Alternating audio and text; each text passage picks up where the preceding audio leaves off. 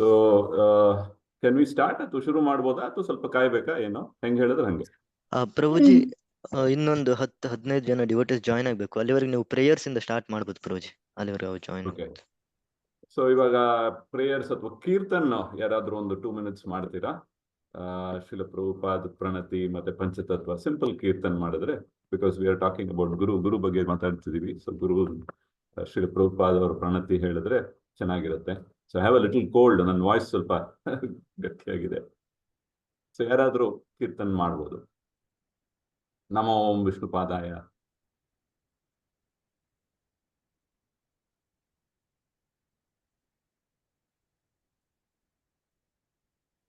Can somebody do? Will they be able to do, Prabhu?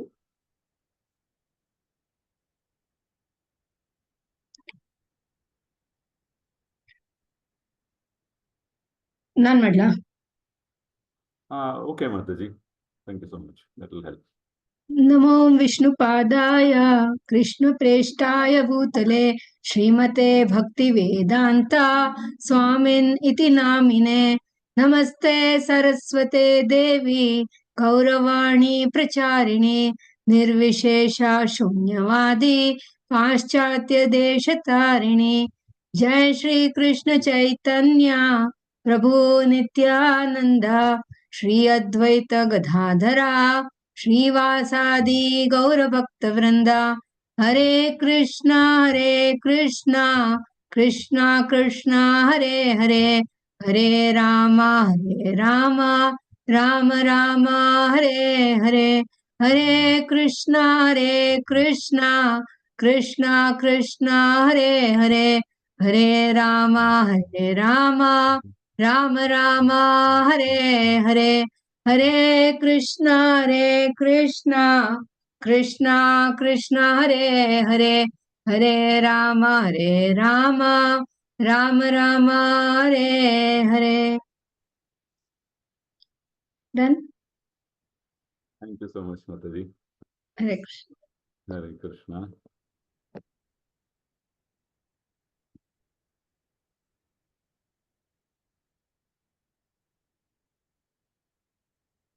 Okay.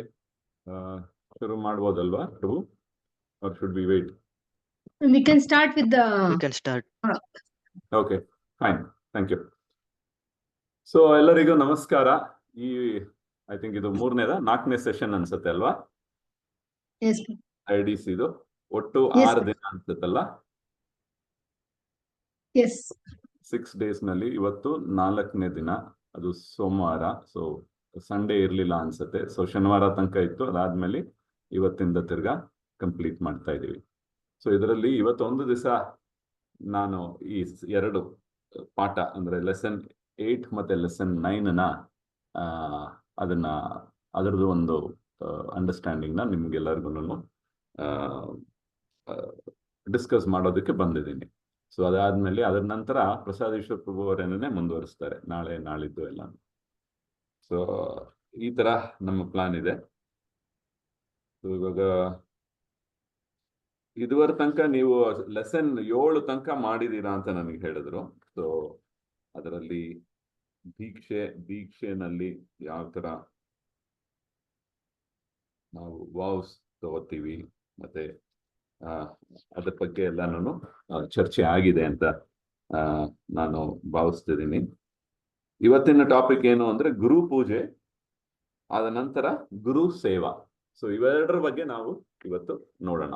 So ಇವಾಗ ಶುರು ಮಾಡಕ್ ಮುಂಚಿತವಾಗಿ ಮಂಗಳಾಚರಣೆ. ಓಂ ಅಜ್ಞಾನತಿಮಿರಾಂಧಸ್ಯ ಜ್ಞಾನಾಂಜನ ಶಲಾಕಯ ಚಕ್ಷುರುನ್ಮಿಲಿತಂ ಯೇನ ತಸ್ಮೈ ಶ್ರೀ ಗುರವೇ ನಮಃ. ಶ್ರೀ ಚೈತನ್ಯ ಮನೋಭೀಷ್ಟಂ ಸ್ಥಾಪಿತಾಂ ಯೇನ ಭೂತಲೆ ಸ್ವಯಂ ರೂಪ ಕದಾ ಮಹ್ಯಂ ದದಾತಿ ಸ್ವಪದಾಂತಿಕಂ. ನಮ ಓಂ ವಿಷ್ಣುಪಾದಾಯ ಕೃಷ್ಣಪ್ರೇಷ್ಠಾಯ ಭೂತಲೆ ಶ್ರೀಮತೆ ಭಕ್ತಿ ವೇದಾಂತ ಸ್ವಾಮಿನ್ನಿತಿ ನಾಮಿನೇ. ನಮಸ್ತೆ ಸರಸ್ವತೆ ದೇವೆ ಗೌರವಾಣಿ ಪ್ರಚಾರಿಣೆ ನಿರ್ವಿಶೇಷ ಶೂನ್ಯವಾದಿ ಪಾಶ್ಚಾತ್ಯ ದೇಶತಾರಿಣೆ. ಜಯ ಶ್ರೀ ಕೃಷ್ಣ ಚೈತನ್ಯ ಪ್ರಭು ನಿತ್ಯಾನಂದ ಶ್ರೀ ಅದ್ವೈತ ಗದಾಧಾರ ಶ್ರೀವಾಸಾದಿ ಗೌರಭಕ್ತ ವೃಂದ. ಹರೇ ಕೃಷ್ಣ ಕೃಷ್ಣ ಕೃಷ್ಣ ಹರೇ ಹರೇ, ಹರೇ ರಾಮ ರಾಮ ರಾಮ ಹರೇ ಹರೇ. ಹರೇ ಕೃಷ್ಣ. ಸೊ ಈಗ ಜಸ್ಟ್ ನನಗೆ ಒಂದು ಕಂಟಿನ್ಯೂಟಿಗೋಸ್ಕರ ನನಗೊಂದು ಪ್ರಶ್ನೆ, ಅದು ಏನು ಅಂದ್ರೆ ಏನು ನಿಮ್ಮ ಹತ್ರ ಬುಕ್ ಇದೆ ಅಂದ್ರೆ ಯಾವ ತರ ಅದು ಕನ್ನಡದಲ್ಲಿ ಇದೆಯಾ ಏನು ಅಂತ ಜಸ್ಟ್ ವಾಂಟೆಡ್ ಟು ನೋ. ಈ ಲೆಸನ್ಸ್ ಇರೋದು ಆ ಹ್ಯಾಂಡ್ ಬುಕ್ ಕನ್ನಡದಲ್ಲಿ ಇದೆಯಾ ಎಲ್ಲರ ಹತ್ರನೂ? ಎಸ್ ಪ್ರಭುಜಿ. ಹಾ, ಅದು ಅಂದ್ರೆ ಇದು ಈ ತರ ಇದು ಇಂಗ್ಲಿಷ್ ನಲ್ಲಿ ಇರೋದು ಆ ತರ ಕನ್ನಡದಲ್ಲಿ ಇದೆಯೋ ಅದು ಎಲ್ಲರ ಹತ್ರ ಇದೆಯಾ ಅಂತ ಕೇಳ್ತಾ ಇದ್ದೀನಿ. ಹೌದೌದು, ಎಲ್ಲರ ಹತ್ರ ಕನ್ನಡದಲ್ಲೇ ಇದೆ. That was shared in the group. ಕನ್ನಡದೇ ಶೇರ್ ಮಾಡಿದ್ದೀನಿ. ಆನ್ಲೈನ್ ಇದು ಇಟ್ಕೊಂಡಿದ್ದಾರೆ. ಹೌದು, PDF. Yes. Okay, PDF. So ಅದರಲ್ಲಿ ಒಂದು ಪ್ರಶ್ನೆ, ಎಷ್ಟು ಜನ ಪ್ರಿಂಟ್ಔಟ್ ತಗೊಂಡಿದ್ದೀರಾ? ಕೈ ಎತ್ತಬಹುದು. Okay, Shweta Mataji saying she's taken printout. Sorry, so Shweta Mataji ಅವರು ಹೇಳ್ತಿದ್ದಾರೆ. ಓಕೆ, ವಿವೇಕ್ ಪ್ರಭು, ಓಕೆ, ಸುಮಾರು ಜನ ಪ್ರಿಂಟ್ಔಟ್ ತಗೊಂಡಿದ್ದೀರಾ. ಸೊ ಅದರಲ್ಲಿ ನಾ ಪ್ರಿಂಟ್ಔಟ್ ನಲ್ಲಿ ಏನಾದರೂ ನೋಟ್ ಮಾಡ್ಕೊಳ್ಳೋದು ಈ ತರಾನೇ ನಡೀತಾ ಇದೆ ಅಲ್ವಾ? ಓಕೆ ಓಕೆ, ಥ್ಯಾಂಕ್ ಯು, ಧನ್ಯವಾದ. Yes yes, okay okay, thank you. So ಇವಾಗ ಹಂಗಿದ್ರೆ ನಿಮ್ಮ ಹತ್ರ ಇದು ಈ 8ನೇ ಪಾಠದ ಒಂದು ಟಾಪಿಕ್, ಅದರಲ್ಲಿ ಏನೇನ್ ಪಾಯಿಂಟ್ಸ್ ಇದೆ ಅನ್ನೋದು ನಿಮ್ಮೆಲ್ಲರ ಹತ್ರನೂ ಇದೆ. ಸೊ ಇವಾಗ ಗುರು ಪೂಜೆ ಬಗ್ಗೆ ನಾವು ಇವತ್ತು ಚರ್ಚೆ ಮಾಡ್ತೀವಿ. ಸೊ ಗುರು ಪೂಜೆ ಬಹಳ ಮುಖ್ಯ. ಅಂದ್ರೆ ಗುರು ಮುಖ್ಯ, ಗುರುವಿನ ಸ್ಥಾನ ಅಂದ್ರೆ ಪೊಸಿಷನ್ ಏನು ಅನ್ನೋದು ನಮಗೆ ಒಂದು ಮಟ್ಟಕ್ಕೆ ನಮ್ಗೆ ಅರ್ಥ ಆಗಿದೆ. ಸೊ ಎಷ್ಟು ಗಂಭೀರವಾದ ಒಂದು ಸ್ಥಾನ ಅದು, ಮತ್ತೆ ಅವ್ರದ್ದು ಮರ್ಸಿ ಅಂದ್ರೆ ಅವ್ರದ್ದು ಯಾವ ತರ ನಮ್ಗೆ ಅವರು ಸಹಾಯ ಮಾಡ್ತಾರೆ ಅನ್ನೋದನ್ನ ನಾವು ನೋಡಿದೀವಿ. ಗುರು ಅಂದ್ರೆ ಆಕ್ಚುಲ್ ಆಗಿ ತುಂಬಾ ಭಾರ, ಅಂದ್ರೆ ವೆಯ್ಟ್ ಇರೋದು ಅಂತ. ಮತ್ತೆ ಪೂಜನೀಯ ಅವರು. ಗುರು ಆಕ್ಚುಲಿ ಪೂಜನೀಯರು. ಸೊ ನಾವು ಪೂಜನೀಯ ವ್ಯಕ್ತಿಯವರು. ಸೊ ಅವರಿಗೆ ನಾವು ಪೂಜೆ ಮಾಡಬೇಕು, ಇದು ಎಲ್ಲರಿಗೂ ಗೊತ್ತಿದೆ. ಬಟ್ ಆದ್ರೆ ಯಾವ ತರ ಮಾಡಬೇಕು? ಅದೇ ಇವಾಗ ಮುಂಚೆ ನಾವು ಆಧ್ಯಾತ್ಮಿಕದಲ್ಲೂ ಹೇಳ್ತಾರಲ್ಲ, ಭಗವಂತ, ಹೌದು ಭಗವಂತ ದೊಡ್ಡವನು, ಮತ್ತೆ ತುಂಬಾ ಕರುಣಾಮಯಿ, ಎಲ್ಲಾ ತರದ ಗುಣಗಳನ್ನು ನಾವು ನೋಡಿದ್ವಿ, ನಮಗೆ ಹೇಳ್ಕೊಟ್ಟಿದ್ದಾರೆ. ಅದಾದ್ಮೇಲೆ ಭಗವಂತನ ಸೇವೆ ಮಾಡಬೇಕು ಅನ್ನೋದನ್ನು ನಾವು ನೋಡಿದ್ವಿ. ಸೊ ಯಾವ ತರ ಸೇವೆ ಮಾಡಬೇಕು? ಸೊ ಅದಕ್ಕೆ ನವವಿಧ ಭಕ್ತಿ, ಮತ್ತೆ ಒಂದೊಂದನ್ನು ಸ್ಟೆಪ್ ಬೈ ಸ್ಟೆಪ್, ಹಂತವಾಗಿ ಯಾವ ತರ ಮಾಡಬೇಕು, ಏನ್ ಮಾಡಬಾರ್ದು ಅನ್ನೋದೆಲ್ಲ ಅದರಲ್ಲಿ ನಮಗೆ ಅದರದ್ದು ಮಾಹಿತಿ ಇರುತ್ತೆ. ಅಂದ್ರೆ ಈ ಡಿಸ್ಕಷನ್ ಅಲ್ಲಿ ಅದೆಲ್ಲ ಬರುತ್ತೆ, ಯಾವ ತರ ಮಾಡ್ಬೇಕು ಅನ್ನೋದನ್ನ ಹೇಳ್ತಾರೆ. ಶ್ರೀಲ ಪ್ರಭುಪಾದರು ಅದನ್ನ ಇನ್ಸ್ಟ್ರಕ್ಷನ್ಸ್ ತರ ಎಲ್ಲ ಕೊಟ್ಟಿದ್ದಾರೆ. ಸೊ ಈ ತರ ಒಂದು ಇದರಲ್ಲಿ ಇವಾಗ ಗುರುನು ಅದೇ ತರಾನೇ ನಾವು ಹೆಂಗೆ ಅವರ ಪೂಜೆ ಮಾಡೋದು ಅನ್ನೋದು ಅದನ್ನ ನಾವು ತಿಳ್ಕೊಬೇಕು. ಅದರಲ್ಲಿ ಯಾವ ತರ ಯಾವ್ದು ಮಾಡ್ಬೇಕು, ಯಾವ್ದು ಮಾಡಬಾರ್ದು, ಮತ್ತೆ ಯಾವ್ದ್ರದ್ದು ಎಚ್ಚರ ಇರಬೇಕು, ಯಾವ ತರ ತಪ್ಪುಗಳಾಗೋ ಒಂದು ಪರಿಸ್ಥಿತಿ ಇರುತ್ತೆ. ಸೊ ಇಂಥದನ್ನೆಲ್ಲ ನಮ್ಮ ಗಮನದಲ್ಲಿ ಇರ್ಬೇಕು ಯಾವಾಗ್ಲೂ. ಸೊ ಅದನ್ನೇ ಇವತ್ತು ನಾವು ಡಿಸ್ಕಸ್ ಮಾಡೋಣ. ಸೊ ಗುರು ಬಹಳ ಮುಖ್ಯ, ಹೌದಲ್ವಾ? ಎಲ್ಲರೂ ಒಪ್ತೀರಾ? ಅದರಲ್ಲಿ 1 ಸೆಕೆಂಡ್. ಹಾ,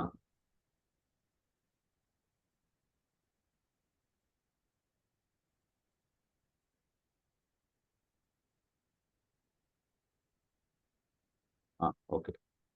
ಇವಾಗ ಸುಮಾರು ಜನ ಕ್ಯಾಮರಾ ಆನ್ ಮಾಡ್ಕೊಂಡಿದ್ದೀರಾ, ಧನ್ಯವಾದ, ಥ್ಯಾಂಕ್ ಯು. ಯಾರೆಲ್ಲ ಕ್ಯಾಮರಾ ಆನ್ ಮಾಡ್ಕೊಳಕ್ ಆಗತ್ತೋ ಅವರೆಲ್ಲ ಮಾಡ್ಕೊಳ್ಳಿ, ಅದೊಂದು ಸಣ್ಣ ರಿಕ್ವೆಸ್ಟ್ ನನ್ನಿಂದ.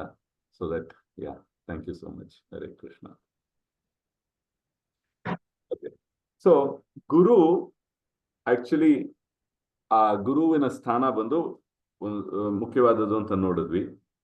ಮತ್ತೆ ಒಬ್ರು ಜೀವಂತವಾಗಿರೋ ಒಂದು ಗುರುವನ್ನ ನಾವು ಅವರ ಶರಣಾಗತಿನಲ್ಲಿ ನಾವಿರ್ಬೇಕು ಅನ್ನೋದನ್ನ ನಮಗೆ ಗೊತ್ತಿದೆ. ಮತ್ತೆ ಗುರುವಿನ ಸ್ಥಾನ ಹೆಂಗೆ, ಯಾವ ತರ ಭಾವನೆನಲ್ಲಿ ನಾವು ಗುರುನ ನೋಡ್ಬೇಕು, ಯಾರಾದ್ರೂ ಹೇಳ್ತೀರಾ? ಅವರೆಲ್ಲ ಅನ್ಮ್ಯೂಟ್ ಮಾಡ್ಕೋಬಹುದಾ, ಅಥವಾ ಎಲ್ಲರೂ ಮ್ಯೂಟ್ ಆಗೋಗಿರುತ್ತಾ? ಅವರು ಅನ್ಮ್ಯೂಟ್ ಮಾಡ್ಕೊಳ್ಬಹುದು. ಮಾಡ್ಕೋಬಹುದು, ಥ್ಯಾಂಕ್ ಯು. ಓಕೆ, ಯಾವ ತರ ನಾವು ಗುರುವನ್ನ ಯಾವ ಭಾವನೆಯನ್ನ ನೋಡ್ಬೇಕು? ನಿಮ್ಗೆ ಏನ್ ಅನ್ಸುತ್ತೆ? ಒಬ್ಬೊಬ್ಬರೇ ಹೇಳಿ, ಅಥವಾ ಕೈ ಎತ್ತಿ. ಗುರು ಭಗವಂತನ ಪ್ರತಿನಿಧಿ ಅಂತ ನಾವು ನೋಡ್ಬೇಕು ಪ್ರಭು. ಯಾರು ಲೀಲಾವತಿ ಮಾತಾಜಿ, ಎಸ್, ಗುರು ಬಂದು ಭಗವಂತನ ಪ್ರತಿನಿಧಿ ಅಂತ. ನಾಗಲಕ್ಷ್ಮಿ ಮಾತಾಜಿ ಕೈ ಎತ್ತಿದ್ದೀರಾ, ಹೇಳಿ. ಹರೇ ಕೃಷ್ಣ ಪ್ರಭುಜಿ, ದಂಡವತ್ ಪ್ರಣಾಮ. ಹರೇ ಕೃಷ್ಣ, ಧನ್ಯವಾದ. ಗುರುವನ್ನ ಸಾಮಾನ್ಯ ಮನುಷ್ಯ ಅಂತ ತಿಳ್ಕೊಬಾರ್ದು, ಅವರು ಭಗವಂತನ ಹ್ಮ್. ಪ್ರತಿನಿಧಿ, ಭಗವಂತನಿಗೆ ಸಮಾನನಾದವರು ಅಂತ ನಾವು ಭಾವಿಸ್ಬೇಕು. ನೋಡ್ಬೇಕು ಪ್ರಭುಜಿ. Very correct. ಶೋಭಾ ರಾಣಿ ಭಾವಿಸ್ಬೇಕು. ಮಾತಾಜಿ, ನೀವು ಏನ್ ಹೇಳಕ್ ಇಷ್ಟಪಡ್ತೀರಾ? ಪ್ರಭುಜಿ, ಗುರುಗಳು ಹೇಳಿದ್ದನ್ನ ನಾವು ಪಾಲಿಸ್ಬೇಕು ಪ್ರಭುಜಿ. ಗುರುಗಳು ಹೇಳಿದ್ದನ್ನ ನಾವು ಪಾಲಿಸ್ಬೇಕು, ಅವರ ಮಾತನ್ನ ನಾವು ಕೇಳ್ಬೇಕು, ಅವ್ರು ಹೇಳಿದ್ದನ್ನ ನಾವು ನಮ್ರತೆಯಿಂದ ವಿಧೇಯರಾಗಿರ್ಬೇಕು ಪ್ರಭುಜಿ, ವಿಧೇಯರಾಗಿರ್ಬೇಕು ಅವರಿಗೆ. ನಮ್ಗೇನು ಗೊತ್ತಿರಲ್ಲ ಪ್ರಭು, ನಮ್ಗೆ ಅವ್ರ ಮಾರ್ಗದರ್ಶನ ಕೊಡೋ ಗುರುವೇ ಅವ್ರು. ಮಾರ್ಗದರ್ಶಿ ಆಗಿರ್ತಾರೆ. ಓಕೆ, ಹೌದು.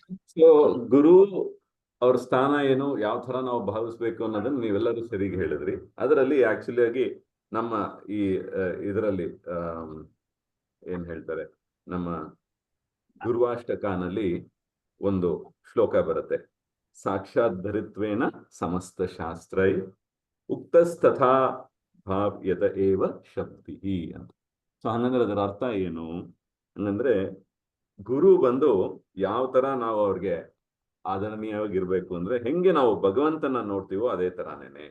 ಸೊ ಭಗವಂತನಿಗೂ ಗುರುಗುನು ವ್ಯತ್ಯಾಸನೇ ಇಲ್ಲ ಅನ್ನೋ ತರ ನಾವು ನೋಡ್ಬೇಕು, ಆ ದೃಷ್ಟಿನಲ್ಲಿ ನಾವು ನೋಡ್ಬೇಕು, ಅವ್ರನ್ನ ಸಾಮಾನ್ಯ ಮನುಷ್ಯನಾಗಿ ಕಾಣಬಾರ್ದು. ಸೊ ಇದು ಮೊದಲನೇ ಪಾಠ. ಇದು ಒಂದು ನಮಗೆ ಕರೆಕ್ಟ್ ಆಗಿ ಅದನ್ನ ಅರ್ಥ ಆಯ್ತು ಅಂದ್ರೆ, ಅವಾಗ ಆ ಶರಣಾಗತಿ ಮತ್ತೆ ನಾವು ಏನ್ ಮಾಡ್ಬೇಕು ಏನ್ ಮಾಡೋದು ಅನ್ನೋದೆಲ್ಲ ಆಟೋಮ್ಯಾಟಿಕ್ ಆಗಿ ಗೊತ್ತಾಗುತ್ತೆ, ಹೌದೋ ಅಲ್ವೋ? ಸೊ ಯಾಕೆಂದ್ರೆ ಅವರು ಸಾಮಾನ್ಯ ವ್ಯಕ್ತಿ ಅಂತ ಅನ್ಕೊಂಡಾಗ ಅದೇ ಬೆರೆತಾವ, ಇವ್ರು ಮಾಡ್ಬೋದೋ ಇಲ್ವೋ, ಇವ್ರು ಎಲ್ಲಿ ಯಾವ ಪೊಸಿಷನ್ ಇರೋದು, ಈ ತರ ಎಲ್ಲ ಕನ್ಫ್ಯೂಷನ್ ಇರಲ್ಲ. ಗುರು ಬಂದು ಭಗವಂತನ ಪ್ರತಿನಿಧಿ, ಹೌದು, ಮತ್ತೆ ಭಗವಂತನಿಗೆ ನಾವು ಯಾವ ತರ ಸೇವೆ ಮಾಡ್ತೀವೋ ಅದೇ ತರನೇ ಗುರುಗುನು ಸೇವೆ ಸಲ್ಲಿಸ್ಬೇಕು ಅನ್ನೋದು ನಮ್ಮ ಆಚಾರ್ಯರೆಲ್ಲರೂ ಹೇಳಿದ್ದಾರೆ. ಸೊ ಮತ್ತೆ ಇದರಲ್ಲಿ ಗುರು ಆಕ್ಚುಲ್ ಆಗಿ ಯಾರು ಅಂದ್ರೆ, ಭಗವಂತನಿಗೆ ಒಬ್ರು ಸೇವಕರು ಅವರು. ಒಂದು ದೃಷ್ಟಿನಲ್ಲಿ ಗುರು ಪರಂಪರೆ ಏನಿದೆ ಅದರಲ್ಲಿ ಅವರೆಲ್ಲರೂ ಭಗವಂತನ ಸೇವಕರು. ಸೊ ಅದರಲ್ಲಿ ಇನ್ನೊಂದು ಶ್ಲೋಕ ಪದ್ಮ ಪುರಾಣದಲ್ಲಿ ಏನ್ ಹೇಳ್ತಾರೆ ಅಂದ್ರೆ, ಆರಾಧನಾನಾಂ ಸರ್ವೇಶಂ ವಿಷ್ಣು ಆರಾಧನಂ ಪರಂ ತಸ್ಮಾತ್ ಪರತರಂ ದೇವಿ ತದಿಯಾನಾಂ ಸಮರ್ಚನಂ ಅಂತ. ಸೊ ಹಂಗಂದ್ರೆ ಏನು, ಇವಾಗ ಹೆಂಗೆ ಈ ವೇದದಲ್ಲಿ ಏನು ಹೇಳ್ತಾರೆ ಅಂದ್ರೆ, ಇತರ ದೇವತೆಗಳ ಪೂಜೆ ಮಾಡಬೇಕು ಅಂತ ಹೇಳ್ತಾ ಇದೆ ವೇದದಲ್ಲಿ. ಅದರಲ್ಲಿ ಶ್ರೇಷ್ಠವಾದದ್ದು, ಉತ್ತಮವಾದ ಪೂಜೆ ಯಾವುದು ಅಂದ್ರೆ ವಿಷ್ಣು ಆರಾಧನೆ, ವಿಷ್ಣು ಪೂಜೆ. ಸೊ ಆದ್ರೆ ಅದಕ್ಕಿನ್ನ ಮೇಲಿರೋದು ಯಾವುದು ಅಂದ್ರೆ, ವೈಷ್ಣವರು ಯಾರು ಆ ವಿಷ್ಣುವಿನ ಸೇವೆನಲ್ಲಿ ತೊಡಗಿರ್ತಾರೋ ಅವರ ಆರಾಧನೆ ಮಾಡೋದು ಇದಕ್ಕಿಂತ ಡೈರೆಕ್ಟ್ ಆಗಿ ವಿಷ್ಣುವಿನ ಆರಾಧನೆಗಿನ್ನ ಉತ್ತಮ ಅಂತ ಈ ಪದ್ಮ ಪುರಾಣದಲ್ಲಿ ಇದನ್ನ ಹೇಳ್ತಾ ಇದ್ದಾರೆ. ಸೊ ಅದನ್ನ ಚೈತನ್ಯ ಚರಿತಾಮೃತ ಮಧ್ಯಲೀಲಾನಲ್ಲೂ ನಾವು ನೋಡ್ಬೋದು, ಅದರದ್ದು ರೆಫರೆನ್ಸಸ್ ಇದರಲ್ಲಿ ಕೊಟ್ಟಿದ್ದಾರೆ. ಸೊ ಹಿಂಗೆ ಇದು ಯಾರು ಹೇಳ್ತಿರೋದು, ಭಗವಾನ್ ಶಿವ ಬಂದು ದುರ್ಗೆ ಮಾತಾಗಿ ಹೇಳ್ತಾ ಇರೋದು, ಶಿವ ಪಾರ್ವತಿಗೆ ಹೇಳ್ತಾ ಇರೋದು. ಸೊ ಹಿಂಗೆ ಈ ತರ ನಾವು ನೋಡಿದಾಗ ಈ ಗುರು ಪೊಸಿಷನ್, ಆ ನೆಲೆ ಯಾವ ತರ ಅನ್ನೋದನ್ನ ನಾವು ಭಾವಿಸ್ಬೋದು. ಮತ್ತೆ ಕೃಷ್ಣ ಬಂದು ಅರ್ಜುನನ್ಗೂ ಹೇಳ್ತಾ ಇದ್ದಾರೆ, ಏನ್ ಹೇಳ್ತಿದ್ದಾರೆ, ಯಮೇ ಭಕ್ತ ಜನಃ ಪಾರ್ಥ ನಮೇ ಭಕ್ತಾಶ್ಚತೆ ಜನಾಃ ಮದ್ಭಕ್ತಾನಾಂ ಚಯೇ ಭಕ್ತಾಸ್ ತೇಮೇ ಭಕ್ತ ತಮಾಮತಃ ಅಂತ. ಸೊ ಅದರಲ್ಲಿ ಏನು ಅಂದ್ರೆ, ನನ್ನ ಸೇವೆನಲ್ಲಿ ಯಾರು ಡೈರೆಕ್ಟ್ ಆಗಿ ಅಂದ್ರೆ ನೇರವಾಗಿ ನನ್ನ ಸೇವೆ ಮಾಡೋರು ನನ್ನ ಸೇವಕರು ಅಥವಾ ನನ್ನ ಶಿಷ್ಯಂದ್ರಲ್ಲ, ಅವರು they are not my devotees ಅಂತ ಕೃಷ್ಣ ಹೇಳ್ತಿರೋದು. ಬಟ್ ಆದ್ರೆ ನನ್ನ ಸೇವೆನಲ್ಲಿರೋ ಭಕ್ತರಿಗೆ ಯಾರು ಸೇವೆ ಮಾಡ್ತಾರೋ, ಸೇವೆ ಸಲ್ಲಿಸ್ತಾರೋ ಅವರು ನನ್ನ ನಿಜವಾದ ಭಕ್ತರು ಅಂತ ಕೃಷ್ಣ ಹೇಳ್ತಾ ಇರೋದು. ಇದು ಆದಿ ಪುರಾಣದಿಂದ ಬಂದಿದೆ, ಅದೂ ಚೈತನ್ಯ ಚರಿತಾಮೃತದಲ್ಲಿ ಬರುತ್ತೆ ಅಂತ ಅದರದ್ದು ರೆಫರೆನ್ಸಸ್ ಇದರಲ್ಲಿ ನಾವು ಕೊಟ್ಟಿದ್ದಾರೆ. ಸೊ ಹಿಂಗೆ ಗುರು ಬಂದು ಭಗವಂತನ ಸೇವಕ ಅಂದ್ರೆ ಭಗವಂತನ ಮೆಸೇಜ್ ಅಥವಾ ಸಂದೇಶ ಏನಿದೆಯೋ ಅದನ್ನ ನಮ್ಮೆಲ್ಲರಿಗೂ ತಗೊಂಡು ಬರೋ ಒಂದು ಮಾತ್ರ ಅಥವಾ ಒಂದು ಮೀಡಿಯಂ ಅಂತ ನಾವು ಹೇಳ್ತೀವಿ. ಸೊ ಅಲ್ಲಿ ಗುರು ಬಂದು ಭಗವಂತನ ಸೇವೆನಲ್ಲಿರೋದು.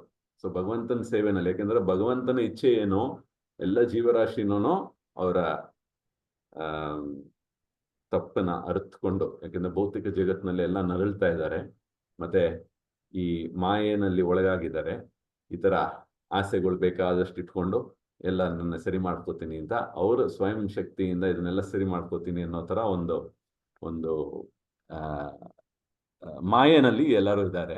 ಸೊ ಈ ಮಾಯೆನಲ್ಲಿ ಇದೀನಿ ಅನ್ನೋದನ್ನ ಅರ್ಥಕೊಂಡು ಇದರಿಂದ ಹೊರಗೆ ಬರೋದನ್ನ ಕಾಯ್ತಾ ಇರ್ತಾನಂತೆ ಭಗವಂತ, ಅದನ್ನ ಎದುರು ನೋಡ್ತಾ ಇರ್ತಾನೆ.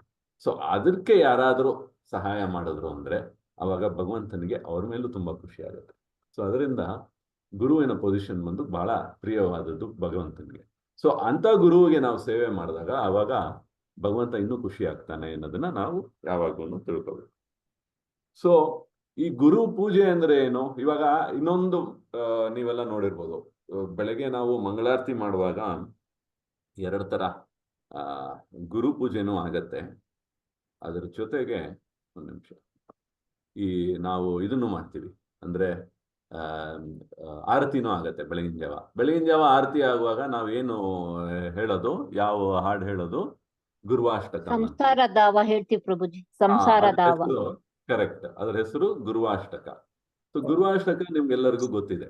ಸೊ ಕೆಲವ್ರಿಗೆ ಬಾಯಿಗೆ ಬರ್ಬೋದು, ಕೆಲವ್ರು ಹೇಳಿ ಹಂಗೆ ಇದು ಮಾಡ್ಬೋದು. ಸಂಸಾರ ದಾವ ನಲಿದ ಲೋಕ ತೃಣಯ ಕಾರುಣ್ಯ ಗಣಾತ್ವಂ ಅಂತ ಹಂಗೇನೆ ಆ ಅಷ್ಟಕ ಇದೆ ಅದು. ಸೊ ಅಷ್ಟಕದ ಮೀನಿಂಗ್ ನೀವೆಲ್ಲ ಓದಿದ್ದೀರಾ? ಸೊ ಅದನ್ನ ನಾವು ತಿಳ್ಕೊಬೇಕು, ಭಾರಿ ಮುಖ್ಯ ಅದು. ಅದರಲ್ಲಿ ಅದರ ಅರ್ಥ, ಅದರ ಭಾವಾರ್ಥ ಏನು ಅಂತ, ಅದರಲ್ಲಿ ಒಂದೊಂದು ಶ್ಲೋಕಾನು ಅಥವಾ ಒಂದೊಂದು ವರ್ಸನು ಅಷ್ಟಕದಲ್ಲಿ ನೋಡಿದ್ರೆ ಎಲ್ಲಾನು ಗುರು ಬಗ್ಗೆನೇ ಹೇಳ್ತಾ ಇರೋದು. ಓಕೆ, ಹೆಂಗೆ ಗುರು ಇದರಲ್ಲಿ ತೊಡಗಿರ್ತಾರೆ ಭಗವಂತನ ಆರಾಧನೆಯಲ್ಲಿ, ಅದೇ ತರ ನನಗೆ ಈ ಭಗವಂತನ ಆರಾಧನೆ ಮಾಡೋದಕ್ಕೆ ಒಂದು ಅವಕಾಶ ಮಾಡಿಕೊಡ್ತಾ ಇದ್ದಾರೆ. ಹೆಂಗೆ ಗುರು ಬಂದು ಎಷ್ಟು ಚೆನ್ನಾಗಿ ಅಲಂಕಾರ ಮಾಡ್ತಾರೆ ಇದನ್ನ ವಿಗ್ರಹಗಳದ್ದು. ಈ ತರ ಒಂದೊಂದನ್ನು ಆಕ್ಚುಲಿ ಗುರುವಿನ ಒಂದು ಆರಾಧನೆನೇ ಅದರಲ್ಲಿ ಇರೋದು. ಅದರಲ್ಲಿ ಗುರುವಾಷ್ಟಕ ಅಂತ ನಾವು ಅದನ್ನ ಹೇಳ್ತೀವಿ. ಅದಾದ ನಂತರ ದರ್ಶನಾರ್ತಿ ಆದ್ಮೇಲೆ ತಿರ್ಗಾ ಗುರು ಪೂಜೆ ನಡೆಯುತ್ತೆ, ಅಂದ್ರೆ ಶ್ರೀಲ ಪ್ರಭುಪಾದರ ಪೂಜೆ.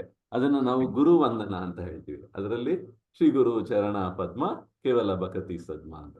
ಸೊ ಅದ್ರದ್ದು ಮೀನಿಂಗ್ ನೀವೆಲ್ಲಾನು ನೋಡ್ಬೇಕು, ಓದ್ಬೇಕು. ಆಕ್ಚುಲಿ ಇದೊಂದು ಹೋಮ್ವರ್ಕ್ ತರ ನಾವು ಇಟ್ಕೋಬಹುದು. ಅದರಲ್ಲಿ ಗುರು ನಾವು ಯಾವ ತರ ಭಾವಿಸ್ಬೇಕು, ಯಾವ ಒಂದು ಶ್ರದ್ಧೆ, ಯಾವ ಒಂದು ಭಕ್ತಿ, ಮತ್ತೆ ಯಾವ ಒಂದು ಶರಣಾಗತಿ, ಮತ್ತೆ ಗ್ರಾಟಿಟ್ಯೂಡ್ ಅಂತ ಹೇಳ್ತೀವಲ್ಲ, ಕೃತಜ್ಞತರಾಗಿ ನಾವು ಭಾವಿಸ್ಬೇಕು ಅವ್ರನ್ನ. ಅಂದ್ರೆ ಅವರು ಮಾಡಿರೋ ಒಂದು ಉಪಕಾರ ನಮಗೆ, ಅವರು ನಮ್ಮ ಮೇಲೆ ನಮಗೆ ತೋರೋ ಒಂದು ಮರ್ಸಿ ಇದೆಯಲ್ಲ, ಅದಕ್ಕೆ ಅದು ಅತುಲ್ಯ ಅಂತ. ಅಂದ್ರೆ ಅದನ್ನ ನಾವು ಯಾವುದಕ್ಕೂ ಹೋಲ್ಸಕ್ಕಾಗಲ್ಲ, ಕಂಪೇರ್ ಮಾಡಕ್ಕಾಗಲ್ಲ, ಅದಕ್ಕೊಂದು ವ್ಯಾಲ್ಯೂ ಅಥವಾ ಬೆಲೆ ಕಟ್ಟಕ್ಕಾಗಲ್ಲ ಅಂತ ಹೇಳ್ಬೋದು ಸಾಮಾನ್ಯ ಭಾಷೆಯಲ್ಲಿ ಹೇಳ್ಬೇಕು ಅಂದ್ರೆ.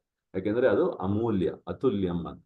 ಸೊ ಆ ತರ ಒಂದು ದೊಡ್ಡ ಉಪಕಾರ ನಮಗ್ ಮಾಡಿದ್ದಾರೆ ಅಂದ್ಮೇಲೆ ನಾವು ಎಷ್ಟು ಕೃತಜ್ಞತರಾಗಿರ್ಬೇಕು ಅನ್ನೋದನ್ನ ನಾವು ಅದನ್ನ ನೆನೆಸ್ಕೋಬೇಕು ದಿನನಿತ್ಯ. ಅದಕ್ಕೇನೆ ದಿನನಿತ್ಯ ಗುರು ಪೂಜೆ ನಾವು ಮಾಡಬೇಕು. ಸೊ ಈ ಒಂದು ಪಾಯಿಂಟ್ನ ನಾವು ಇದರಲ್ಲಿ ಈ ಪಾಠದಲ್ಲಿ ನಾವು ಕ್ಲಿಯರ್ ಆಗಿ ನೋಡ್ಬೋದು.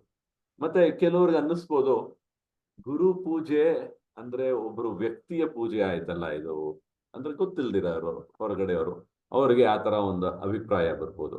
ಇದೇನಪ್ಪ ಇಸ್ಕಾನ್ ನಲ್ಲಿ ಒಂದು ವ್ಯಕ್ತಿನ ಅವ್ರದ್ದು ಫೋಟೋ ಎಲ್ಲ ಇಟ್ಕೊಂಡೆಲ್ಲ ಪೂಜೆ ಎಲ್ಲ ಮಾಡ್ತಾರೆ, ಒಂಥರ ಸ್ವಲ್ಪ ಓಕೆ ದೇವ್ರ ಪೂಜೆ ಓಕೆ ಒಪ್ಕೋತೀವಿ, ಅದು ದೇವ್ರ ಆರಾಧನೆ ಆಗ್ಬೇಕು ಅದೆಲ್ಲನೂ. ಬಟ್ ಗುರುನ ಏನಕ್ಕೆ ಅದೇ ತರ ಅಂದ್ರೆ ಅದು ಈ ಒಂದು ತಾತ್ಪರ್ಯ, ಅಂದ್ರೆ ಈ ಒಂದು ಇದು ಏನದು ಫಿಲಾಸಫಿ ಅಥವಾ ತತ್ವದ ದೃಷ್ಟಿನಲ್ಲಿ ನಾವು ನೋಡಿದಾಗ ಅವಾಗ ಇದರಲ್ಲೇನು ವ್ಯತ್ಯಾಸ ಏನು ಕಂಡು ಬರಲ್ಲ. ಯಾಕೆಂದ್ರೆ ಗುರು ಬಂದು ನಾವು ಗುರುವಿಗೆ ಸಲ್ಲಿಸ್ತಾ ಇರೋ ಒಂದು ಕೃತಜ್ಞತೆ ಭಾವದಿಂದ ನಾವು ಅವ್ರ ಆರಾಧನೆ ಮಾಡ್ತಾ ಇದ್ದೀವಿ ಅಂತ.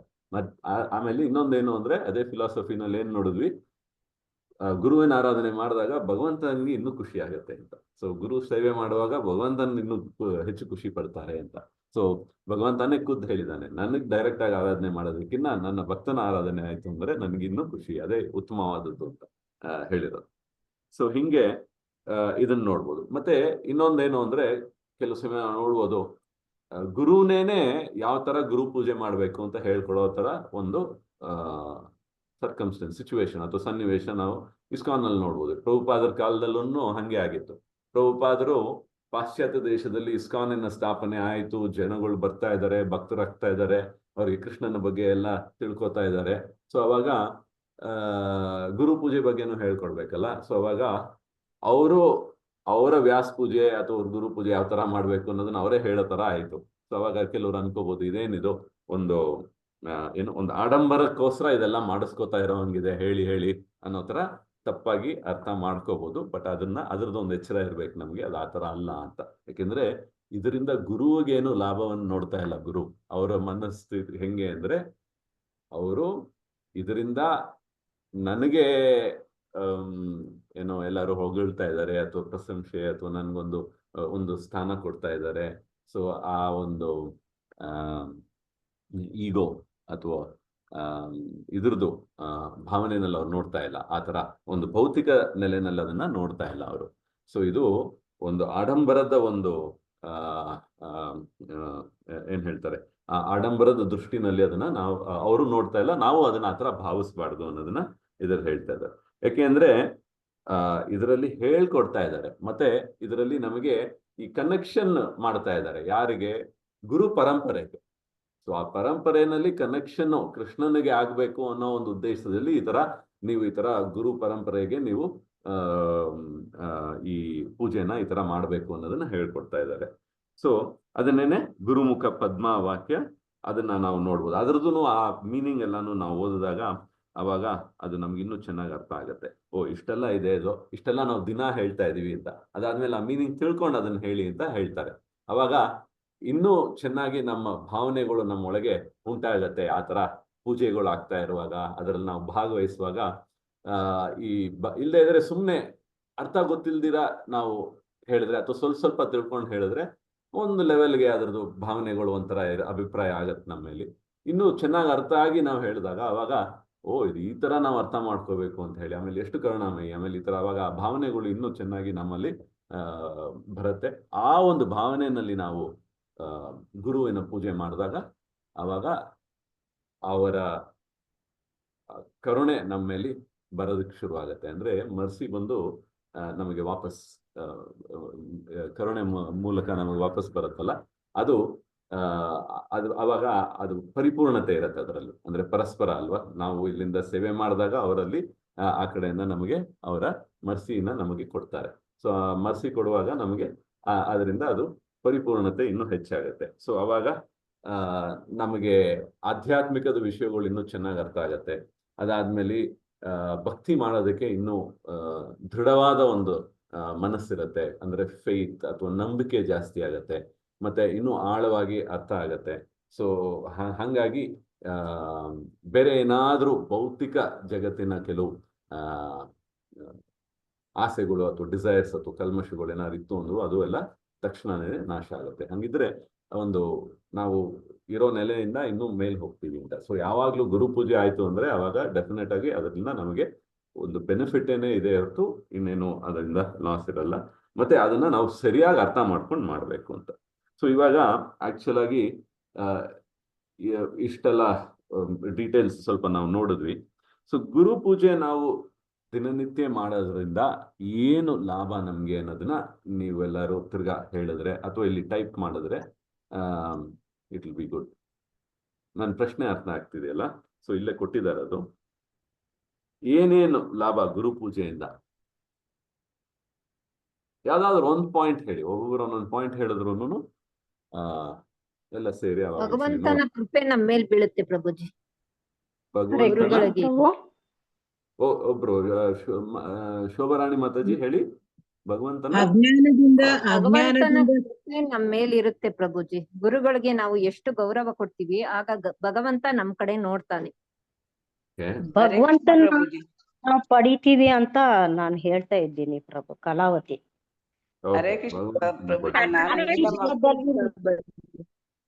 ಭಗವಂತನ ಅಸ್ತಿತ್ವದಲ್ಲಿ ನಾವು ಪಡಿತೀವಿ ಅಂತ. ಅಲ್ಲ, ಓಕೆ, ನಾನು ಕೇಳ್ತೀನಿ ಅವ್ರು ಹೇಳಿ. ಯಾಕೆಂದ್ರೆ ಪ್ರಭು ಆದಷ್ಟು ಎಲ್ಲರೂ ಚಾನ್ಸ್ ಅಜ್ಞಾನದಿಂದ ಸುಜ್ಞಾನಕ್ಕೆ ಕೊಡುವವರು ಗುರು. ಹಾಗೆ. ನಮ್ಮ ಅಜ್ಞಾನಗಳೆಲ್ಲ ಅಳಿಸಿ ಸುಜ್ಞಾನಕ್ಕೆ ತರುವವರು ಗುರು. ಬಟ್ ಅದಕ್ಕೆ ಗುರು ಗುರುವಿನ ಗುರು ಡೆಫಿನೇಷನ್ ಹೇಳಿದ್ರಿ, ಬಟ್ ಗುರು ಪೂಜೆ ಮಾಡೋದ್ರಿಂದ ನಮಗೇನು ಬೆನಿಫಿಟ್? ನಾವು ಪ್ರಭುಜಿ ಭಗವದ್ಧಾಮಕ್ಕೆ ಕರ್ಕೊಂಡು ಹೋಗ್ತಾರೆ ಪ್ರಭುಜಿ ಗುರುಗಳು. ಸದ್ಗುರುವಿನ ಮೂಲಕ ಭೂಲೋಕ ಬೃಂದಾವನ ಕರ್ಕೊಂಡು ಹೋಗ್ತಾರೆ ಪ್ರಭುಜಿ. ಹರೇ ಕೃಷ್ಣ. ನಮ್ಗೆ ಭೂಲೋಕ ಬೃಂದಾವನ ಕರ್ಕೊಂಡು ಹೋಗ್ತಾರೆ ಅಂತ ನಾನು ಹೇಳ್ತಾ ಇದ್ದೀನಿ ಪ್ರಭು. ಅಲ್ಲ ಮಾತಾಜಿ, ಒಬ್ರು ಮಾತಾಡುವಾಗ ಇನ್ನೊಬ್ರು ಯಾಕೆ ಮಾತಾಡ್ತೀರಾ? ಸೊ ಕಲಾವತಿ ಮಾತಾಜಿ ಹೇಳಿ, ಎಲ್ಲರಿಗೂ ಚಾನ್ಸ್ ಸಿಗತ್ತೆ. ಆದಷ್ಟು ಏನೋ ಒಂದು ಪಾಯಿಂಟ್ ಹೇಳ್ತೀವಿ ನಾವು ನಿಮ್ಗೆಲ್ಲರಿಗೂ. ನಾವು ಭೂಲೋಕ ಬೃಂದಾವನಕ್ಕೆ ಹೋಗ್ತೀವಿ ಅಂತ ಗುರು ಪೂಜೆ ಮಾಡ್ತೀವಿ ಅನ್ನೋದು. ಇನ್ನೇನಾದ್ರೂ ಪಾಯಿಂಟ್ ಇದೆಯಾ? ಬೇರೆ ಏನಾದ್ರೂ ಪಾಯಿಂಟ್ ಇವಾಗ ಹೇಳಿರೋದೆಲ್ಲ ಬಿಟ್ಟು? ಹರೇ ಕೃಷ್ಣ ಪ್ರಭು. ನಾನು ಉಮಾ ಮಾತಾಜಿ ಹೇಳಿ, ಉಮಾದೇವಿ ಮಾತಾಜಿ ಹೇಳಿ. ಹರೇ ಕೃಷ್ಣ ಪ್ರಭು. ನಾವು ಕೃಷ್ಣ ಸಂತೋಷ ಪಡ್ತಾರೆ ಗುರು ಪೂಜೆ ಮಾಡಿದ್ರೆ, ಅದರಿಂದ ನಮ್ಗೆ ಕೃಷ್ಣ ಕೃಪೆ ಸಿಗುತ್ತೆ. ಕೃಷ್ಣನ ಕೃಪೆ ಹರೇ ಸಿಗತ್ತೆ. ಕೃಷ್ಣ. ಹರೇ ಕೃಷ್ಣ ಪ್ರಭುಜಿ. ಹೇಳಿ ಮಾತಾಜಿ. ಈ ಭೌತಿಕ ಆಸೆಗಳನ್ನ ಕಡಿಮೆ ಮಾಡಿ ಆದಷ್ಟು ಆಧ್ಯಾತ್ಮಿಕ ಜ್ಞಾನ ಕೊಡ್ತಾರೆ ಪ್ರಭುಜಿ ಗುರುಗಳು. ಅಲ್ಲ ಅದೆಲ್ಲ ಆಯ್ತು, ಅದು ಬಿಟ್ಟು ಬೇರೆ ಏನಾದ್ರು ಪಾಯಿಂಟ್ ಇದೆಯಾ? ಹರೇ ಗುರು ಪೂಜೆ ಎಲ್ಲಾರು ಸೇರಿ ಒಟ್ಟಿಗೆ ಮಾಡಿದ್ರೆ ಅದರಿಂದ ಏನ್ ಬೆನಿಫಿಟ್? ಸ್ವಲ್ಪ ಪ್ರಶ್ನೆನ ಅರ್ಥ ಮಾಡ್ಕೊಂಡು ಉತ್ತರ ಕೊಡಿ. ಹರೇ ಕೃಷ್ಣ ಪ್ರಭು. ನಮ್ ಪಾಪ ಎಲ್ಲ ತಗೊಂಡಿರ್ತಾರೆ ಪ್ರಭು ಅವರು ನಮ್ಗೆ. ಓಕೆ, ಇನ್ನೇನಾದ್ರು ಪಾಯಿಂಟ್? ನೀವೆಲ್ಲ ಹೇಳೋದು ಸರಿ, ಬಟ್ ಆದ್ರೆ ಇನ್ನೊಂದು ಪಾಯಿಂಟ್ ಏನಾದ್ರು ಬೇರೆ ಏನಾದ್ರು ಪಾಯಿಂಟ್ ಬರುತ್ತಾ ಅಂತ ನೋಡ್ತಾ ಇದೀವಿ. ಬ್ರಾಹ್ಮಿ ಮುಹೂರ್ತದಲ್ಲಿ ಗುರುವಾಷ್ಟಕ ಹೇಳೋದ್ರಿಂದ ಎಲ್ಲ ಎಫೆಕ್ಟಿವ್ ಆಗಿರುತ್ತೆ ಹಾಗೂ ಗೋಲೋಕಕ್ಕೆ ಬೃಂದಾವನಕ್ಕೆ ಸೇರ್ತಾರೆ. ಗುರು ಆಶ್ರಯ ಸಿಗುತ್ತೆ. ಹರೇ ಕೃಷ್ಣ ಪ್ರಭು. ಹರೇ ಕೃಷ್ಣ ಪ್ರಭು. ಭಗವಂತನ್ಗೆ ಆಯ್ತು. Okay, thank you. Next time ತಿರ್ಗಾ ಎಲ್ಲ ಉತ್ತರ ಕೊಡಿದ್ರಂತೆ. ಸೊ ಇವಾಗ ಆಕ್ಚುಲಿ ಭಗವಂತನಿಗೆ ಖುಷಿ ಆಗತ್ತೆ, ಹೌದು, ಅದೆಲ್ಲ ಕರೆಕ್ಟ್ ಆಗಿ ಹೇಳಿದ್ರಿ. ಮತ್ತೆ ನಮಗೆ ಭಗವಂತನ ಪ್ರಭುಪಾದರು ಹೇಳಿದ್ದಾರೆ, ಚಾಂಟಿಂಗ್ ಯಾರಿಗೆ ಏನು ಧ್ಯಾನ ಇಲ್ವೋ, ನಾಲೆಡ್ಜ್ ಇಲ್ವೋ, ಅವ್ರಿಗೆ ಬರೀ ಚಾಂಟಿಂಗ್ ಮಾಡೋದ್ರಿಂದ ನಾನು ಗುರು ಆಶ್ರಯ ಕೊಡ್ತೀನಿ, ಮತ್ತೆ ಗುರು ಪೂಜೆ ಮಾಡೋದ್ರಿಂದ ನನ್ಗೆ ತುಂಬಾ ಸಂತೋಷ ಆಗುತ್ತೆ ಅಂತ ಭಗವಂತನ್ಗೆ ಆತರ ಹೇಳ್ತಾ ಇದ್ದೀನಿ. ಅದೇ ಹೇಳಿತು ಮಾತಾಜಿ, ಇವಾಗ ಆ ಪಾಯಿಂಟ್ ಎಲ್ಲ ಬಂತು. ಥ್ಯಾಂಕ್ ಯು, ಧನ್ಯವಾದ. ಸೊ ಒಂದೇ ಒಂದು ಸೆಕೆಂಡ್. ಓಕೆ, ಸೊ ಇದೆಲ್ಲ ಬಂತು ಪಾಯಿಂಟ್. ಸೊ ನೀವೆಲ್ಲ ಹೇಳಿದ್ದಿ, ಬಟ್ ಆದ್ರೆ ಇವಾಗ ಇದರಲ್ಲಿ ಇನ್ನೊಂದು ಏನಂದ್ರೆ, ನಾವು ಯೋಚನೆ ಮಾಡಿ, ಇವಾಗ ಗುರು, ನಾವು ಇಸ್ಕಾನ್ ಸಂಸ್ಥೆನಲ್ಲಿ, ನೀವೆಲ್ಲ ಇಸ್ಕಾನ್ ಇದು ಲಿಂಕ್ ಆಗಿದ್ದೀರಾ. ಸೊ ಇಸ್ಕಾನ್ ಸಂಸ್ಥೆನಲ್ಲಿ ಇವಾಗ ಒಬ್ಬರು ಒಂದೊಂದು ಊರಿನಲ್ಲಿ ಇರ್ಬೋದು, ಅಥವಾ ಕೆಲವು ಸಮಯ ಇಸ್ಕಾನ್ ಎಲ್ಲಾ ದೇಶದಲ್ಲೂ ಇದೆ, ಎಲ್ಲಾ ಕಡೆನೂ ಇದೆ ಅನ್ನೋದು ನಿಮ್ಗೆಲ್ಲರಿಗೂ ಗೊತ್ತಿದೆ. ಸೊ ಇವಾಗ ಯಾವುದೇ ಒಂದು ಇಸ್ಕಾನ್ ದೇವಸ್ಥಾನಕ್ಕೆ ಹೋದ್ರೆ ಅದರಲ್ಲಿ ನಾವು ಸಾಮಾನ್ಯತೆ ಅಂದ್ರೆ ಕಾಮನ್ ಆಗಿರೋದು ಏನ್ನ ನಾವು ನೋಡ್ತೀವಿ. ಸೊ ಅಲ್ಲೇನ್ ನೋಡೋದು ಅಂದ್ರೆ ಗುರು ಪೂಜೆ, ಮತ್ತೆ ಯಾವ ತರ ಅಷ್ಟಕಗಳನ್ನ ಹೇಳ್ತಾರೆ, ಮತ್ತೆ ಅದ್ರದ್ದು ಟೋನ್ ಆಗ್ಲಿ, ಟ್ಯೂನ್ ಯಾವ ತರ ಇರುತ್ತೆ, ಎಲ್ಲ ಒಂದೇ ತರ ಇರುತ್ತೆ. ನಮ್ಗೆ ಎಲ್ಲೋ ಬೇರೆ ಜಾಗದಲ್ಲಿ ಇದೀವಿ ಅಂತಾನೆ ಅನ್ಸಲ್ಲ. ಇದರಿಂದ ಏನು, ಇದರಲ್ಲಿ ಏನ್ ಗೊತ್ತಾಗತ್ತೆ ಅಂದ್ರೆ, ಇದೆಲ್ಲಾನು ಒಂದು ಒಂಥರ ಯೂನಿಟಿ, ಎಲ್ಲಾನು ಒಂದಾಗಿ ತಂದಿದ್ದಾರೆ. ಅಂದ್ರೆ ಗುರು, ಅದರಲ್ಲಿ ಶ್ರೀಲ ಪ್ರಭುಪಾದರ ಬಗ್ಗೆ ನಾವು ಆ ಉದಾಹರಣೆ ತಗೊಂಡಾಗ ಇದರಲ್ಲಿ ಏನ್ ಅರ್ಥ ಆಗತ್ತೆ ಅಂದ್ರೆ, ಪ್ರಭುಪಾದರ ಆಶ್ರಯದಲ್ಲಿ ನಾವೆಲ್ಲ ಇದ್ದಾಗ ನಾವೆಲ್ಲಾನು ಒಟ್ಟಾಗಿರ್ತೀವಿ, ಯೂನಿಟಿ ಇರತ್ತೆ, ಎಲ್ಲ ಒಂದೇ ತರ ಪ್ರಭುಪಾದರನ್ನ ನಾವು ನೋಡ್ತೀವಿ. ಸೊ ಅದೆಲ್ಲಾನು ಪ್ರಭುಪಾದರು ಒಂದು ತರ ಯೂನಿಟಿ, ಎಲ್ಲರನ್ನೂ ಒಟ್ಟು ಸೇರಿಸ್ತಾ ಇದ್ದಾರೆ. ಸೊ ಆ ಭಾವನೆ ಇರುತ್ತೆ. ಯಾಕೆಂದ್ರೆ ಗುರು ಪೂಜೆ ಒಂದೇ ಟೈಮ್ಗೆ ಎಲ್ಲೇ ಆಗ್ಲಿ ಆ ಒಂದು ಟೈಮ್ಗೆ ಆಗತ್ತೆ. ಅದೇ ತರ ಅಷ್ಟಕಗಳನ್ನ ಹೇಳ್ತಾರೆ, ಅದೇ ಟ್ಯೂನ್ ನಲ್ಲಿ ಹೇಳ್ತಾರೆ, ಅದೇ ತರ ಸೇವೆ ಸಲ್ಲಿಸ್ತಾರೆ. ಸೊ ಇಷ್ಟು ಜನ ಬೇರೆ ಬೇರೆ ಕಡೆ ಇದ್ರು, ಒಬ್ರಿಗೊಬ್ರು ನೋಡದೇ ಇದ್ರು ಎಲ್ಲರೂ ಒಟ್ಟು ಸೇರೋ ಒಂದು ಅದಕ್ಕೆ ಒಂದು ಅವಕಾಶ ಮಾಡಿಕೊಡ್ತಾ ಇದ್ದಾರೆ ಗುರು. ಗುರು ಎಷ್ಟು ಕರುಣಾಮಯಿ ಅಂದ್ರೆ, ಆ ತರಾನು ಅವಕಾಶ ಮಾಡಿಕೊಡ್ತಾ ಇದ್ದಾರೆ ನಮ್ಗೆ ಅನ್ನೋದನ್ನ ನಾವು ಆ ಭಾವನೆನಲ್ಲಿ ನೋಡ್ಬೇಕು ಇದನ್ನ. ನಮಗೆ ಬೆನಿಫಿಟ್ ಇದೆ, ಹೌದು, ಅದರಲ್ಲಿ ನಮಗೆ ಮುಕ್ತಿ ಆಯ್ತು, ನಮ್ಮ ಅಜ್ಞಾನ ಹೋಯ್ತು, ಇದೆಲ್ಲ ನಮಗೆ ಪರ್ಸನಲ್, ಅಂದ್ರೆ ವೈಯಕ್ತಿಕವಾಗಿ ನನಗೆ ಸಿಗೋ ಬೆನಿಫಿಟ್. ಅದ್ರ ಜೊತೆಗೆ ಒಂದು ಇಸ್ಕಾನ್ ಸಂಸ್ಥೆಯ ಒಟ್ಟು ಸೇರ್ಸೋ ತರ ಒಂದು ಏನ್ ಹೇಳ್ತಾರೆ, ಒಂದು ಫೋರ್ಸ್ ಅಂತ ಹೇಳ್ತಾರಲ್ಲ, ಅದನ್ನು ಗುರು ಮೂಲಕ ನಾವು ಇದನ್ನ ನೋಡ್ಬೋದು. ಸೊ ಗುರು ಪೂಜೆ ಅಷ್ಟು ಮುಖ್ಯ ಅಂತ ಇದನ್ನ ಹೇಳ್ತಾರೆ. ಅದಕ್ಕೆ ಗುರು ಪೂಜೆ ನಡೆಯುವಾಗ ನೀವು ಇಸ್ಕಾನ್ ದೇವಸ್ಥಾನದಲ್ಲಿ ನೋಡ್ಬೋದು, ಎಲ್ಲರೂ ತುಂಬಾ ಉತ್ಸಾಹದಿಂದ ಗುರು ಪೂಜೆನ ಮಾಡ್ತಾರೆ. ತುಂಬಾ ಇದು ಏನು ಮ್ಯೂಸಿಕ್ ಅಂದ್ರೆ ಕರ್ತಾಲು, ಮೃದಂಗ ಎಲ್ಲ ಸ್ವಲ್ಪ ಜೋರಾಗಿ ಬಾಡ್ಸೋ ತರ ಇರುತ್ತೆ. ಮತ್ತೆ ಡ್ಯಾನ್ಸ್ ಮಾಡೋದಾಗ್ಲಿ, ಜಂಪ್ ಮಾಡೋದಾಗ್ಲಿ, ನೃತ್ಯ ಎಲ್ಲಾನು ನಡೆಯುತ್ತೆ ಅದರಲ್ಲಿ. ಯಾಕೆಂದ್ರೆ ಭಾವಪೂರ್ವಕವಾಗಿ ನಮ್ಮ ಕೃತಜ್ಞತೆನ ಗುರುಗೆ ತೋರಿಸೋ ಒಂದು ಮಾತ್ರ, ಅಂದ್ರೆ ಇಟ್ಸ್ ಅ ವೇ. ಅದು ಆ ತರ ಒಂದು ಇದು ಗುರು ಪೂಜೆ ಆಗುವಾಗ. ಸೊ ಆ ಒಂದು ಭಾವನೆಯಲ್ಲಿ ಗುರು ಪೂಜೆನಲ್ಲಿ ನಾವು ಭಾಗವಹಿಸ್ಬೋದು ಅಂತ ಹೇಳ್ತಾ ಇದ್ದಾರೆ. ಸೊ ಇದು ಆಡಂಬರಕ್ಕೋಸ್ಕರ ಮಾಡ್ತಾ ಇರೋ ತರ ಅಲ್ಲ ಇದು. ಇದರಲ್ಲೂ ನಮಗೆ ಅಂದ್ರೆ ಭಕ್ತರಾದ ನಮಗೆ ಗುರು ಕೃಪೆ ಮೂಲಕ ಇದನ್ನ ನಮಗೆ ತೋರ್ತಾ ಇದ್ದಾರೆ ಅಂತ ನಾವು ನೋಡ್ಬೇಕು. ಸೊ ಇದರಲ್ಲಿ ಕೆಲವು ರೂಲ್ಸ್ಗಳು ಇದೆ. ಅಂದ್ರೆ ಹೆಂಗೆ ಇಸ್ಕಾನ್ ನಲ್ಲಿ ಬೇರೆ ತರ ಗುರುಗಳು, ಎಲ್ಲಾ ತರ ಗುರುಗಳು ಇದ್ದಾರೆ, ಬೇರೆ ಬೇರೆ ತರ ಗುರುಗಳು ಇದ್ದಾರೆ. ಮಲ್ಟಿ ಗುರು ಎನ್ವಿರಾನ್ಮೆಂಟ್ ಅಂತ ಹೇಳ್ತೀವಿ ನಾವು. ಅಂದ್ರೆ ಅದರಲ್ಲಿ ಶಿಕ್ಷಾ ಗುರು ಇರ್ತಾರೆ, ದೀಕ್ಷಾ ಗುರು ಇರ್ತಾರೆ. ಸೊ ಇದ್ರ ಪಾಠ ನೀವೆಲ್ಲ ಕೇಳಿದೀರಾ. ಸೊ ಶಿಕ್ಷಾ ಗುರು ಅಂದ್ರೆ ಶಿಕ್ಷಾ ಗುರು ಎಷ್ಟು ಜನ ಇರ್ಬೋದು ಒಬ್ಬರಿಗೆ? ಹಲವಾರು ಜನ. ಎಷ್ಟು ಜನ ಇರಬಹುದು ಪ್ರಭು?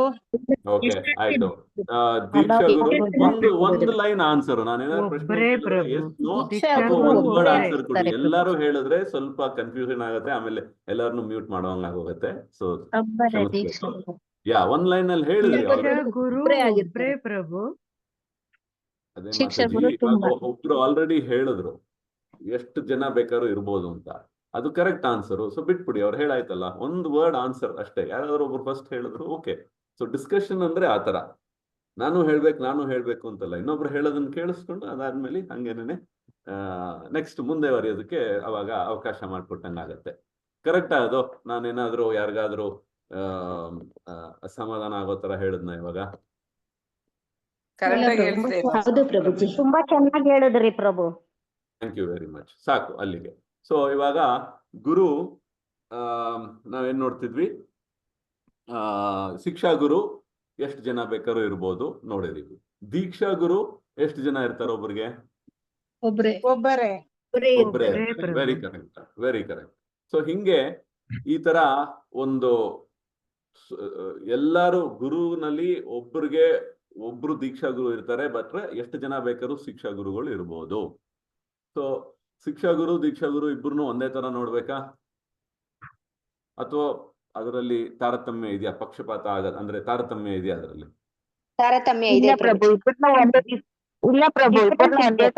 ಇರಲ್ಲ. ಯಾಕೆಂದ್ರೆ ಅದು ಪಾಠದಲ್ಲಿ ನೀವೆಲ್ಲ ನೋಡಿರ್ತೀರಾ. ಯಾವ ತರಾನು ತಾರತಮ್ಯ ಮಾಡೋ ಹಂಗಿಲ್ಲ. ಶಿಕ್ಷಾ ಗುರು ಇಬ್ರು ಸೇಮ್ ಇಂಪಾರ್ಟೆನ್ಸ್ ಕೊಡ್ಬೇಕು. ಮತ್ತೆ ನಮ್ಮ ಗುರು ಅವರ ಸಹೋದರ ಅಂದ್ರೆ ಗಾಡ್ ಬ್ರದರ್ ಅಂತ ಅದಕ್ಕೇನಂತಾರೆ ಕನ್ನಡದಲ್ಲಿ, ಆಧ್ಯಾತ್ಮಿಕ ಸಹೋದರ. ಗುರುವಿನ ಆಧ್ಯಾತ್ಮಿಕ ಸಹೋದರನು ನಾವು ಗುರು ತರಾನೇ ಭಾವಿಸ್ಬೇಕು ಅಂತ. ಇವ್ರಿಗೆ ಎಷ್ಟು ಮರ್ಯಾದೆ ಕೊಡ್ತೀವೋ ಅದೇ ತರಾನೇ ಅವ್ರಿಗೂ ಕೊಡ್ಬೇಕು. ಇವಾಗ ತಂದೆಗೆ ನಾವು ಮರ್ಯಾದೆ ಕೊಡ್ತೀವಿ, ಹೌದು. ತಂದೆಯವ್ರ ತಮ್ಮ ಆಗ್ಲಿ ಅಣ್ಣ ಆಗ್ಲಿ ಅವ್ರಿಗೂ ನಾವು ಮರ್ಯಾದೆ ಕೊಡ್ತೀವಲ್ಲ, ಹಂಗೆ. ಸೊ ಅದೇ ತರ ಇದೆಲ್ಲ, ಈ ತರ ಕೆಲವು ನಿಯಮಗಳೆಲ್ಲ ನಾವು ನೋಡ್ತಾ ಇದೀವಿ. ಇದನ್ನೆಲ್ಲ ನಾವು ಜ್ಞಾಪಕ ಇಟ್ಕೋಬೇಕು. ಮತ್ತೆ ಈ ಒಂದು ಸಂಸ್ಥೆನಲ್ಲಿ ಬೇಕಾದಷ್ಟು ಈ ತರ ಗುರುಗಳು ಬರ್ತಾರೆ, ನಮ್ಮ ಸೆಂಟರ್ಗೆ ಬರ್ಬೋದು. ನಮ್ಮ ದೀಕ್ಷೆ ಗುರು ಆಗಿರ್ಬೋದು ಅಥವಾ ಆಗಿಲ್ದಿರ ಇರ್ಬೋದು. ಬಟ್ ಆದ್ರೆ ಅವ್ರ ದೀಕ್ಷೆ ಗುರುನೇ ಆಗಿರ್ಲಿ ಅಥವಾ ಶಿಕ್ಷಾ ಗುರು ಆಗಿರ್ಲಿ, ಯಾರೇ ಗುರು ಬಂದ್ರು, ಯಾರೇ ಸೀನಿಯರ್ಸ್ ಬಂದಾಗ ನಾವು ಉತ್ಸಾಹದಿಂದ ಅವ್ರನ್ನ ಸ್ವಾಗತಿಸ್ಬೇಕು. ನಮ್ಮ ಸೆಂಟರ್ಗೆ, ನಮ್ಮ ದೇವಸ್ಥಾನದಲ್ಲಿ ಬಂದಾಗ ನಾವು ಅದಕ್ಕೆ ಟೈಮ್ ಮಾಡಿಕೊಂಡು ಅಲ್ಲಿ ಹೋಗಿ ಅವರು ಹೇಳೋ ಮಾತನ್ನು ಕೇಳಬೇಕು. ಮತ್ತೆ ಅವ್ರಿಗೆ ಏನಾದ್ರೂ ಒಂದು ಸೇವೆ ಸಲ್ಲಿಸ್ಬೇಕು. ಏನಾದ್ರು ತಗೊಂಡು ಹೋಗೋದು ಅಥವಾ ಏನಾದ್ರೂ ಸೇವೆ ಇರುತ್ತೆ, ಅದೆಲ್ಲ ನಿಮ್ಗೆ ಗೊತ್ತಿರುತ್ತೆ. ಒಂದೊಂದ್ ಕಡೆ ಒಂದೊಂದ್ ತರ ಅದ್ರದ್ದು ಅರೇಂಜ್ಮೆಂಟ್ ಆಗಿರುತ್ತೆ, ಅದನ್ನ ಭಾಗವಹಿಸೋದು, ಅದನ್ನೆಲ್ಲ ಉತ್ಸಾಹದಿಂದ ನಾವು ಮಾಡಬೇಕು. ಸೊ ಅದನ್ನ ಈ ಈ ನಮ್ಮ ಇಸ್ಕಾನ್ ನಲ್ಲಿ ಅದು ನಾವು ಮಾಡಿದಾಗ ಅವಾಗ ಅದರಲ್ಲಿ ಒಂದು ಯೂನಿಟಿ ಏನು ಬರುತ್ತಲ್ಲ, ಯಾವುದೇ ಭೇದ ಭಾವ ಇಲ್ದಿರ ನಾವು ನೋಡ್ತೀವಲ್ಲ, ಇವರು ಆ ಗುರು ಕಡೆಯವರು ಇವರಲ್ಲ, ಇವರು ಈ ಗುರು ಕಡೆಯವರು, ಆ ತರ ಭಾವನೆನಲ್ಲಿ ನಾವು ನೋಡಬಾರ್ದು. ಅದಕ್ಕೋಸ್ಕರ ನಾವೇನ್ ಹೇಳೋದು, ಶ್ರೀಲ ಪ್ರಭುಪಾದರನ್ನ ನಾವು ಟಾಪ್ ನಲ್ಲಿ ಇಟ್ಕೊಂಡು, ಅಂದ್ರೆ ಕೇಂದ್ರ ಬಿಂದುವಾಗಿ ಇಟ್ಕೊಂಡು ಅವರ ಶಿಷ್ಯರು ಮತ್ತೆ ಅವ್ರ ಶಿಷ್ಯರು ಅನ್ನೋ ತರ, ಅಂದ್ರೆ ಪ್ರಭುಪಾದರ ಒಂದು ಪೊಸಿಷನ್ ಅಥವಾ ನೆಲೆ ಏನಿದೆಯೋ ಅದನ್ನ ಅರ್ಥ ಮಾಡ್ಕೊಂಡು ಪ್ರಭುಪಾದರ ಇಸ್ಕಾನ್ ಇದು ಅನ್ನೋ ತರ ಭಾವನೆಯಲ್ಲಿ ನಾವು ನೋಡಿದಾಗ ಅವಾಗ ಯಾವ ತರನೂ ತಪ್ಪಾಗಲ್ಲ ಇದು. ಅಥವಾ ನಾವು ಬರೀ ಈ ಗುರು ಆ ಗುರು ಅನ್ನೋದೆಲ್ಲ ಮಾಡಬಾರ್ದು, ಅದು ಅಪರಾಧ ಅದು. ಯಾಕೆಂದ್ರೆ ನಮ್ ಗುರುವಿಗೆ ನಾವು ಜಾಸ್ತಿ ಹೆಚ್ಚಾಗಿ ಒಂದು ಭಾವನೆ ತೋರಿಸಿ ಅದ್ರಲ್ಲಿ ಇನ್ನೊಬ್ರಿಗೆ ತೋರಿಸ್ತಾ ಇದ್ರೆ ಅದರಲ್ಲೂ ಗುರು ಅಪರಾಧ ಆಗತ್ತೆ. ಇದು ತುಂಬಾ ಸೂಕ್ಷ್ಮವಾದ ಒಂದು ವಿಷಯ, ಬಟ್ ಅದನ್ನ ನಾವು ಅರ್ಥ ಮಾಡ್ಕೋಬೇಕು. ಈ ಇಡೀ ಇಸ್ಕಾನ್ ಡಿಸೈಪಲ್ ಕೋರ್ಸ್ ಏನಿದೆಯೋ, ಇವತ್ತು ನೀವೆಲ್ಲ ಕೂತ್ಕೊಂಡು ಏನು ಕೇಳ್ತಾ ಇದ್ದೀರೋ, ಇದು ಏನು ಅಂದ್ರೆ ಇದ್ರದ್ದು ಪರಿಣಾಮ ಹೆಂಗೆ ಅಂದ್ರೆ, ಒಬ್ಬೊಬ್ರುನು ಯಾವ ತರ ನೋಡ್ಬೇಕು ಅಂದಾಗ ಈ ತರ ಒಂದು ತಾರತಮ್ಯ ಇಲ್ದಿರ, ಮತ್ತೆ ಮಾತಾಡ್ಸೋದು ಅಷ್ಟೇನೆ, ಅಯ್ಯೋ ಅವ್ರ ಕಡೆಯವರು ಅವ್ರು ನಾನು ಮಾತಾಡ್ಸೋದಿಲ್ಲ, ಹಂಗಿದ್ರೆ ಅದು ಭೌತಿಕ ನೆಲೆನಲ್ಲೇ ನೋಡ್ದಂಗ ಆಯ್ತಲ್ಲ. ಇಸ್ಕಾನ್ ಅಲ್ಲಿ ನಾವೇನ್ ಹೇಳೋದು, ನಾವ್ ಈ ದೇಹ ಅಲ್ಲ, ಇದೆಲ್ಲ ಫಿಲಾಸಫಿ ನಾವು ಕೇಳ್ಕೊಂಡು ಎಲ್ಲ ಮಾಡ್ಕೊಂಡು ಬರ್ತೀವಿ. ಅದಾದ್ಮೇಲೆ ಎಲ್ಲೋ ಒಂದ್ ಕಡೆ ಅಯ್ಯೋ ಅವರು ಬೇರೆ ಭಾಷೆ ಮಾತಾಡ್ತಾರೆ, ಅವ್ರು ಬೇರೆಯವರು, ಅವ್ರು ಬಂದ್ರೆ ಈ ಕಡೆ ತಿರುಗಿಸ್ಕೊಳ್ಳೋದು, ಆತರ ಮಾಡ್ಬಾರ್ದು. ಯಾಕೆಂದ್ರೆ ಎಲ್ಲರೂ ವೈಷ್ಣವರೇನೇನು, ಯಾರೋ ನಾರ್ತ್ ಇಂದ ಬಂದಿದ್ದಾರೆ, ಇವರು ಸೌತ್ ಇಂದ ಬಂದಿದ್ದಾರೆ, ಅವ್ರು ಈಸ್ಟ್ ಇಂದ ಬಂದಿದ್ದಾರೆ, ಅವ್ರು ವೆಸ್ಟ್ ಇಂದ ಬಂದಿದ್ದಾರೆ, ಈ ತರ ಎಲ್ಲ ಬರೋದಕ್ಕೆ ಸಹಜ. ಯಾಕೆಂದ್ರೆ ನಮ್ಮ ಪ್ರವೃತ್ತಿ ಆತರ, ನಮ್ಮ ಕಂಡೀಷನಿಂಗ್ ಅಂತೀವಲ್ಲ, ಅದೆಲ್ಲ ಆತರ ಆಳವಾಗಿ ಅದೆಲ್ಲ ಇದೆ ನಮ್ಮಲ್ಲಿ. ಅದನ್ನ ಮೀರಿ ನಾವು ಮೇಲೆ ಬರ್ಬೇಕು. ಅದಕ್ಕೋಸ್ಕರ ಈ ಇಸ್ಕಾನ್ ಡಿಸೈಪಲ್ ಕೋರ್ಸ್ ಇರೋದು ಅದಕ್ಕೆ. ಇವಾಗ ನಿಮ್ಮಲ್ಲೆಲ್ಲರೂ ದೀಕ್ಷೆ ಅದು ಇದಕ್ಕೆ ಅದರದ್ದು ಒಂದು ಅಪೇಕ್ಷೆಯಿಂದ ಇದನ್ನೆಲ್ಲ ಕೋರ್ಸ್ ಮಾಡ್ತಿದ್ದೀರಾ. ಬಟ್ ಆದ್ರೆ ಈ ಕೋರ್ಸ್ನಲ್ಲಿ ಪರಿಣಾಮ ಹೆಂಗೆ ಅಂದ್ರೆ, ನಾವೆಲ್ಲರೂ ಒಗ್ಗಟ್ಟಿಂದ ಒಂದೇ ದೃಷ್ಟಿನಲ್ಲಿ ಪ್ರಭುಪಾದರ ಈ ಒಂದು ಮಿಷನ್ ಅಂತ ಏನ್ ಹೇಳ್ತೀವಿ ಇಸ್ಕಾನ್ನ, ಅದರಲ್ಲಿ ನಾವು ಭಾಗವಹಿಸ್ಬೇಕು. ಆ ಮಿಷನ್ ನಲ್ಲಿ ಯಾವ ತರ ಭಾಗವಹಿಸ್ಬೇಕು ಅಂದ್ರೆ, ಒಂದು ಪ್ರಚಾರದಲ್ಲಿ ಅಥವಾ ಸೇವೆನಲ್ಲಿ ಯಾವ ತರ ಇದನ್ನ ನಮ್ ಬಗ್ಗೆ ಇನ್ನೊಬ್ಬರಿಗೆ, ಅಂದ್ರೆ ಕೃಷ್ಣನ ಬಗ್ಗೆ ನಾವು ಹೇಳ್ತಾ ಇದೀವಿ, ಇಸ್ಕಾನ್ ಬಗ್ಗೆ ಹೇಳ್ತಾ ಇದೀವಿ, ಶ್ರೀಲ ಪ್ರಭುಪಾದರ ಬಗ್ಗೆ ನಾವು ಬೇರೆಯವ್ರಿಗೆ ಹೇಳ್ತಾ ಇದೀವಿ. ಸೊ ಇದನ್ನ ಅವ್ರು ಹೇಳಿದಾಗ ಅವ್ರಿಗೂ ಒಂದು ಆಸೆ ಉಂಟಾಗ್ಬೇಕು, ನಾನು ಇದಕ್ಕೆ ಪಾತ್ರ, ಈ ಸಂಘಕ್ಕಿದ್ರೆ ನನಗೂ ಇದರಲ್ಲಿ ಖುಷಿ ಸಿಗತ್ತೆ ಅಂತ. ಆತರ ಒಂದು ಅವ್ರನಲ್ಲಿ ಒಂದು ಉತ್ಸಾಹ ಬರೋ ಹಂಗೆ ನಾವು ಮಾಡ್ಬೇಕು, ಆತರ ನಡ್ಕೋಬೇಕು. ಸೊ ನಾವೇ ಇಲ್ಲಿ ಒಳೊಳಗೆ ಈ ತರ ಎಲ್ಲ ಸ್ವಲ್ಪ ಅಸಮಾಧಾನಗಳು ಇದೆಲ್ಲ ಇತ್ತು ಅಂದ್ರೆ ಅವ ಹೇಳ್ತಾರೆ, ಹೊರಗಡೆ ಪ್ರಪಂಚಕ್ಕೂ ಇಲ್ಲಿ ಒಳಗಡೆ ಇಸ್ಕಾನ್ಗೆ ಏನ್ರಿ ವ್ಯತ್ಯಾಸ ಇದೆ, ಏನು ಇಲ್ಲ ಅಂತ ಅಂತಾರೆ. ಅದಕ್ಕೋಸ್ಕರ ಈ ಇಸ್ಕಾನ್ ಡಿಸೈಪಲ್ ಕೋರ್ಸ್ನ ಮಾಡಿರೋದು. ಇದು ನಮಗೆ ನಾವೆಲ್ಲ ಮೊದಲು ಈ ಕೋರ್ಸ್ ಅಟೆಂಡ್ ಆದಾಗ ಅದನ್ನೇ ಹೇಳಿದ್ವಿ. ಯಾಕೆಂದ್ರೆ ಇನ್ನೂ ಹೋಗ್ತಾ ಹೋಗ್ತಾ ತುಂಬಾ ಜನ ಡಿಸೈಪಲ್ಸ್ ಇರ್ತಾರೆ, ಮತ್ತೆ ಒಬ್ಬೊಬ್ಬರದ್ದು ಒಂದೊಂದು ಫ್ರಾಕ್ಷನ್ ಅಂತಾರಲ್ಲ, ಗ್ರೂಪ್ಸ್, ಅದರೊಳಗೆ ಒಂದು ದಲ್, ಇನ್ನೊಂದು ದಲ್. ಇವಾಗ ಯಾವುದೇ ಒಂದು ಗ್ರೂಪ್ ತಗೊಂಡ್ರು ಸ್ಪ್ಲಿಟ್ ಆಗೋದು ಭಾರಿ ಸಹಜ. ಪೊಲಿಟಿಕಲ್ ಗ್ರೂಪ್ಸೇ ತಗೊಳ್ಳಿ, ಏನೋ ಜನತಾ ಪಾರ್ಟಿ ಇತ್ತು, ಆಮೇಲೆ ಬಿಜೆಪಿ ಅಥವಾ DMK ADMK ಎಲ್ಲ ಸ್ಪ್ಲಿಟ್ ಆಗೋದು. ಕಾಂಗ್ರೆಸ್ನಲ್ಲೂ TMC ಆಯ್ತು, ಕಾಂಗ್ರೆಸ್ ಇದು ಅದು ಆ ತರ ಸ್ಪ್ಲಿಟ್ ಆಗೋದು ಭಾರಿ ಸಹಜ. ಅದು 2 ನಿಮಿಷ ಆಗತ್ತೆ ಟಕ್ ಅಂತ. ಬಟ್ ಆದ್ರೆ ಆ ತರ ಆಗ್ಬಾರ್ದು. ಇಸ್ಕಾನ್ ಅಂದ್ರೆ ಒಂದೇನೆ ಎಂಟಿಟಿ, ಮತ್ತೆ ಎಲ್ಲರೂ ಪ್ರಭುಪಾದರಿಗೆ ಅಲೈನ್ ಆಗಿರಬೇಕು. ಅಲೈನ್ ಅಂದ್ರೆ ಎಲ್ಲರೂ ಪ್ರಭುಪಾದರನ್ನ ಕೇಂದ್ರ ಬಿಂದುವಾಗಿ ಇಟ್ಕೊಂಡು ನಮ್ಮ ಕೆಲಸಗಳನ್ನ ನಾವು ಮಾಡ್ಕೊಂಡು ಹೋಗ್ಬೇಕು. ಆ ಕೆಲಸಗಳು ಮಾಡೋದಕ್ಕೆ ಪ್ರಭುಪಾದರು ಹೇಳದಂಗೆ ನಾವು ದೀಕ್ಷೆ ಪಡಿಬೇಕು, ಶಿಕ್ಷಾ ಪಡಿಬೇಕು, ಅದಕ್ಕೆ ಗುರುಗಳನ್ನ ನಾವು ಪಡ್ಕೋಬೇಕು, ಅಥವಾ ಯಾರನ್ನಾರು ಆಯ್ಕೆ ಮಾಡ್ಬೇಕು, ಅಂದ್ರೆ ಸೆಲೆಕ್ಟ್ ಮಾಡಬೇಕು, ಅದೆಲ್ಲ ಇದೆ. ಬಟ್ ಆದ್ರೆ ಒಬ್ಬರನ್ನ ಸೆಲೆಕ್ಟ್ ಮಾಡಿದ್ರೆ ಇನ್ನೊಬ್ರು ಸೆಲೆಕ್ಟ್ ಮಾಡೋ ಒಂದು ಫ್ರೀ ವಿಲ್ ಅಥವಾ ಏನೋ ಆ ಒಂದು ಸ್ವಾತಂತ್ರ್ಯ ಎಲ್ಲರಿಗೂ ಇದೆ ಅನ್ನೋದನ್ನ ನಾವು ಗಮನಿಸ್ಬೇಕು. ಮತ್ತೆ ಅದಕ್ಕೆ ನಾವು ರೆಸ್ಪೆಕ್ಟ್ ಕೊಡ್ಬೇಕು. ಇವರು ಅವರಿಂದ ಪಡೆಯೋಕ್ಕೆ ಇಷ್ಟಪಡ್ತಿದಾರ, ಓಕೆ ವೆರಿ ನೈಸ್, ಅದನ್ನ ಎನ್ಕರೇಜ್ ಮಾಡಬೇಕು. ಇಲ್ಲ ಅವ್ರು ಬೇಡ, ಇವ್ರು ಯಾಕೆ ಬರಲ್ಲ, ಆ ತರ ಎಲ್ಲ ಕಾನ್ವರ್ಸೇಷನ್ಸ್ ಮಾಡಿದ್ರೆ, ಆ ತರ ಒಂದು ಮಾತುಕತೆ ಆಯ್ತು ಅಂದ್ರೆ ಅದು ಅಷ್ಟು ಸರಿ ಇಲ್ಲ. ಅದು ಡಿವೈಡ್ ಮಾಡೋ ತರ ಒಂದು ಭಾವನೆ ಆಗೋಗತ್ತದು. ಅದು ಪ್ರಭುಪಾದರಿಗೆ ಅದು ನಾವು ಮಾಡೋ ಒಂದು ಸೇವೆ ಆಗಲ್ಲ, ಅದು ನಾವು ಅದನ್ನ ಡಿಸ್ಸರ್ವಿಸ್ ಆಗೋಗತ್ತೆ. ಅಂದ್ರೆ ಅದರಿಂದ ನಾವು ಪ್ರಭುಪಾದರು ಖಂಡಿತ ಅದರಲ್ಲಿ ಖುಷಿ ಆಗಲ್ಲ. ಪ್ರಭುಪಾದರು ಖುಷಿ ಆಗ್ಲಿಲ್ಲ ಅಂದ್ರೆ ಖಂಡಿತವಾಗಿ ಕೃಷ್ಣನು ಖುಷಿ ಪಡಿಸ್ತಾನೆ ಆಗಲಿ. ಸೊ ಇದು ಭಾರಿ ಗಂಭೀರ ಸೂಕ್ಷ್ಮವಾದ ಒಂದು ವಿಷಯ. ಇದನ್ನ ನಾವು ಯಾವಾಗ್ಲೂ ತಿಳ್ಕೊಬೇಕು. ಅದಕ್ಕೇನೆ ಈ ಇಸ್ಕಾನ್ ನಲ್ಲಿ ಇದನ್ನ ತುಂಬಾ ಚರ್ಚೆ ಮಾಡಿ ಇದನ್ನ ಮುಂದೆ ತಂದಿದ್ದಾರೆ ಈ ಕೋರ್ಸ್ನ. ಮತ್ತೆ ಇದೆಲ್ಲರಿಗೂ ಬೇಕು. ದೀಕ್ಷೆ ಪಡೆದಿರೋರಾಗ್ಲಿ, ಅದು ಕೋರ್ಸ್ ಬಂದಾಗ ದೀಕ್ಷೆ ಪಡೆದಿರೋರಾಗ್ಲೂನು ಅವರು ಸಹ IIDC ಮಾಡಬೇಕು ಅಂತ ಹೇಳಿ ಅವ್ರಿಗೆ ತಂದ್ರು. ಅದಾದ್ಮೇಲೆ ಇನ್ ಮುಂದೆ ಬರೋರು ಎಲ್ಲಾರ್ಗು, ಯಾರೆಲ್ಲ ಇಸ್ಕಾನ್ ಜೊತೆ ಸೇರ್ಕೊಳಕ್ ಇಷ್ಟ ಇದೆಯೋ ಅವರೆಲ್ಲರೂ ಈ ಕೋರ್ಸ್ ಮಾಡ್ಬೇಕು ಅಂತ. ಯಾಕೆಂದ್ರೆ ಅವಾಗ ಎಲ್ಲರ ಮನೋಭಾವನೆನೂ ಒಂದೇ ಸಮ ಇರುತ್ತೆ. ಅಕಸ್ಮಾತ್ ಮರ್ತೋದು ಇನ್ನೊಬ್ಬರು ಜ್ಞಾಪಿಸ್ತಾರೆ, ಓ ಇಲ್ಲಪ್ಪ ಇದು ಈ ತರ, ಇದು ತಪ್ಪಲ್ವಾ, ಇದು ಸರಿ. ಮತ್ತೆ ಯಾವ ತರ ಇನ್ನೊಂದು ಗುರುವಿಗೆ ನಾವು ಯಾವ ತರ ನಮ್ಮ ರೆಸ್ಪೆಕ್ಟ್ ಅಥವಾ ನಮ್ಮ ಯಾವ ತರ ನಾವು ಅವ್ರಿಗೆ ಆಧಾರಿತವಾಗಿ ನಾವು ಅವ್ರನ್ನ ನೋಡ್ತೀವಿ ಅನ್ನೋದು ಭಾರಿ ಮುಖ್ಯ. ನಮ್ ಗುರು ನಾವು ಆ ಒಂದು ರೆಸ್ಪೆಕ್ಟ್ ನಲ್ಲಿ ನೋಡ್ತೀವಿ, ಅದ್ರದ್ದೇನು ಪ್ರಶ್ನೆ ಇಲ್ಲ. ಬಟ್ ಆದ್ರೆ ಬೇರೆಯವ್ರದೂ ಅದೇ ತರ ನೋಡ್ಬೇಕು, ಅದು ಮುಖ್ಯ. ಅದು ಸೊ ಯಾಕೆಂದ್ರೆ ಎಲ್ಲಾರನ್ನೂ ಪ್ರಭುಪಾದರ ಒಂದು ಸಂಸ್ಥೆನಲ್ಲಿ ಎಲ್ಲರೂ ಇರೋದು ಅಂತ.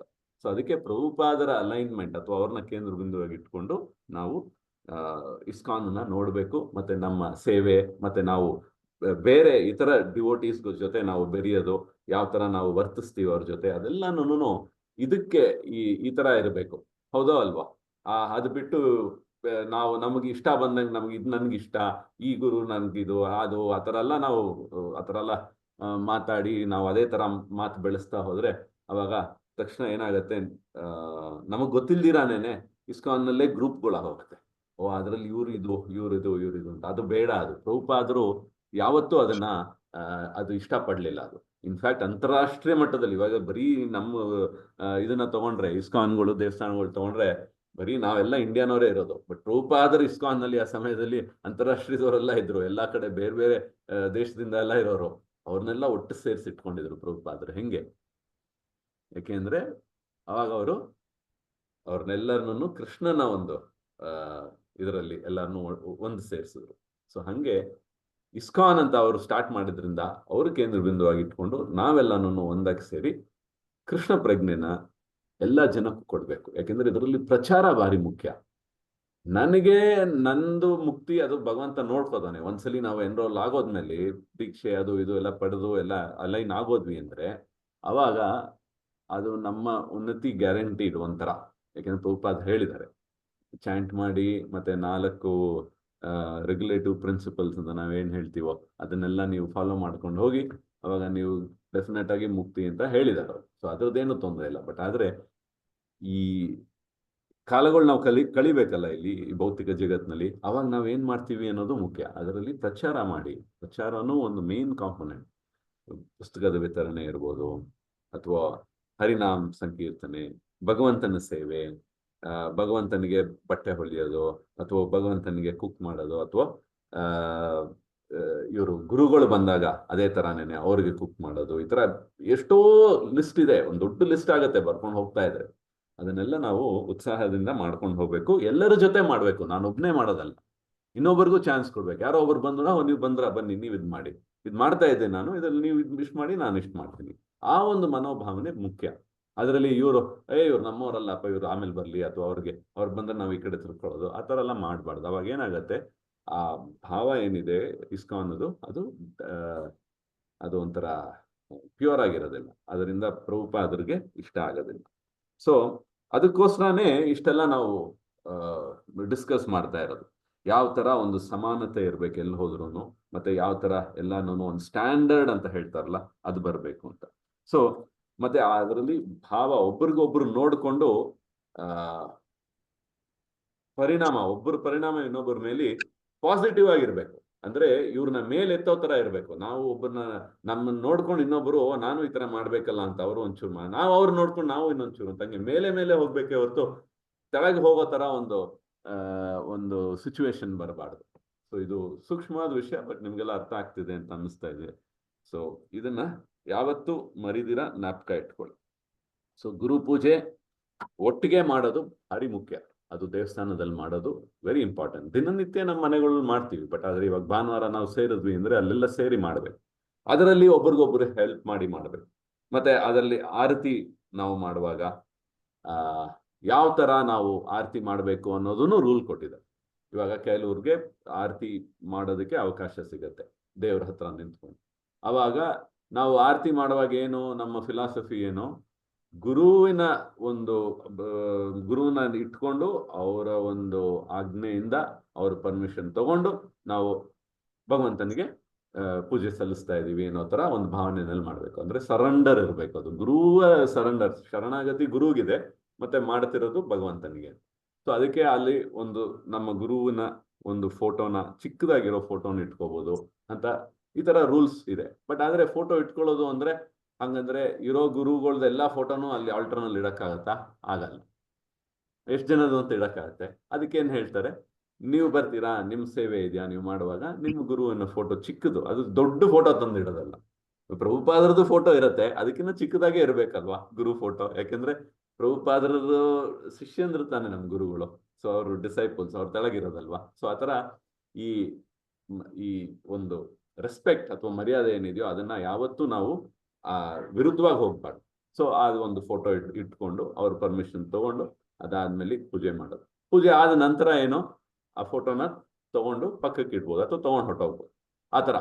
ಸೊ ಅದನ್ನ ಅಲ್ಲೇ ಬಿಡೋದು, ಅಥವಾ ಎಲ್ಲರೂ ಈ ಗುರುನವರೇ ಇದಾರಲ್ಲ ಪರವಾಗಿಲ್ಲ ಅಲ್ಲೇ ಇದ್ರೆ ಏನಂತೆ, ಈ ತರ ಎಲ್ಲ ಲಾಜಿಕ್ ತಗೊಂಡ್ ಬಂದು ನಾವು ಮಾಡಿದ್ದೆ ಸರಿ ಅನ್ನೋದಕ್ಕೆ ಜಸ್ಟಿಫೈ ಮಾಡ್ಕೊಳ್ಳೋದು, ಇಂಥದ್ದೆಲ್ಲ ಮಾಡಕ್ ಹೋಗ್ಬಾರ್ದು. ಯಾಕೆಂದ್ರೆ ಇದು ಲಾ, ಇದು ಇಸ್ಕಾನ್ ಲಾ ಅಂತ. ಇದ್ರಲ್ಲಿ ನೋಡಿ, ಇಸ್ಕಾನ್ ಲಾ 7.2.1, ಇಸ್ಕಾನ್ ಲಾ 6.4.8.39 ಇದರೆಲ್ಲ ಕೊಟ್ಟಿದ್ದಾರೆ.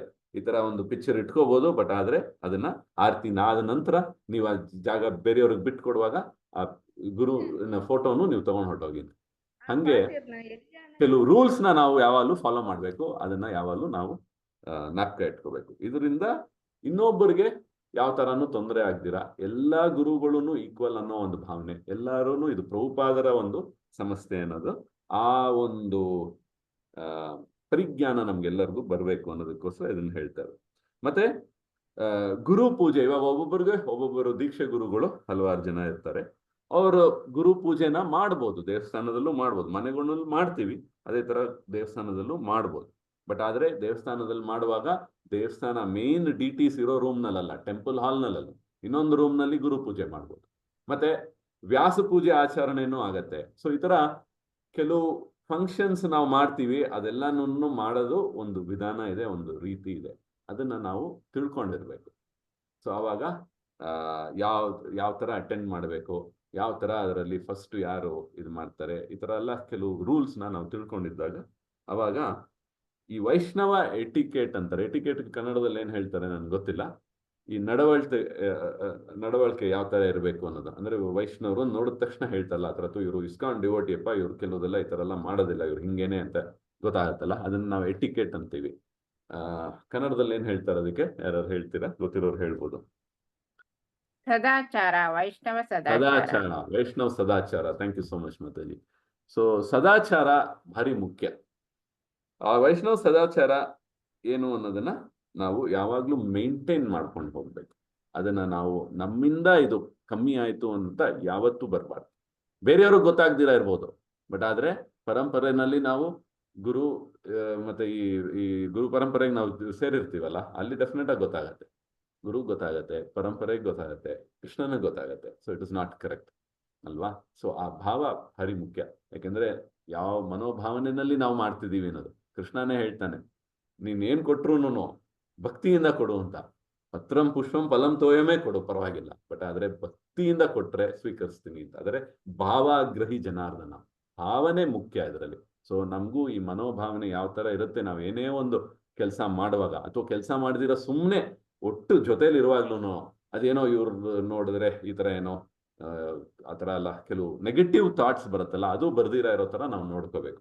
ಇವರೆಲ್ಲ ನಮ್ಮವರೇ ಅನ್ನೋ ಒಂದು ಭಾವನೆ, ಆ ಭಾವನೆನಲ್ಲಿ ನಾವು ಒಟ್ಟು ಮಾಡಿದ್ರೆ ಅವಾಗ ಅದು ನಿಜವಾದ ವಸುದೇವ ಕುಟುಂಬಕಂ ಆಗತ್ತೆ. ಇಲ್ಲದೆ ಇದ್ರೆ ಅದು ಎಲ್ಲ ಫ್ರಾಕ್ಷನ್ಸ್ ಆಗೋಗತ್ತೆ.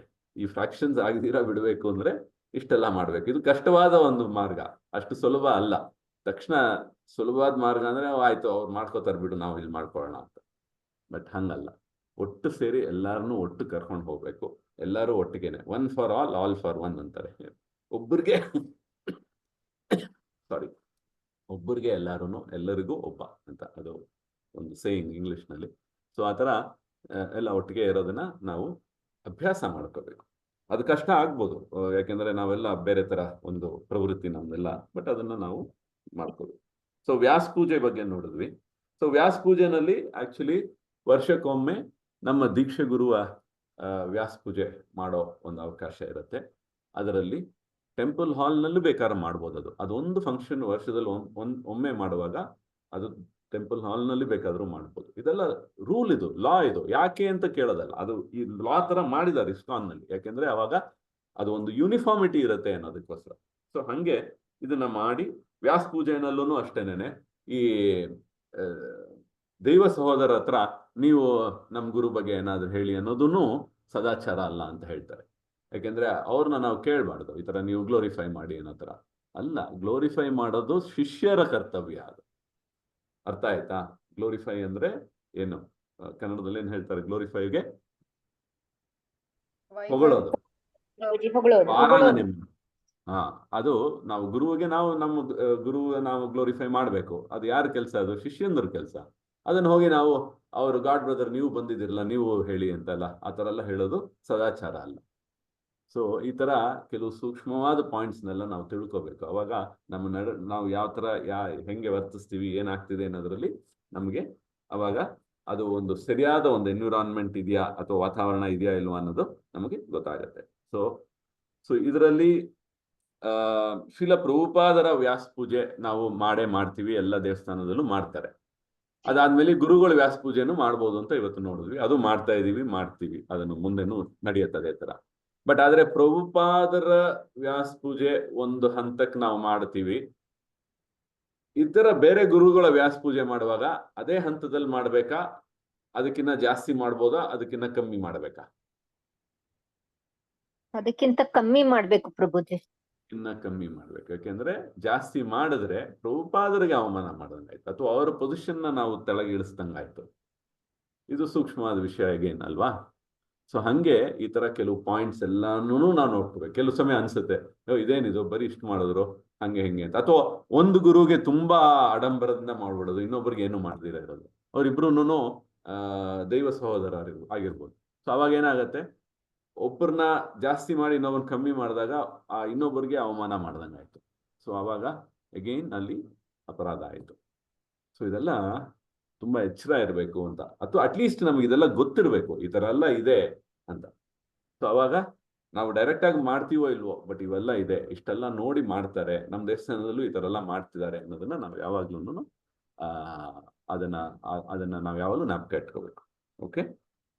ಸೊ ಗುರು ಪೂಜೆ ಅಂದ್ರೆ ಬರೀ ಹಾಡೋದು, ಪೂಜೆ, ಭಾವನೆ, ನಾನು ಗುರು, ನಾನು ಯಾವ ತರ ನನ್ನ ಗುರುಗೆ ನನ್ನ ಭಾವನೆಗಳನ್ನ ನಾನು ವ್ಯಕ್ತಪಡಿಸೋದು, ಎಸ್ ಮುಖ್ಯ, ಅದೆಲ್ಲಾನು ಅದು ಉತ್ಸಾಹದಿಂದ ಮಾಡಬೇಕು ಎಲ್ಲ.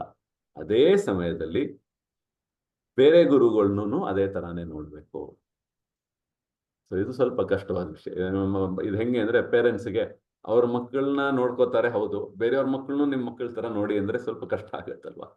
ಸೊ ಬಟ್ ಆದ್ರೆ ವೈಷ್ಣವಿಸಮ್ ಅಂದ್ರೆ ಅದೇನೇನೆ, ವಸುದೇವ ಕುಟುಂಬಕಂ ಅಂದ್ರೆ, ಯಾಕೆಂದ್ರೆ ಇದೆಲ್ಲ ನಾವು ನನ್ನ ಮಕ್ಕಳು ಅಂದ್ರೆ ಅದೆಲ್ಲ ದೇಹಕ್ಕೆ ಸಂಬಂಧಪಟ್ಟಿದ್ದು. ಅದನ್ನು ಮೀರಿ ನೋಡೋ ತರ ಒಂದು ಇದು, ಅದು ಒಂದು ಉತ್ತಮವಾದ ಒಂದು ನೆಲೆ, ಹೈಯರ್ ಪ್ಲಾಟ್ಫಾರ್ಮ್ ಅದು. ಸೊ ಆ ನೆಲೆನಲ್ಲಿ ನಾವು ಸ್ವಲ್ಪ ಮನಸ್ಸು ಅಲ್ಲಿಗೆ ಹೋಗ್ಬೇಕಲ್ಲಿ ಹೋಗಿ ಇದು ಸರಿನಾ ತಪ್ಪಾ ಅಂತ ಕೇಳುವ. ಅಕಸ್ಮಾತ್ ಡೌಟ್ ಇದ್ರೆ ಕೇಳಬೇಕು, ಅಥಾರಿಟೀಸ್ನ ಕೇಳ್ಬೋದು. ಗುರು ಅಥವಾ ಸೀನಿಯರ್ಸ್ ಇದಾರಲ್ಲ, ಅಥವಾ ಟೆಂಪಲ್ ಪ್ರೆಸಿಡೆಂಟ್ ಹತ್ರ ಮಾತಾಡ್ಬೋದು, ನಿಮ್ಮ ಇದರಲ್ಲಿ ಸೀನಿಯರ್ಸ್ ಇರ್ತಾರೆ, ಚರ್ಚೆ ಮಾಡ್ಬೋದು. ಅವಾಗ ಅವರು ಅದಕ್ಕೆ ಕರೆಕ್ಟಾಗಿ ಹೇಳ್ತಾರೆ, ಈ ಥರ ಅಲ್ಲ ಹಿಂಗೆ ಅಂತಲ್ಲ. ಸೊ ಅವಾಗ ನಿಮಗೆ ಈ ಅಲೈನ್ಮೆಂಟ್ ಏನಂತ ನಾವು ಹೇಳ್ತಿದ್ನಲ್ಲ, ಎಲ್ಲಾನು ಒಂದೇ ದಿಕ್ಕಿನಲ್ಲಿ ಎಲ್ಲಾನು ಮೂವ್ ಆಗ್ತಿದೆ ಅನ್ನೋ ಒಂದು ಭರವಸೆ ಇರುತ್ತೆ. ಅವಾಗ ಇನ್ನೂ ಒಂದು ಉತ್ಸಾಹ, ಅವಾಗ ಮತ್ತೆ ಇನ್ನೂ ಖುಷಿ ಆಗುತ್ತೆ ನಮಗೆ. ನಮ್ಮ ಇಸ್ಕಾನ್ನಲ್ಲಿ ಈ ಥರ ಇಷ್ಟಿದೆಲ್ಲ ನೋಡಿಕೊಂಡು ನಾವು ಎಷ್ಟಿದಾಗಿ ನಾವು ಮಾಡಿಕೊಂಡು ಹೋಗೋ ಒಂದು ಪ್ರಯತ್ನ ಪಡ್ತಿದ್ದೀವಿ ಅಂತ ಹೇಳಿ, ಅವಾಗ ಇದರಲ್ಲಿ ನಾನು ಪಾತ್ರರಾಗಿರ್ತೀನಿ ಅಂತ ಹೇಳಿ ಇನ್ನೂ ದೃಢ ಇದರಲ್ಲಿ ಮನಸ್ಸಿಂದ ಭಾಗವಹಿಸೋದಕ್ಕೆ ಶುರು ಮಾಡ್ತೀವಿ. ಎಲ್ಲಾರನ್ನೂ ಸಮದೃಷ್ಟಿಯಿಂದ ನೋಡ್ತೀವಿ, ಪಕ್ಷಪಾತ ಮಾಡಿದೆ ಅಂದ್ರೆ ಈ ಗ್ರೂಪ್ನವರು ಆ ಗ್ರೂಪ್ನವರು ಅಂತ ನೋಡಿದಿರ. ಇದನ್ನೆಲ್ಲ ನಾವು ದಿನನಿತ್ಯ ನಾವು ಒಂದೊಂದ್ಸಲಿ ದೇವಸ್ಥಾನಕ್ಕೆ ಒಳಗೆ ಕಾಲಿಟ್ಟಾಗ್ಲೂ ಇದನ್ನ ಜ್ಞಾಪಿಸ್ಕೊಂಡು ನಾವು ಕಾಲಿಡ್ಬೇಕು. ಇಷ್ಟೆಲ್ಲ ಇದೆ. ಇಟ್ಸ್ ನಾಟ್ ಈಸಿ ಅಂತ ಅನ್ಸುತ್ತೆ. ಬಟ್ ಆದ್ರೆ ಭಗವಂತನ ಅನುಗ್ರಹ ಮತ್ತೆ ಕೃಪೆ ಇತ್ತು ಅಂದ್ರೆ, ಮರ್ಸಿ ಇತ್ತು ಅಂದ್ರೆ ಡೆಫಿನೆಟ್ ಆಗಿ ಆಗುತ್ತೆ. ಗುರುವಿನ ಮರ್ಸಿ, ಕೃಪಾ, ಅನುಗ್ರಹ ಇತ್ತು ಅಂದ್ರೆ ಡೆಫಿನೆಟ್ ಆಗುತ್ತೆ. ಅಂದ್ರೆ ಗುರುವಿನ ಕೃಪಾ ಅನುಗ್ರಹ ಜಾಸ್ತಿ ಭಗವಂತನ್ಗಿನ್ನ. ಯಾಕೆಂದ್ರೆ ಭಗವಂತ ಸ್ವಲ್ಪ ಏನಾದ್ರು ರಿಸರ್ವೇಶನ್ಸ್ ಇಟ್ಕೋಬಹುದು ಇದು ಯಾಕೆ ಅಂತ. ಬಟ್ ಆದ್ರೆ ಗುರು ಹಂಗಿಲ್ಲ, ಅವರು ಓಪನ್ ಆಗಿ ಕೊಡ್ತಾರೆ. ಸೊ ಯಾವ ತರನೂ ಹಿಡ್ತಾ ಮಾಡೋದಿಲ್ಲ, ಕೊಟ್ಬಿಡ್ತಾರೆ. ಸೊ ಆ ಗುರುವಿನ ಅನುಗ್ರಹಕ್ಕೆ ಪಾತ್ರರಾದ್ರೆ ಅವಾಗ ನಮ್ಮ ಭಕ್ತಿಯ ಅಥವಾ ನಮ್ಮ ಈ ಒಂದು ಜರ್ನಿ ಇದೆಯಲ್ಲ, ಪ್ರಯಾಣ ಅಂದ್ರೆ ಇದು ಭೌತಿಕದಿಂದ ಆಧ್ಯಾತ್ಮಿಕದ ಕಡೆ ಹೋಗೋ ಒಂದು ಇದು ಮುಕ್ತಿಗೆ ಹೋಗೋ ಒಂದು ದಾರಿ, ಅದು ಇನ್ನು ಫಸ್ಟ್ ಕ್ಲಾಸ್ ಆಗಿ ಹೋಗುತ್ತೆ, ಗ್ಯಾರಂಟೀಡ್ ಆಗಿ ಹೋಗುತ್ತೆ, ಸ್ಮೂತ್ ಆಗಿ ಹೋಗುತ್ತೆ. ಮತ್ತೆ ಬೇರೆಯವರು ಎಲ್ಲ ಖುಷಿ ಪಡೋ ಥರ ಅವಾಗ ಇನ್ನೂ ಹೆಚ್ಚು ಜನ ಈ ಒಂದು ಇದರಲ್ಲಿ ಪಾತ್ರರಾಗಬೇಕು ಅನ್ನೋ ಥರ ಅವರು ಬಂದು ಸೇರ್ಕೋತಾರೆ ಅಂತ. ಅವಾಗ ನಾವು ಪ್ರೀಚಿಂಗ್ ಮಾಡ್ದಂಗೆ ಆಯ್ತು, ಅಂದ್ರೆ ಪ್ರಚಾರ ಆಯ್ತು ಅದ್ರದ್ದು. ಸೊ ಪ್ರಚಾರದಲ್ಲಿ ಮಾತು ಕಮ್ಮಿ ಅಂತೆ, ನಡವಳಿಕೆಯಿಂದಾನೇ ನೋಡಿ ಅಟ್ರಾಕ್ಟ್ ಆಗೋದೂ ಇದೆ. ಸೊ ನಮಗೆ ಮಾತಾಡಕ್ ಬರ್ದಿರ ಇರ್ಬೋದು, ಭಾಷೆ ಗೊತ್ತಿಲ್ದಿರ ಇರ್ಬೋದು, ಬಟ್ ಆದ್ರೆ ನಮ್ಮ ನಡವಳಿಕೆ ನೋಡೇ ಅವ್ರಿಗೆ ಆಸೆ ಆಗ್ಬೇಕಂತೆ, ಇವ್ರ ತರ ನಾನು ಇರ್ಬೇಕಪ್ಪ ಅನ್ನೋ ತರ, ಇವ್ರೇನ್ ಮಾಡ್ತಾರೋ ಅದಕ್ಕೆ ಅಲ್ಲಿ ಹೋಗೋಣ ಅನ್ನೋ ತರ. ಸೊ ಮಾತೇ ಮುಖ್ಯ ಅಂತಲ್ಲ, ಮಾತು ಮುಖ್ಯ ಹೌದು, ಬಟ್ ಆದ್ರೆ ಬರೀ ಮಾತು ಒಂದೇನೆ ಅಂತಲ್ಲ. ಬರೀ ಮಾತಾಡ್ಬಿಟ್ಟು ನಾವೆಲ್ಲ ಆಪೋಸಿಟ್ ಮಾಡಿದ್ರೆ ಅಲ್ಲೂ ಅದು ಹೋಯ್ತದು. ಸೊ ಮಾತೇ ಆಡದಿರ ನಮ್ಮ ಸದಾಚಾರ ನೋಡ್ಕೊಂಡು ಇನ್ನೊಬ್ರು ಅದಕ್ಕೆ ಆಕರ್ಷಿತರಾಗಿ ಇಸ್ಕಾನ್ಗೆ ಬರ್ಬೇಕು. ಆ ಒಂದು ಪರ್ಫೆಕ್ಷನ್ ಅಂತ ನಾವೇನ್ ಹೇಳ್ತೀವಿ, ಆ ಸ್ಟೇಜ್ಗೆ ನಾವು ಹೋಗೋದಕ್ಕೆ ನಾವು ಪ್ರಯತ್ನ ಪಡಬೇಕು. ಓಕೆ, ಸೊ ಗುರು ಪೂಜೆಯಲ್ಲಿ ಇಷ್ಟೆಲ್ಲ ಇದೆ. ಸೊ ಇದರ ನಂತರ ಆಕ್ಚುಲಿ ಇನ್ನೊಂದೇನು ಅಂದ್ರೆ, ಪ್ರಭುಪಾದರನ್ನ ಕೇಂದ್ರ ಬಿಂದುವಾಗಿ ಇಟ್ಕೊಂಡು ನೋಡೋದಕ್ಕೆ ಇನ್ನೊಂದು ಉದಾಹರಣೆ ಇದೆ. ಸೊ ಇವಾಗ ಸಾಂಪ್ರದಾಯಗಳೆಲ್ಲ ಗೊತ್ತಿದೆ. ಅದರಲ್ಲಿ 4 ಸಾಂಪ್ರದಾಯನಲ್ಲಿ ಶ್ರೀ ಸಾಂಪ್ರದಾಯ ನಾವು ತಗೊಂಡ್ರೆ ನಿಮ್ಗೆಲ್ಲ ಕೆಲವ್ರಿಗೆಲ್ಲ ಗೊತ್ತಿರ್ಬೋದು. ರಾಮಾನುಜಾಚಾರ್ಯರ ಒಂದು ನೆಲೆ ಪೊಸಿಷನ್ ಹೆಂಗೆ ಅಂದ್ರೆ, ರಾಮಾನುಜಾಚಾರ್ಯರು ಆಚಾರ್ಯರು ಗುರು ಆಗಿದ್ರು ಒಂದು 800-900 ವರ್ಷದ ಹಿಂದೆ. ಬಟ್ ಇವತ್ತಿಗೂ ಸಹ ರಾಮಾನುಜಾಚಾರ್ಯರ ಅಡಿ ಏನಂತಾನೆ ಅವರೆಲ್ಲರೂ ಐಡೆಂಟಿಫೈ ಮಾಡ್ಕೊಳ್ಳೋದು, ಅವ್ರನ್ನ ಗುರುತಿಸ್ಕೊಳ್ಳೋದು. ಮಧ್ಯದಲ್ಲಿ ಬೇರೆ ಬೇರೆ ಗುರುಗಳಿದ್ದಾರೆ, ದೀಕ್ಷೆ ಕೊಡೋರು ಇದ್ದಾರೆ, ಎಲ್ಲ ಇದ್ದಾರೆ, ಇಲ್ಲ ಅಂತಲ್ಲ, ಹೌದೋ ಅಲ್ವ. ಬಟ್ ಆದ್ರೆ ರಾಮಾಚಾರ್ಯರ ಒಂದು ಏನು ಆ ಗುರ್ತಿಸೋದು ಹೆಂಗೆ ಅಂದ್ರೆ, ಅಡಿ ಏನಂದ್ರೆ ಅವರ ಶರಣಾಗತಿ ನಾನು ಅನ್ನೋ ತರ ಗುರ್ತಿಸ್ತಾರೆ. ಅದೇ ತರನೇ ಇಸ್ಕಾನ್ ನಲ್ಲಿ ಇನ್ಮೇಲೆ ಪ್ರಭುಪಾದರ ಶರಣಾಗತಿನಲ್ಲಿ ನಾವೆಲ್ಲ ಇದೀವಿ ಅನ್ನೋ ತರ ನಾವು ಭಾವಿಸ್ಬೇಕು. ಇದೊಂದು ಜಸ್ಟ್ ಒಂದು ಉದಾಹರಣೆಗೆ, ಸೊ ದಟ್ ನಾವು ಕಂಪೇರ್ ಮಾಡ್ಕೋಬಹುದು ಅನ್ನೋದಕ್ಕೆ ಹೇಳಿದೆ ಅದನ್ನು. ಸೊ ಅಂದ್ರೆ ಇವಾಗ ಅದೇ ಈ ತರ ಹೇಳಿದೆ ಅನ್ಬಿಟ್ಟು ನೀವು ಪ್ರಭುಪಾದರು ರಾಮಾಚಾರ್ಯರು ಅಂತ ಯಾರೋ ತಪ್ಪಾಗಿ ಏನೋ ಒಂದು ಹೇಳಕ್ ಹೋಗ್ಬೇಡಿ. ಅದು ಒಂದು ಉದಾಹರಣೆ ಮೂಲಕದಲ್ಲಿ ನಾನು ತಿಳಿಸ್ತಾ ಇದ್ದೀನಿ ಅಷ್ಟೇ ನಿಮಗೆ. ಓಕೆ, ಮತ್ತೆ ಈ ವ್ಯಾಸ ಪೂಜಾ ನಡೆಯುವಾಗ ನಾವು ಬರೀತೀವಿ, ಎಲ್ಲರೂ ಹೇಳ್ತಾರೆ ನಿಮ್ಮ ಆಫರಿಂಗ್ಸ್ ಕೊಡಿ ಅಂತ. ಗುರುಗೆ ನಿಮ್ಮ ಕೊಡಿಕೆ ಅಂದ್ರೆ ಏನ್ ಬರೀತೀರಾ, ಅದು ಬರೆಯೋದೇನು, ಏನೇನ್ ಬರಿಬೇಕು, ನಾವು ಯಾವ ತರ ಬರಿಬೇಕು, ಇದೆಲ್ಲ ಗೊತ್ತಿರಬೇಕು. ಸಾಮಾನ್ಯಕ್ಕೆ ಯಾವ ತರ ಬರೀತೀರಾ ನೀವು? ಒಂದು ಇವಾಗ ನಿಮ್ಮ ಗುರು ನೀವು ಯಾರನ್ನ ಆರಿಸ್ಕೊಂಡಿದ್ದೀರೋ ಆ ಗುರುವಿನ ವ್ಯಾಸ ಪೂಜೆ ಇದೆ ಅಂದ್ರೆ ಅದಕ್ಕೆ ನಿಮಗೆ ಒಂದು ಮೆಸೇಜ್ ಬರ್ಬೋದು, ಈ ತರ ನೀವು ಒಂದು ಆಫರಿಂಗ್ ಕೊಡಿ ಅಂತ. ಸೊ ಅವಾಗ ನೀವು ಏನ್ ಬರಿಬೋದು, ಅದರಲ್ಲಿ ಏನ್ ಕೊಡ್ತೀರಾ, ಏನ್ ಅನ್ಸುತ್ತೆ ನಿಮ್ಗೆ, ಯಾವ ತರ ಬರೀರ್ಬೇಕದು ಅಂತ?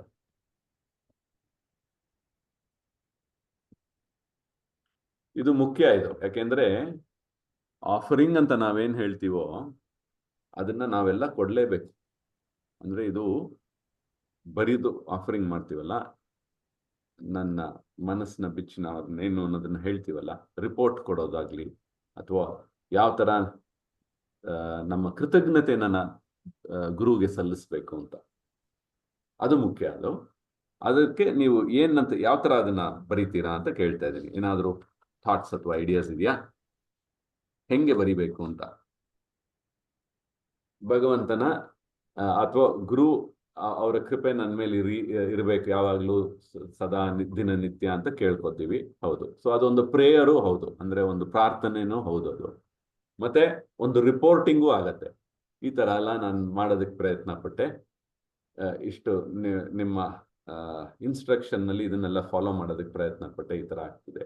ಅಥವಾ ಈ ತರ ಎಲ್ಲ ಭಕ್ತಿ ಸೇವೆನಲ್ಲಿ ಈ ತರ ಎಲ್ಲ ಸೇವೆಗಳು ಮಾಡ್ತಾ ಇದ್ದೀನಿ. ಸೊ ಒಂದು ರಿಪೋರ್ಟ್ ಕೊಡೋ ತರಾನು ಆಗತ್ತೆ ಅದರಲ್ಲಿ, ಅದು ಹೌದು. ಮತ್ತೆ ಹೆಂಗೆ ನಾವು ಏನ್ ಹೇಳ್ತಾರೆ ಅನುಗ್ರಹ ಇರ್ಲಿ ಅಂತ ಕೇಳೋದು. ಮತ್ತೆ ಕ್ಷಮಾಪಣೆ, ಅಪರಾಧಗಳಾದಾಗ ತಪ್ಪಾಯ್ತು, ಈ ತರ ಎಲ್ಲ ಆಗೋಯ್ತು, ಕ್ಷಮಿಸ್ಬೇಕು ಅನ್ನೋ ತರ, ಈ ತರ ಬೇರೆ ಬೇರೆ ಭಾವಗಳು ನಮ್ಮ ಗುರುಗಳು ಗೆ ಇರತ್ತೆ. ಸೊ ಅದೆಲ್ಲನೂ ಸೇರಿಸಿ ಅದನ್ನ ಇಡೀ ವರ್ಷದಲ್ಲಿ ಇಷ್ಟೆಲ್ಲ ನಾನು ಪ್ರಯತ್ನ ಪಟ್ಟೆ, ಈ ತರ ಆಯ್ತು, ಈ ತರ ನಮ್ಮ ಆಫರಿಂಗ್ ನ ನಾವು ಗುರುಗೆ ಕೊಡ್ಬೋದು. ಅದು ಡೈರೆಕ್ಟ್ ಆಗಿ ನಾವು ಗುರು ಹತ್ರ ನಾವು ಮಾತಾಡೋ ತರ, ಅಥವಾ ನಾವು ಅದನ್ನ ಸಂಬಂಧದಲ್ಲಿ ನಾವು ಅದನ್ನ ಹೇಳ್ಕೊಳ್ಳೋ ತರ. ಸೊ ಅದನ್ನ ಮಾಡ್ಬೇಕಂತೆ, ಮಾಡ್ದಿರ ಬಿಡಬಾರ್ದು. ಇವಾಗ ಆಫರಿಂಗ್ ಕೊಡಿ ಅಂದ್ರೆ ಡ್ಯೂಟಿ ಬೌಂಡ್. ಇವಾಗ ಹೇಳ್ತಾರಲ್ಲ ಜನತಂತ್ರದಲ್ಲಿ ವೋಟ್ ಹಾಕೋದು ಪ್ರಜೆಯ ಒಂದು ಕರ್ತವ್ಯ ಅಂತ, ಅದೇ ತರಾನೇನೆ ಕರ್ತವ್ಯ ಅದು. ಓಟ್ ಹಾಕದೇ ಇದ್ರೆ ಏನಾಗುತ್ತೆ ಅಂತೆಲ್ಲ ಎಲ್ಲ ಹೇಳ್ಬೋದು, ಅದು ಬೇರೆ ವಿಷಯ. ಅದು ಕೆಲವರು ಓಟ್ ಹಾಕ್ದಿರಾ ಇರ್ಬೋದು, ಬಟ್ ಆದ್ರೆ ಓಟ್ ಹಾಕ್ಬೇಕು ಅನ್ನೋದು ಅವ್ರ ಕರ್ತವ್ಯ ಅನ್ನೋ ಅದರದೊಂದು ಆ ಥರ ಒಂದು ಅನುಭವ ಇರಬೇಕು. ಅಂದ್ರೆ ಆ ಥರ ಅವ್ರು ಭಾವಿಸ್ಬೇಕು, ಅದನ್ನ ಹೋಗಿ ಓಟ್ ಹಾಕ್ಬೇಕು ಸ್ವಯಂ ಇಚ್ಛೆಯಿಂದ. ಅದೇ ತರಾನೇನೆ ಇದನ್ನು ಗುರು ನಾವು ಸೆಲೆಕ್ಟ್ ಮಾಡಿದೀವಿ, ಅವ್ರಿಗೆ ಅಲೈನ್ ಆಗಿದ್ದೀವಿ ಅಂದ್ರೆ ಅವರ ವ್ಯಾಸ ಪೂಜೆನಲ್ಲಿ ಭಾಗವಹಿಸೋದಾಗ್ಲಿ, ಅಥವಾ ಆಫರಿಂಗ್ ಕೊಡೋದು. ಆಫರಿಂಗ್ನ ಅಲ್ಲಿ ಮುಂದೆ ಕರೆದು ಓದಿಸ್ದಿರಾ ಇರ್ಬೋದು, ನಮ್ಗೆ ಆ ಅವಕಾಶ ಸಿಗ್ದಿರಾ ಇರ್ಬೋದು, ಯಾಕೆಂದ್ರೆ ಸಮಯದ ಅಡಚಣೆ ಇರ್ಬೋದು. ಒಂದು 2 hours ನಲ್ಲಿ 100 ಜನ ಇದ್ರೆ ಎಲ್ಲರ ಕೈಲೂ ಮಾತಾಡೋಕ್ಕಾಗತ್ತಾ? ಆಗಲ್ಲ. ಸೊ ಕೆಲವ್ರಿಗೆ ಚಾನ್ಸ್ ಸಿಕ್ಕಿರುತ್ತೆ, ಅದೆಲ್ಲ ಬೇರೆ ವಿಷಯ. ಬಟ್ ಆದ್ರೆ ನಾವು ಪೇಪರು ಪೆನ್ ಇಟ್ಕೊಂಡು ಕೂತು ಏಕಾಂತದಲ್ಲಿ ಗುರುಗೆ ನಾವು ಬರೆಯೋ ಒಂದು ಲೆಟರ್ ತರ, ಹಿಂದಿನ ಕಾಲದಲ್ಲಿ ಕಾಗದ ಲೆಟರ್ಗಳು ಬರೆಯೋರು, ಅದರಲ್ಲೆಲ್ಲಾನು ಬರಿತಾ ಇದ್ರಲ್ಲ, ಆ ಥರ ಬರೆದು ಅದನ್ನ ಕೊಡ್ಬೋದು. ಅದನ್ನ ಅಲ್ಲಿ ಓದ್ತಾರೆ, ಅವ್ರ ಮುಂದೆ ಗುರು ಮುಂದೆ ಇಡ್ತಾರೆ. ಸೊ ಹಂಗೆ ಇದು ಒಂದು ಆಫರಿಂಗ್ ಭಾರಿ ಮುಖ್ಯ ಅನ್ನೋದನ್ನ ನಾವು ಯಾವಾಗಲೂ ತಿಳ್ಕೊಬೇಕು. ಅದರ ಆಫರಿಂಗು ಭಾರಿ ಮುಖ್ಯ. ಅದಾದ್ಮೇಲೆ ಗುರುವಿನ ಆಫರಿಂಗ್ ನಾವು ಮಾಡ್ಬೋದು. ಸಾರಿ, ಯಾರೋ ಏನೋ ಹೇಳ್ತಾ ಇದ್ರಿ. ಪಾಸಿಟಿವ್ ಅಂಡ್ ನೆಗೆಟಿವ್ ಥಾಟ್ಸ್ ಬರಿಬೋದಾ ಪ್ರಭುಜಿ? ಮಾತಾಜಿ ಏನಂದ್ರಿ? Positive thoughts and negative thoughts ಎರಡೂನು ಬರಿಬೋದಾ ಪ್ರಭುಜಿ? ಅದೇ ಇವಾಗ ನನ್ನ ಕೈಲಿ ಆಗ್ತಿಲ್ಲ ಅನ್ನೋ ತರ ಬೇಡ್ಕೊಳ್ಳೋ ತರ, ಯಾಕೆಂದ್ರೆ ಅದರಲ್ಲಿ ಈ ತರ ಆಯ್ತು ಅಂತ, ಅದು ನೆಗೆಟಿವ್ ಅಂತ ಬರಲ್ಲ ಅದು, ಬಟ್ ಆಗ್ದಿರ ಇರೋದು ಫೇಲಿಯರ್ ತರ, ಅದಾಗ್ಲಿಲ್ಲ, ಸೊ ನಿನ್ನ ಸಹಾಯ, ನಿನ್ನ ಕೃತಜ್ಞತೆ ನನಗೆ ಬೇಕು ಅನ್ನೋ ತರ ಕೇಳ್ಕೊಳ್ಳೋದು ಪ್ರೇಯರ್. ಅದು ಪಾಸಿಟಿವ್ ನಲ್ಲಿ ನಿನ್ನ ಅನುಗ್ರಹದಿಂದ ನನ್ಗೆ ಇಷ್ಟೆಲ್ಲ ಮಾಡಕ್ಕಾಯ್ತು, ಸೊ ಧನ್ಯವಾದ, ಕೃತಜ್ಞತೆ ತೋರಿಸೋದು. ಸೊ ನಾನ್ ಮಾಡ್ದೆ ಅಂತ ಅಲ್ಲ, ಗುರು ನಿನ್ನ ಅನುಗ್ರಹದಿಂದ ಇದಾಯ್ತು ಅನ್ನೋ ತರ. ಸೊ ಹಿಂಗೆ ಆ ಒಂದು ಮೈಂಡ್ ಸೆಟ್ ಇದೆಯಲ್ಲ, ಮನಸ್ಸು, ಅದು ಚೇಂಜ್ ಆಗ್ಬೇಕು. ಇಲ್ಲದೇ ಇದ್ರೆ ನಾವು ಯಾವಾಗಲೂ ನಾವು ಬರೆಯೋದು ಅಂದ್ರೆ ನಾನು ಇದ್ ಮಾಡಿದೆ, ನಾನು ಇಷ್ಟು ಬುಕ್ ಮಾಡಿದೆ, ನಾನು ಅದರಲ್ಲೂ ಜಾಸ್ತಿ ನಾನು ಇರುತ್ತೆ. ಬಟ್ ಆದ್ರೆ ಯಾವ ತರ ಅಂದ್ರೆ ನೋಡೋ ದೃಷ್ಟಿನೇ ಬೇರೆ ತರ. ನಿನ್ನ ಅನುಗ್ರಹದಿಂದ ನನ್ನ ಕೈಲಿ ಏನೂ ಆಗೋದಿಲ್ಲ. ಪ್ರಭುಪಾದರೇನೆ ಆ ತರ ಹೇಳೋರು. ಅವರ ಸ್ಪಿರಿಚುವಲ್ ಮಾಸ್ಟರ್ ಹಿಸ್ ಹೋಲಿನೆಸ್ ಭಕ್ತಿ ಸಿದ್ಧಾಂತ ಸರಸ್ವತಿ ಗೋಸ್ವಾಮಿ ಮಹಾರಾಜ್ ಬಗ್ಗೆ ಹೇಳುವಾಗ ಐ ಆಮ್ ಅ ಫೂಲ್ ಅನ್ನೋ ತರಾನೇ ಹೇಳೋರು. ನಾನು ಸಿಂಪ್ಲಿ ನನ್ನ ಗುರು ಮಹಾರಾಜ್ ಏನ್ ಹೇಳಿದ್ರು ಅದನ್ನ ನಾನು ಮಾಡಕ್ ಟ್ರೈ ಮಾಡಿದ್ದೀನಿ ಅಷ್ಟೇನೆ, ಅದರಲ್ಲಿ ಇಷ್ಟೆಲ್ಲ ಆಯ್ತು. ಅಂದ್ರೆ ಈ ಇಸ್ಕಾನ್ ಎಲ್ಲ ಇಷ್ಟು ದೊಡ್ಡದಾಗಿ ಬೆಳೆದ ಮೇಲೆಲ್ಲ ಕೇಳ್ತಾರ ಅವರು, ಅವಾಗ ಅವ್ರು ಯಾವಾಗಲೂ ಅದೇ ಹೇಳೋದು. ಸೊ ನನ್ನ ಗುರುವಿನ ಆಜ್ಞೆ ನಾನು ಪಾಲನೆ ಮಾಡೋದಕ್ಕೆ ಪ್ರಯತ್ನ ಪಟ್ಟಿದ್ದೀನಿ ಅಷ್ಟೇ.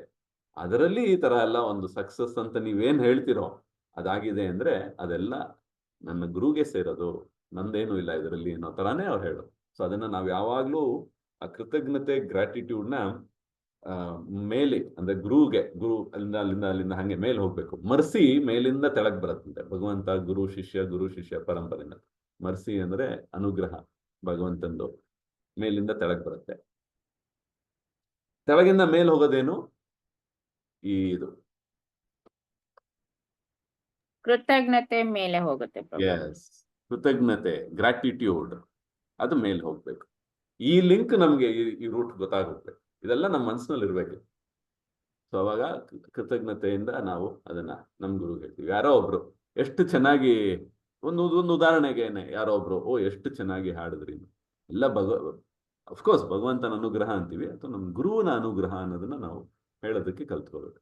ಗುರುವಿನ ಆಜ್ಞೆ, ಗುರುವಿನ ಇದರಿಂದ ನಾವು ನನಗಿದೇನೋ ಒಂದು ಸ್ವಲ್ಪ ಸೇವೆ ಮಾಡೋ ಹಂಗಾಯ್ತು, ಅವಕಾಶ ಆಯ್ತು, ಮತ್ತೆ ಮಾಡಿದೆ ಅನ್ನೋ ಥರ ಅಷ್ಟೇ. ಸೊ ಹಿಂಗೆ all by the mercy of the lord, mercy of the devotees, mercy of Guru. So ಈ ತರಾನೇನೆ, ನನ್ನಿಂದ ಏನೂ ಇಲ್ಲ, ಇದೆಲ್ಲ ನಾನು ಅನುಗ್ರಹದಿಂದ ಅಂತ. ಸೊ ಈ ಒಂದು ಶರಣಾಗತಿಯ ಒಂದು ಸೂಚನೆ ಇದು. ನಮ್ಮ ಮನಸ್ಸಿನಲ್ಲಿ ಶರಣಾಗತಿ ಇನ್ನೂ ಆಳವಾಗಿ ಆಗ್ತಿದ್ದಂಗೆ ಈ ತರ ಮಾತುಗಳು ಸಹಜವಾಗಿ ಬರುತ್ತೆ. ಬಂದ ಮೇಲೆ ಅದ್ರ ಮೇಲೆ ಅದು ಇಂಟರ್ನಲೈಸ್ ಆಗೋಗುತ್ತೆ. ಅಂದ್ರೆ ನಮ್ಮ ಒಂದು ಪರ್ಸನಾಲಿಟಿಗೆ ಅದು ಸೇರ್ಬಿಡತ್ತದು. ಆ ತರ ಇರ್ಬೇಕದು. ಇವಾಗ ಸದ್ಯಕ್ಕೆ ಸೇರಲ್ಲ, ಅದು ಕಷ್ಟಪಟ್ಟು ಅದನ್ನ ಹೇಳ್ತೀವಿ ನಾವು, ಹೌದು ಅಲ್ವಾ? ಸ್ವಲ್ಪ ನಮ್ ಸ್ವಭಾವ ಆ ತರ ಅಲ್ಲ, ಬಟ್ ಆದ್ರೂ ಅದನ್ನ ಟ್ರೈ ಮಾಡಿ ಹೇಳ್ತೀವಿ ನಾವು. ಎಲ್ಲ ಒಂದ್ ಕಡೆ ನಾನು ಅನ್ನೋದು ಬಂದೇ ಬಿಡುತ್ತೆ ಪ್ರಭುಜಿ. ಬರುತ್ತೆ ಅದು, ಬಟ್ ನಾನು ಅನ್ನೋದು ಇರುತ್ತೆ. ಬಟ್ ಆದ್ರೆ ನಾನು ಗುರುಗೆ ಸೇರಿರೋದ್ರಿಂದ ನಾನು ಇನ್ನೂ ದೊಡ್ಡವನಾದೆ ಅನ್ನೋ ತರ ಅಷ್ಟೇ. ಸೊ ಗುರುವಿನ ಅನುಗ್ರಹ ಅದು ಅನ್ನೋ ತರ ಆ ಭಾವನೆ ಭಾರಿ ಮುಖ್ಯ. ಸೊ ಅದೇನೆ ಅಲೈನ್ಮೆಂಟ್ ಅಂತ ಹೇಳಿ. ಸೊ ಐ ಥಿಂಕ್ ನಿಮ್ಗೆ ಇದೆಲ್ಲ ಐ ಥಿಂಕ್ ಸಾಕಷ್ಟು ಅರ್ಥ ಆಗಿದೆ. ಸೊ ಸೇವೆ ಮಾಡುವಾಗ್ಲೂ ಇವಾಗ ಆ ನೆಕ್ಸ್ಟ್ ಟಾಪಿಕ್ ನಾವು ನೋಡಿದ್ರೆ, ಐ ಮೀನ್ ಮೊರರ್ಲೆಸ್ ಎಲ್ಲಾನು ಕವರ್ ಮಾಡಿದೆ. ಇದು ಕನ್ನಡದಲ್ಲಿ ಇರೋದ್ರಿಂದ ನೀವೆಲ್ಲ ಓದ್ಕೋಬಹುದು ಅದನ್ನು. ಮತ್ತೆ ಓಕೆ, ನಾವು ಆ ಕೃತಜ್ಞತೆನ ನಾವು ಹೆಂಗೆ ಮೇಲೆ ಸೇರಿಸ್ಬೇಕು ಅನ್ನೋದಕ್ಕೆ ಒಂದು ಉದಾಹರಣೆ ಇದೆ, ಅದನ್ನ ನಾವು ನೋಡ್ಬೋದು. ಏನ ಉದಾಹರಣೆ? ಇದು ರಾಯಭಾರಿ ಅಂತ ಹೇಳ್ತಾರೆ. ಮುಂಚೆ ಎಲ್ಲ ರಾಜರೆಲ್ಲ ಇದ್ರು, ಮತ್ತೆ ಅವ್ರಿಗೆ ಏನ್ ಹೇಳ್ತಾರೆ, ಅಂಬಾಸಡರ್ಸ್ ಅಂತಾರಲ್ಲ. ಇವಾಗ್ಲೂ ಒಂದು ದೇಶದ ರಾಯಭಾರಿಯಾಗಿ ಇನ್ನೊಂದು ದೇಶಕ್ಕೆ ಹೋಗ್ಬೋದು. ಅವಾಗ ಆ ರಾಜನಿಗೆ ಕೊಡೋದನ್ನ ಇವ್ರಿಗೆ ಕೊಡ್ಬೋದು, ಅಂದ್ರೆ ಮರ್ಯಾದೆ ಅದೇ ತರ ಕೊಡ್ಬೋದು. ಮತ್ತೆ ಏನಾದ್ರೂ ಗಿಫ್ಟ್ ಕೊಡ್ಬೋದು ಇವ್ರಿಗೆ, ಹೌದೋ ಅಲ್ವಾ? ಪೇಪರ್ನಲ್ಲಿ ಅಥವಾ ನ್ಯೂಸ್ನಲ್ಲೆಲ್ಲ ನೋಡ್ಬೋದು. ಇವಾಗ ಯಾರ ಬಂದ್ರು ಅಂದ್ರೆ ಅವ್ರಿಗೆ ಏನೋ ಕೊಡ್ತೀವಿ, ಅದೆಲ್ಲ ಅವ್ರಿಗೆ ಕೊಟ್ವಿ ಅಂತ ಆಗತ್ತಾ? ಅದು ಅವ್ರಿಗೆ ಕೊಟ್ಟಿಲ್ಲ, ಪದವಿಗೆ ಕೊಟ್ಟಿರೋದು. ಅಂದ್ರೆ ಅದು ಎಲ್ಲಿಗೆ ಹೋಗತ್ತೆ? ಆ ಗವರ್ಮೆಂಟ್ಗೆ ಹೋಗತ್ತೆ, ಅಥವಾ ಆ ರಾಜ್ಯ ಅಂದ್ರೆ ಆ ರಾಜನ್ಗೆ ಹೋಗತ್ತೆ. ಆ ತರ ಮುಖ್ಯಸ್ಥರಿಗೆ ಹೋಗುತ್ತೆ. ಕರೆಕ್ಟ್. ಸೊ ಅದೇ ತರ ಅದ್ರಲ್ಲಿ ಯಾವುದು ಆತನಿಗೆ ಸೇರಲ್ಲ ಇವಾಗ, ಯಾಕೆಂದ್ರೆ ಅವರು ಆ ಪದವಿನಲ್ಲಿ ಇದ್ದಾರೆ. ಸೊ ಅದರಿಂದ ಅವ್ರು ಇಸ್ಕೊಳ್ಳೋದು ಅದೇ ಮನೋಭಾವನೆಯಲ್ಲೇ. ಯಾವ ತರ ಇದು ನನಗ್ ಕೊಡ್ತಿದ್ದಾರೆ ಅಂತ ಅಲ್ಲ, ಇದು ನಮ್ಮ ದೇಶಕ್ಕೆ ಅಥವಾ ನಮ್ಮ ದೇಶದ ಒಂದು ಒಳ್ಳೆ ಇದಕ್ಕಾಗ್ಲಿ ಏನೇ ಆಗ್ಲಿ ಅದನ್ನ ಆ ತರನೇ ಭಾವಿಸೋದು. ಅದನ್ನ ಭಾವಿಸಿ ಅದನ್ನ ಸ್ವೀಕರಿಸ್ತಾರೆ. ಆಮೇಲೆ ಅದು ಡೆಫಿನೆಟ್ ಆಗಿ ಅವ್ರ ಮನೆಯಲ್ಲಿ ತಗೊಂಡೋಗಿ ಇಟ್ಕೊಳಕ್ ಆಗಲ್ಲ. ಅದನ್ನ ಅವರು ಅದೇನೋ ಒಂದು ಜಾಗ ಇರುತ್ತೆ, ಅಲ್ಲಿ ಜಮಾ ಮಾಡೋದು ಏನೋ ಒಂದಿರುತ್ತೆ. ಅಲ್ಲಿಂದ ಅದು ಏನಾಗ್ಬೇಕು, ಯಾವ ತರ ಅದನ್ನ ಇಟ್ಕೋಬೇಕು ಅದ್ರ ನಿರ್ಧಾರ ಬೇರೆಯವ್ರು ತಗೋತಾರೆ, ಮುಂದುವರಿಯುತ್ತದು. ಸೊ ಹಂಗೆ ಏನೇ ಒಂದು ಪ್ರೈಸ್ ಆಗ್ಲಿ ಅಥವಾ ಹೊಗಳಿಕೆ ಆಗ್ಲಿ ಅಥವಾ ಏನೇ ಒಂದು ಈ ತರ ಭಗವಂತನ ಕೆಲಸದಲ್ಲಿ ಪ್ರಚಾರ ಆಗಿರ್ಬೋದು, ಯಾವುದೇ ಆಗಿರ್ಲಿ, ಅದ್ರಲ್ಲಿ ಬಂದಾಗ ಅದರಲ್ಲಿ ಏನೇ ಒಂದು ಒಳ್ಳೇದು ನಮಗ್ ಬಂತು ಅಂದ್ರೆ ಅದು ನನಗೆ ಅಂತ ಅಲ್ಲ, ಅದನ್ನ ನಾವು ಪಾಸ್ ಆನ್ ಮಾಡಬೇಕು. ಅಂದ್ರೆ ಅದನ್ನ ನಾವು ಮುಂದೆ ಎಲ್ಲಿ ಮೇಲಕ್ಕೆ ಗುರುವಿಗೆ ಕೊಡ್ಬೇಕು. ಗುರುವಿನ ಅನುಗ್ರಹದಿಂದ ಆಗಿರೋದು ಅಂತ ಅದನ್ನ ಪದೇ ಪದೇ ಹೇಳ್ಬೇಕು ಒಂದೊಂದ್ಸಲಿ ಬಂದಾಗ. ಇಲ್ಲದೆ ಇದ್ರೆ ಅಹಂ ಜಾಸ್ತಿ ಆಗುತ್ತೆ, ನಾನೇ ಮಾಡಿದೆ ಅನ್ನೋದು. ಸೊ ಅದಕ್ಕೋಸ್ಕರ ಈ ತರ ಒಂದು ಇದನ್ನ ಇದರಲ್ಲಿ ಕೊಟ್ಟಿದ್ದಾರೆ. ವೈಸ್ ರಾಯ್ ಅಂತ ಏನ್ ಹೇಳ್ತಾರೋ ಅವರು ಜುವೆಲ್ಸ್ ಇರ್ಬೋದು, ಏನೇ ಇರ್ಲಿ, ಅದನ್ನ ಏನ್ ಕೊಟ್ರು ಅದೆಲ್ಲ ಅವ್ರದಲ್ಲ ಅನ್ನೋ ತರ. ಸೊ ಹಂಗೆ ನಾವು ಈ ಆನರ್ ಅಥವಾ ಮರ್ಯಾದೆ ಅಥವಾ ಕಾಂಟ್ರಿಬ್ಯೂಷನ್ ಎಲ್ಲಾನು ಭಗವಂತನಿಗೆ ಸೇರ್ಬೇಕಾಗಿರೋದು. ಅಂದ್ರೆ ಗುರು ಮೂಲಕ ಭಗವಂತ, ಗುರು ಹತ್ರ ಗುರುನು ಅವ್ರೇನ್ ಇಟ್ಕೊಳ್ಳಲ್ಲ, ಅವ್ರ ಗುರು ಕೊಡ್ತಾರೆ, ಅವ್ರ ಗುರು ಹಂಗೆ ಹೋಗೋದು. ಪರಂಪರೆ ಅಂದ್ಮೇಲೆ ಅದೇ ತಾನೆ. ಹೆಂಗೆ ಅನುಗ್ರಹ ಮೇಲಿಂದ ತೆಳಗ್ ಬರುತ್ತೋ ಅದೇ ಕೃತಜ್ಞತೆ ಮೇಲೆ ಹೋಗುತ್ತೆ ಅನ್ನೋದಕ್ಕೆ ಅದರಲ್ಲಿ ಈ ಉದಾಹರಣೆನ ಓದಿದ್ರೆ ನಿಮ್ಗೆ ಇನ್ನೂ ಸ್ವಲ್ಪ ಕ್ಲಿಯರ್ ಆಗಿ ಅರ್ಥ ಆಗತ್ತೆ. ಸೊ ಇದರಲ್ಲಿ ಒಂದು ಗುಟ್ಟು ಅಂದ್ರೆ ಯಾವುದು ವ್ಯಾಸ ಪೂಜೆಯದು ಗುಟ್ಟು ಈ ತರ ಎಲ್ಲ ಇದರಲ್ಲಿ ಕೊಟ್ಟಿದ್ದಾರೆ. ಅದನ್ನ ಓದಿ ಅವಾಗ ಇನ್ನೂ ಚೆನ್ನಾಗಿ ಇದ್ರ ಬಗ್ಗೆ ಅರ್ಥ ಆಗತ್ತೆ. ಸೊ ನೆಕ್ಸ್ಟ್ ಪಾಠ ಯಾವುದು ಅಂದ್ರೆ ಗುರು ಸೇವೆ ಬಗ್ಗೆ. ಗುರು ಸೇವೆ ಅಫ್ಕೋರ್ಸ್ ಯಾವ ತರ ಗುರು ಸೇವೆ ನಾವು ಮಾಡ್ಬೋದು. ಇಲ್ಲೊಂದು ಟೇಬಲ್ ಇದೆ ನೋಡಿ. ಆ ಟೇಬಲ್ ನಲ್ಲಿ ಅದೇ ಯಾವ ತರ ಎಲ್ಲ ನಾವು ಗುರು ಸೇವೆ ಮಾಡ್ಬೋದು ಅಂತ ಹೇಳಿ. ಇದರಲ್ಲೂ ಇವಾಗ ಇನ್ನೊಂದು ಚಾನ್ಸ್ ಟೆಸ್ಟ್. ಇವಾಗ ಒಬ್ಬರು ಮಾತಾಡುವಾಗ ಇನ್ನೊಬ್ಬರು ಮಾತಾಡ್ದಿರೋ ಹೇಳಿ ನೋಡೋಣ ಯಾವ್ದಾದ್ರು ಪಾಯಿಂಟ್ಸ್. ಯಾರು ಒಬ್ರು ಪಾಯಿಂಟ್ಸ್ ಹೇಳ್ಬಿಟ್ಟಿದ್ರೆ ಅದನ್ನ ರಿಪೀಟ್ ಮಾಡ್ಬೇಕಾಗಿಲ್ಲ, ಬಿಟ್ಬಿಡಿ. ಅದು ಇನ್ನೊಂದು ಪಾಯಿಂಟ್ ಯಾವ್ದಾದ್ರು ಇದ್ರೆ ಹೇಳ್ಬೋದು. ಸೊ ಎಷ್ಟು ಪಾಯಿಂಟ್ಸ್ ಬರುತ್ತೆ ಅಂತ ನೋಡೋಣ. ಎಲ್ಲರಿಗೂ ಕೇಳಿಸ್ಬೇಕು ಅಷ್ಟೇನೆ. ಎಲ್ಲ ಮೇಲೆ ಒಟ್ಟಿಗೆ ಮಾತಾಡಿದ್ರೆ ಒಂಥರ ಅದು ಕೆಲವ್ರಿಗೆಲ್ಲ ಇಂಟ್ರೆಸ್ಟ್ ಆಗುತ್ತೆ ಆಮೇಲೆ. ಓಕೆ, ಸೊ ನೋಡೋಣ. ಇವಾಗ ನನ್ನ ಪ್ರಶ್ನೆ ಏನು ಅಂದ್ರೆ, ಯಾವ ತರ ಗುರು ಸೇವೆ ಮಾಡ್ಬೋದು, ಯಾವ ತರ ಮಾಡ್ಬೋದು? ವಿನಮ್ರವಾಗಿ ಮಾಡುವುದು. ವಿನಮ್ರತೆ ಎಸ್, ಬಟ್ ಯಾವ ಸೇವೆ ಮಾಡ್ಬೇಕು? ವಿನಮ್ರತೆ ಬಂದು ಒಂದು ಗುಣ, ಅದು ವಿನಮ್ರತೆ ಎಲ್ಲಾ ಸೇವೆನಲ್ಲೂ ಇರ್ಬೇಕು. ಬಟ್ ಯಾವ ತರ ಸೇವೆ ಮಾಡ್ಬೋದು ಅಂತ ಪ್ರಚಾರ ಮಾಡೋದ್ರಿಂದ ಮಾಡ್ಬೋದು. ಏನ್ ಮಾತಾಜಿ? ಹರಿನಾಮ ಪ್ರಚಾರ ಮಾಡೋದ್ರಿಂದ ಪ್ರಚಾರ ಮಾಡ್ಬೇಕು ಅಂತಿದ್ದೀರಾ? ಓಕೆ, ಪ್ರಚಾರ ಮಾಡೋದ್ರಿಂದ ಗುರು ಸೇವೆ ಆಗತ್ತೆ ಅಂತಿದ್ದೀರಾ? ಓಕೆ, ನೆಕ್ಸ್ಟ್ ಬೇರೆ. ಹರೇ ಕೃಷ್ಣ ಪ್ರಭು. ಬುಕ್ ಡಿಸ್ಟ್ರಿಬ್ಯೂಷನ್ ಮಾಡೋದ್ರಿಂದ. ಎಸ್, ಬುಕ್ ಡಿಸ್ಟ್ರಿಬ್ಯೂಷನ್ ಮಾಡೋದು, ಪ್ರಚಾರ, ಬುಕ್ ಡಿಸ್ಟ್ರಿಬ್ಯೂಷನ್. ನೆಕ್ಸ್ಟ್ ಗುರುಗಳು ಬಂದಾಗ ಗುರುಗಳು ಬಂದಾಗ ಅವ್ರಿಗೆ ಸೇವೆ ಸಲ್ಲಿಸೋದು ದಂಡವತ್ ಪ್ರಣಾಮ ಮಾಡೋದು. ನಮಸ್ಕಾರ ಮಾಡೋದು, ದಂಡವತ್ ಪ್ರಣಾಮ ಮಾಡೋದು. ದಂಡವತ್ ಅಂತಲ್ಲ, ಮಾತಾಜಿ ಸೇವಾ. ಓಕೆ, ಸಾರಿ, ಗುರುಗಳ ತತ್ವಗಳ ಅನುಸರಿಸುವುದು, ಗುರುಗಳದ ಹೇಳಿಕೆ ಅಥವಾ ಇನ್ಸ್ಟ್ರಕ್ಷನ್ಸ್ ನ ಅನುಸರಿಸ್ಕೊಂಡು ಹೋಗೋದು. Very correct. Okay, Hare Krishna ಪ್ರಭು. ಸೇವೆ ಪ್ರಭು. ಗುರುಗಳು ಬಂದಾಗ ನಾವು ಯಾವುದೇ ರೀತಿ ಏನೇ ಕೆಲಸ ಮಾಡ್ತಾ ಇದ್ರು ಮೊದ್ಲು ಗುರುಗಳನ್ನ ವಿಚಾರಿಸ್ಕೊಬೇಕು, ಅವ್ರ ಯೋಗಕ್ಷೇಮವನ್ನು ವಿಚಾರಿಸ್ಕೊಬೇಕು, ಅವ್ರಿಗೆ ನಮಸ್ಕರಿಸ್ಬೇಕು ಪ್ರಭು. ಓಕೆ, ಯೋಗಕ್ಷೇಮ ವಿಚಾರಿಸ್ಕೊಳ್ಳೋದು ಅಂದ್ರೆ ಹೆಂಗೆ? ಕೆಲಸ ಮೇಲೆ ಅಪರಾಧಗಳಾಗೋಗತ್ತದು. ಸ್ವಲ್ಪ ಕ್ಲಾರಿಫಿಕೇಶನ್. ಅವ್ರಿಗೆ ಏನಾದ್ರು ಹಣ್ಣು ಹಾಲು ಆತರ ಎಲ್ಲ ಕೊಟ್ಟು ಸೇವೆ ಮಾಡ್ಬೋದಾ ಅನ್ಸುತ್ತೆ ಪ್ರಭು. ಕೇಳೋದು ಏನಾದ್ರು ಬೇಕಾ ಅಂತ ಅಷ್ಟೇ. ಏನಾದ್ರು ಬೇಕಿದ್ಯಾ ಹಣ್ಣು ಹಾಲು ಆತರ ಕೊಡ್ಬೋದಾ ಹಾಗೆ ಅಂತ ಏನಾದ್ರು ಕೊಟ್ಟು ಸೇವೆ ಮಾಡ್ಬೋದು. ಅಥವಾ ಅದು ಆಲ್ರೆಡಿ ಹೇಳಿರ್ತಾರೆ, ಅದಕ್ಕೆ ಹಣ್ಣು ತರೋದಾಗ್ಲಿ ಅಥವಾ ಮಾಡ್ಕೊಡೋದಾಗ್ಲಿ, ಹೆಚ್ಚೋದಾಗ್ಲಿ, ಆತರ ಸೇವೆ, ಆ ತರದೆಲ್ಲ ಕೊಟ್ಟು ಸೇವೆ ಮಾಡ್ಬೋದು. ಆಮೇಲೆ ವಾಣಿ ಸೇವಾ ಮಾಡ್ಬೋದು ಪ್ರಭು. ಗುರು ವಾಣಿ ಸೇವಾ ಅಂದ್ರೆ ಮಾತಾಜಿ ಯಾವ ತರ? ಅದೇ ಅವ್ರು ಏನು ಇನ್ಸ್ಟ್ರಕ್ಷನ್ ಕೊಟ್ಟಿರ್ತಾರ ಆ ತರ ಕೊಟ್ಟಿದ್ದಾರೋ ಅದನ್ನ ಪಾಲಿಸೋದು. ಕರೆಕ್ಟ್, ಪಾಲಿಸಿ. ಕರೆಕ್ಟ್. ವಾಣಿ ಸೇವಾ, ಯಾಕೆಂದ್ರೆ ಅದು ಇನ್ನೊಂದು ಚಾಪ್ಟರ್ ಬರುತ್ತೆ ನಾಳೆ, ಮೋಸ್ಟ್ಲಿ ನೀವು ನೋಡ್ಬೋದು ಅದನ್ನ, ವಪು ಸೇವಾ, ವಾಣಿ ಸೇವಾ ಅಂತ. ಓಕೆ, ಅವ್ರಿಗೆ ಇದಾಗಿತ್ತು ಅಂತಂದ್ರೆ ಸ್ವಲ್ಪ ಬಿಸಿಲು ಆತರ ಆಯ್ತು ಅಂದ್ರೆ ಬಿಸನ್ಗೆಲಿ ಬೀಸಿ ತರನು ಏದಾದ್ರು ಗಾಳಿ ಬೀಸಿ ಅವ್ರಿಗೆ ಸೇವೆ ಮಾಡ್ಬೋದು. ವಪು ಸೇವಾ ಅಂದ್ರೆ ದೇಹದ ಸೇವೆ, ಅವ್ರಿಗೆ ಗಾಳಿ ಬೀಸಿ ಸೇವೆ ಮಾಡ್ಬೋದು, ಚಾಮರ ಬೀಸೋದು. ಕೆಲವರು ಗಾಡಿನಲ್ಲಿ ಕರ್ಕೊಂಡು ಹೋಗಕ್ಕೆ ಗಾಡಿ ತಗೊಳ್ಳೋದು, ಲೀವ್ ಹಾಕೋದು. Very correct. ಆಮೇಲೆ ಅವ್ರು ಯಾವ್ದಾದ್ರು ಒಂದು ಪ್ರಾಜೆಕ್ಟ್ ಮಾಡ್ತಾ ಇದ್ದಾರೆ ಅಂದ್ರೆ ಅದಕ್ಕೆ ಹಣಕಾಸಿನ ಸಹಾಯ, ಅವ್ರು ಇಷ್ಟೇ ಕೊಡಿ ಅಂತ ಏನ್ ಹೇಳೋದಿಲ್ಲ, ನಮ್ ಕೈಲಾದಷ್ಟನ್ನ ಕೊಡೋದು, ಆತರ. ಅದು ಗುರುವಿನ ಸೇವೆ ಆಗತ್ತೆ. ಮತ್ತೆ ಇನ್ನೊಂದು ಮುಖ್ಯವಾದಿದೆ, ನಾವು ಗುರುವನ್ನ ದಿನದಲ್ಲಿ 3 ಸಲ ಜ್ಞಾಪಿಸ್ಕೋಬೇಕು. ಅಂದ್ರೆ ಪ್ರಣಾಮ ಮಂತ್ರದಿಂದ ಜ್ಞಾಪಿಸ್ಕೋಬೇಕು, ನಮಸ್ಕಾರ ಮಾಡಬೇಕು. ಅರ್ಥ ಆಯ್ತಾ? ಗುರು ಪ್ರಣಾಮ ಮಂತ್ರ ಇದೆಯಲ್ಲ, 3 ಸಲ ಫಾರ್ಮಲ್ ಆಗಿ ಗುರು ಪ್ರಣಾಮ ಮಂತ್ರದಿಂದ ಜ್ಞಾಪಿಸ್ಕೋಬೇಕು ಗುರುನ, ಅಟ್ಲೀಸ್ಟ್ 3 ಸಲ, ಬೆಳಗ್ಗೆ, ಮಧ್ಯಾಹ್ನ, ಸಾಯಂಕಾಲ. ಆತರ ಇವಾಗ ಗಾಯತ್ರಿ ಎಲ್ಲ ಏನಿದೆಯೋ ಆತರ ಮಾಡ್ತೀವಲ್ಲ, ಅದಕ್ಕೇನೆ ಆತರ ಅದು ಕನಿಷ್ಠ, ಅವ್ರನ್ನ ಜ್ಞಾಪಿಸ್ಕೋಬೇಕು ಅಂತ. ಮತ್ತೆ ಈ ತರ ಎಲ್ಲ ನಾವು ಗುರುವಿಗೆ ಇನ್ನೊಂದು ಮುಖ್ಯವಾದ ಒಂದು ಮರ್ತೋಗಿದೀವಿ ನಾವು. ಗುರು ಡೈರೆಕ್ಟ್ ಸೇವೆ ಮಾಡೋದಕ್ಕಿಂತ ಗುರು ಸೇವೆನಲ್ಲಿರೋ ವೈಷ್ಣವರ ಸೇವೆನೂ ಮುಖ್ಯ. ಸೊ ಯಾರು ಯಾರ್ಯಾರು ಬರ್ತಾರೆ ಹೇಳಿ? ಇವಾಗ ಇದು ನಾನು ಕ್ಲೂ ಕೊಟ್ಟಿದ್ದೀನಿ. ಗುರು ಇದ್ದಾರೆ, ಗುರುಗೆ ಸೇವೆ ಮಾಡೋರು ಇದ್ದಾರೆ. ಆ ಗುರುಗೆ ಸೇವೆ ಮಾಡೋರ್ನ ನಾವು ಸೇವೆ ಮಾಡ್ಬೇಕು, ಅದು ನಮಗೆ ಇವಾಗ ಗೊತ್ತಿದೆ. ಅದರಲ್ಲಿ ಯಾರು ವೈಷ್ಣವರ ಸೇವೆ ಮಾಡ್ಬೇಕು, ಗುರುಗೆ ವೈಷ್ಣವರ ಅವರಿಗೆ ಒಂದ್ ನಿಮಿಷ. ವೈಷ್ಣವರ ಸೇವೆ ಕರೆಕ್ಟ್ ಅದು, ಬಟ್ ಆದ್ರೆ ವೈಷ್ಣವರ ಸೇವೆನಲ್ಲಿ ಯಾರು ಸ್ಪೆಸಿಫಿಕ್ ಆಗಿ ಯಾರು ಇದಾರಾ? ಶಿಕ್ಷಾ ಗುರುಗಳಿದ್ದಾರೆ, ವಿದ್ಯಾಗುರುಗಳಾದ್ರೆ ನಂತರ ಬರೋದು ಅವರಿಗೆ. ಗುರು, ಶಿಕ್ಷಾ ಗುರು, ಓಕೆ ಫೈನ್. ಸೀನಿಯರ್ಸ್ ಗುರು ಅಪಾಯಿಂಟ್ ಮಾಡಿರ್ತಾರೆ, ಇವರು ನಿಮ್ಮ ಅಂದ್ರೆ ಅದೊಂದು ಪ್ರೊಸೀಜರ್ ಆಗಿರತ್ತೆ. ಇವರು ನಿಮ್ಮ ಕೌನ್ಸಿಲರು ಅಥವಾ ಇವರು ನಿಮ್ಮ ಭಕ್ತಿ ವೃಕ್ಷ ಲೀಡರು, ಈ ತರ ಒಬ್ಬೊಬ್ಬರು ಗುರುದು ಒಂದೊಂದರ ಒಂದು ಸಿಸ್ಟಮ್ ಇರತ್ತೆ, ಹೌದಾ ಅಲ್ವಾ?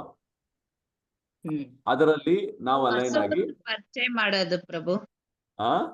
ಹೊಸಬರನ್ನ ಗುರು ಇಸ್ಕಾನ್ಗೆ ತರೋದು, ಗುರು ಸೇವೆ ಮಾಡೋದು. ಅಲ್ಲ, ಅದೆಲ್ಲ ಸೇವೆ ಆಯ್ತದು, ಅದೆಲ್ಲ ಓಕೆ. ಇಸ್ಕಾನ್ ನಲ್ಲಿ ಗುರು ನೇಮಿಸಿರೋ ಅಧಿಕಾರಿಗಳನ್ನ ಗುರು ತರಾನೇ ನೋಡ್ಬೇಕು, ಹೌದಾ ಅಲ್ವಾ? ಯಾಕೆಂದ್ರೆ ಗುರು ನೇಮಿಸಿದ್ದಾರೆ. ಇವಾಗ ಬೆಂಗಳೂರಿಗೆ ಇಲ್ಲಿ ಅಥವಾ ನೀವಿರೋ ಊರಿಗೆ ಇಲ್ಲಿ ಇವರಿದ್ದಾರೆ, ಇವ್ರ ಹತ್ರ ನೀವು ಹೋಗ್ಬೋದು ಅಂತ ಹೇಳಿರ್ತಾರೆ. ಹಂಗಂದ್ರೆ ಎಲ್ಲಾನು ಅವ್ರನ್ನ ಕನ್ಸಲ್ಟ್ ಮಾಡಿ ಅಂತ, ಅದು ಗುರು ಆಜ್ಞೆ. ಅದು ಅದೇನಂದ್ರೆ ನನಗೆ ಡೈರೆಕ್ಟ್ ಆಗಿ ನೀವು ರೀಚ್ ಔಟ್ ಮಾಡಕ್ ಆಗದೆ ಇದ್ರು ಇವ್ರ ಮೂಲಕ ಮಾಡ್ಬೋದು ಅಂತ.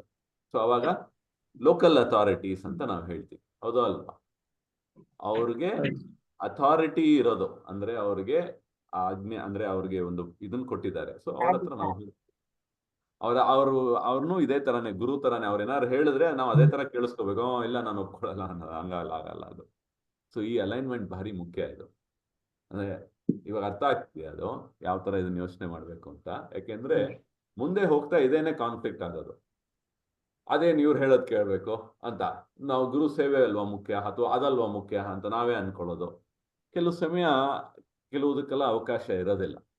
ಅದನ್ನ ನಾವು ನಿಧಾನದಿಂದ ಯೋಚನೆ ಮಾಡಬೇಕು. ಸೊ ಏನೋ ಹರೇ ಕೃಷ್ಣ ಹೇಳ್ಬೋದೇನೋ. ಪ್ರಭುಜಿ.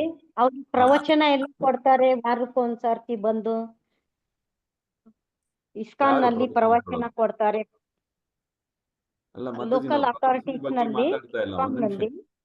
ಒಂದ್ ನಿಮಿಷ ಪ್ರವಚನ ಬಗ್ಗೆ ಮಾತಾಡ್ತಾ ಇಲ್ಲ. ಒಂದು ಮುಖ್ಯವಾದ ಒಂದು ಪಾಯಿಂಟ್ ನಾನು ಹೇಳ್ತಾ ಇದ್ದೀನಿ. ಗುರುಗಳ ಬಗ್ಗೆ, ಗುರುಗೆ ಸೇವೆ ಮಾಡ್ತಾ ಒಬ್ರು ಇರ್ತಾರಲ್ಲ ಪ್ರತಿನಿಧಿ, ಅವ್ರಿಗೆ ನಾವು ಪ್ರತಿನಿಧಿ ಅವ್ರನ್ನ ಗುರುನೇ ಅಪಾಯಿಂಟ್ ಮಾಡಿರ್ತಾರೆ. ಗುರು ತರಾನೇ ಅವ್ರಿಗೆ ಇವ್ರಿಗೆ ಹೆಂಗೆ ಇಷ್ಟು ಮರ್ಯಾದೆ ಕೊಟ್ಟು ನಾವು ಕೇಳಿಸ್ಕೊತೀವೋ ಅದೇ ತರಾನೇ ಇವ್ರು ಹೇಳೋದನ್ನು ಕೇಳಿಸ್ಕೋಬೇಕು. ಯಾಕೆಂದ್ರೆ ಅವರು ಅಪಾಯಿಂಟೆಡ್ ಅಫಿಷಿಯಲ್ ಅಲ್ವಾ. ಸೊ ಅದೇ ಇವಾಗ ಮೋಸ್ಟ್ಲಿ ಪ್ರಾಬ್ಲಮ್ ಬರೋದು ಆ ತರ ಕೆಲವು ಸಮಯ. ಒಬ್ಬೊಬ್ರಿಗೆ ಅದು ಅರ್ಥ ಆಗದೆ ಇದ್ರೆ ಅವಾಗ ಅದು ಇದ್ಯಾಕೆ ಇವ್ರು ಹೇಳೋದ್ ಕೇಳ್ಬೇಕು, ನಾನು ಡೈರೆಕ್ಟ್ ಆಗಿ ಅವ್ರಿಗೆ ಹೋಗ್ತೀನಿ. ಜಂಪ್ ಮಾಡಬಾರ್ದು. ಯಾವಾಗ ಗುರುನೇ ಹೇಳಿರ್ತಾರೆ ಅಲ್ಲಿದ್ಯಾ ಅಲ್ಲಿ ಹೋಗು ಅಥವಾ ಇವ್ರನ್ನ ಸಂಪರ್ಕಿಸೋ, ಇವ್ರು ನಿನ್ಗೆ ಹೇಳ್ತಾರೆ, ಈ ತರ ಎಲ್ಲ ಕೆಲವು ಸಮಯ ಏನಾದ್ರು ಹೇಳ್ತಾರೆ. ಅವಾಗ ಅದನ್ನೇ ಆಜ್ಞೆ ಅಂತ ತಗೊಂಡು ಅವ್ರ ಮೂಲಕನೇ ಹೋಗ್ಬೇಕು. ಅದು ಭಾರಿ ಮುಖ್ಯ. ಹರೇ ಕೃಷ್ಣ ಪ್ರಭು. ಹರೇ ಕೃಷ್ಣ. ಈಗ ಗುರುಗಳ ಹತ್ರ ಶಿಷ್ಯರು ಇರ್ತಾರೆ ಅಲ್ವಾ ಪ್ರಭು, ಕೆಲವೊಂದ್ಸಲ ಮನೆಯಲ್ಲಿ ಅವ್ರಿಗೆ ಅಡ್ಗೆ ಮಾಡೋ ಅಂದ್ರೆ ಪ್ರಸಾದ ಮಾಡಿಕೊಡೋ ಅಂತ ಕಾರ್ಯ ಆಗಿರ್ಬೋದು, ಅಥವಾ ಅವ್ರ ಮನೆ ಶುದ್ಧೀಕರಣ ಆಗಿರ್ಬೋದು, ಅಥವಾ ಏನಾದ್ರು ತಗೊಂಬರೋದು ಆಗಿರಬಹುದು. ಸೊ ಅದನ್ನೆಲ್ಲ ಮಾಡ್ಕೊಡೋದು ಗುರು ಸೇವೆನೇ ಅಲ್ವಾ ಪ್ರಭು? ಹೌದು ಮಾತಾಜಿ, ಅದೆಲ್ಲಾನು ಗುರು ಸೇವೆನೆ. ಅದೆಲ್ಲ ಬಂತು ಪಾಯಿಂಟ್ಸ್, ಅದೆಲ್ಲ ಮುಂಚೆನೆ ಹೇಳಿದ್ರಿ. ಅದ್ರ ಜೊತೆಗೆ ಇನ್ನೊಂದು ಪಾಯಿಂಟ್ ನಾನು ಸೇರಿಸಿದ್ದೀನಿ, ವಿಚ್ ಇಸ್ ಅಪಾಯಿಂಟ್ ಮಾಡಿರೋರ್ನ ಒಂದ್ ನಿಮಿಷ ಕೇಳಿಸ್ಕೊಳ್ಳಿ. ಅಪಾಯಿಂಟ್ ಮಾಡಿರೋರ್ನು ನಾವು ಗುರು ತರಾನೇನೆ, ಅದೇ ತರಾನೇನೆ ಅವ್ರ ಆಜ್ಞೆ ಪ್ರಕಾರನೇ ಅವ್ರ ಅಪಾಯಿಂಟ್ ಆಗಿ ಬಂದಿರೋದು. ಸೊ ಗುರು ಹೇಳಿದ್ರೆ ಇವಾಗ ಇವ್ರನ್ನ ಕೇಳು ಅಂದ್ರೆ ಅವ್ರನ್ನ ಕೇಳ್ಬೇಕು ನಾವು ಅಂತ. ಈ ಪಾಯಿಂಟ್ ಅರ್ಥ ಆಗಿದೆ. ಸುಮಾರು ಜನಕ್ಕೆ ಅರ್ಥ ಆಗಿಲ್ಲ ಅನ್ಸತ್ತೆ. ನನಗೆ ಅದಕ್ಕೆ ಎಸ್ ಅಂತ ಹೇಳಿ, ಯಾಕಂದ್ರೆ ಇದು ಭಾರಿ ಮುಖ್ಯವಾದ ಒಂದು ಪಾಯಿಂಟ್. ಅಟ್ಲೀಸ್ಟ್ ಇನ್ ಪ್ರಿನ್ಸಿಪಲ್ ಒಪ್ಕೋಬೇಕು ಅದನ್ನ. ಯಾಕಂದ್ರೆ ಅವ್ರು ಅಪಾಯಿಂಟ್ ಮಾಡಿರೋದಲ್ಲ. ಇವಾಗ ಎಲ್ಲಾ ಸಲಿನೂ ನಾನು ಪ್ರೈಮ್ ಮಿನಿಸ್ಟರ್ ಹತ್ರ ಹೋಗ್ತೀನಿ ಅಂದ್ರೆ ಆಗಲ್ಲ. ಅದಕ್ಕೆ ಅಂತ ಒಂದು ವ್ಯವಸ್ಥೆ ಇದೆ, ಒಂದು ಇದೆ, ಅಲ್ಲಿ ಹೋಗಿ ನಿಮ್ ಕೆಲಸ ಆಗತ್ತೆ ಅಂತಾರಲ್ಲ, ಹಂಗೆ ತಾನೇ ಅದನ್ನು. ಸೊ ಅದು ಬಾನಫೈಡ್ ಆಯ್ತು ಅದು. ಹೇಳಿ ಪ್ರಭು. ಪ್ರಭು ಅದೇ ಈಗ ದೇವಸ್ಥಾನಕ್ಕೆ ಅಧ್ಯಕ್ಷ ಅಂತ ಮಾಡಿರ್ತಾರಲ್ಲ ಪ್ರಭು, ಇಸ್ಕಾನ್ ಸಂಸ್ಥೆ ದೇವಸ್ಥಾನಗಳಲ್ಲಿ. ಈಗ ಆ ಅಧ್ಯಕ್ಷ ಒಂದು ಆದೇಶನ ಪಾಲನೆ ಮಾಡ್ತಕ್ಕಂಥದ್ದು ಪ್ರಭು. ಉದಾಹರಣೆಗೆ ಕರೆಕ್ಟ್, ಉದಾಹರಣೆಗೆ ಅದಿರ್ಬೋದು. ಅಂದ್ರೆ ಪ್ರಶ್ನೆ ಮಾಡ್ಬೋದು, ಯಾಕೆ ಹಿಂಗೆ ಏನು ಅಂತ. ಅದಕ್ಕೆ ಅವ್ರು ಹೇಳ್ತಾರೆ, ಪ್ರಶ್ನೆ ಉತ್ತರ ನೀಡ್ತಾರೆ.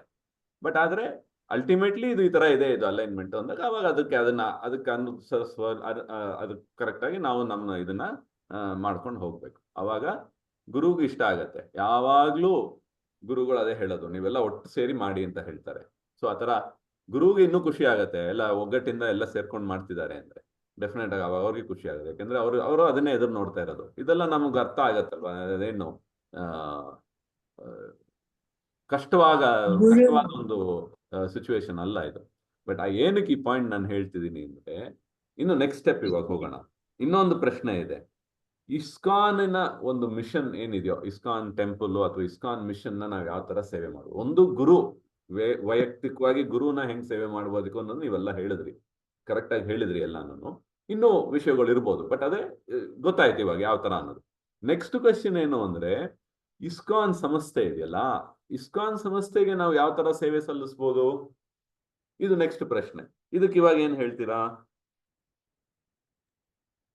ಆ ಸಂಸ್ಥೆಯಲ್ಲಿ ಯಾವುದೇ ಕಾರ್ಯಕ್ರಮಗಳು ಆದಾಗ ಅದರಲ್ಲಿ ಭಾಗವಹಿಸಿ, ಅಲ್ಲಿ ಯಾವ ಕೆಲಸಗಳು ಉಳಿದಿದೆಯೋ ಅದರಲ್ಲಿ ಭಾಗವಹಿಸಿ ಆ ಒಂದು ಕೆಲಸಗಳನ್ನ ಮಾಡ್ಕೊಡೋದು ಪ್ರಭು. ನಮ್ಮ ಬರುತ್ತೆ, ಅದರಲ್ಲೂ ಬುಕ್ ಡಿಸ್ಟ್ರಿಬ್ಯೂಷನ್ ಬರುತ್ತೆ, ನಗರ ಸಂಕೀರ್ತನ್ ಬರುತ್ತೆ, ಮತ್ತೆ ಅದರಲ್ಲೂ ಹಣಕಾಸಿನ ಸಹಾಯ ಮತ್ತೆ ಹಣಕಾಸನ್ನ ಕಲೆಕ್ಟ್ ಮಾಡಿ ಕೊಡೋದು. ಕರೆಕ್ಟ್, ಅದರಲ್ಲಿ ಕಾರ್ಯಕ್ರಮದಲ್ಲಿ ಭಾಗವಹಿಸೋದ್ ಬರುತ್ತೆ. ಸೊ ಇದರಲ್ಲೂ ಯಾಕಂದ್ರೆ ಸೇರ್ಕೊಂಡಿರ್ತೀವಿ.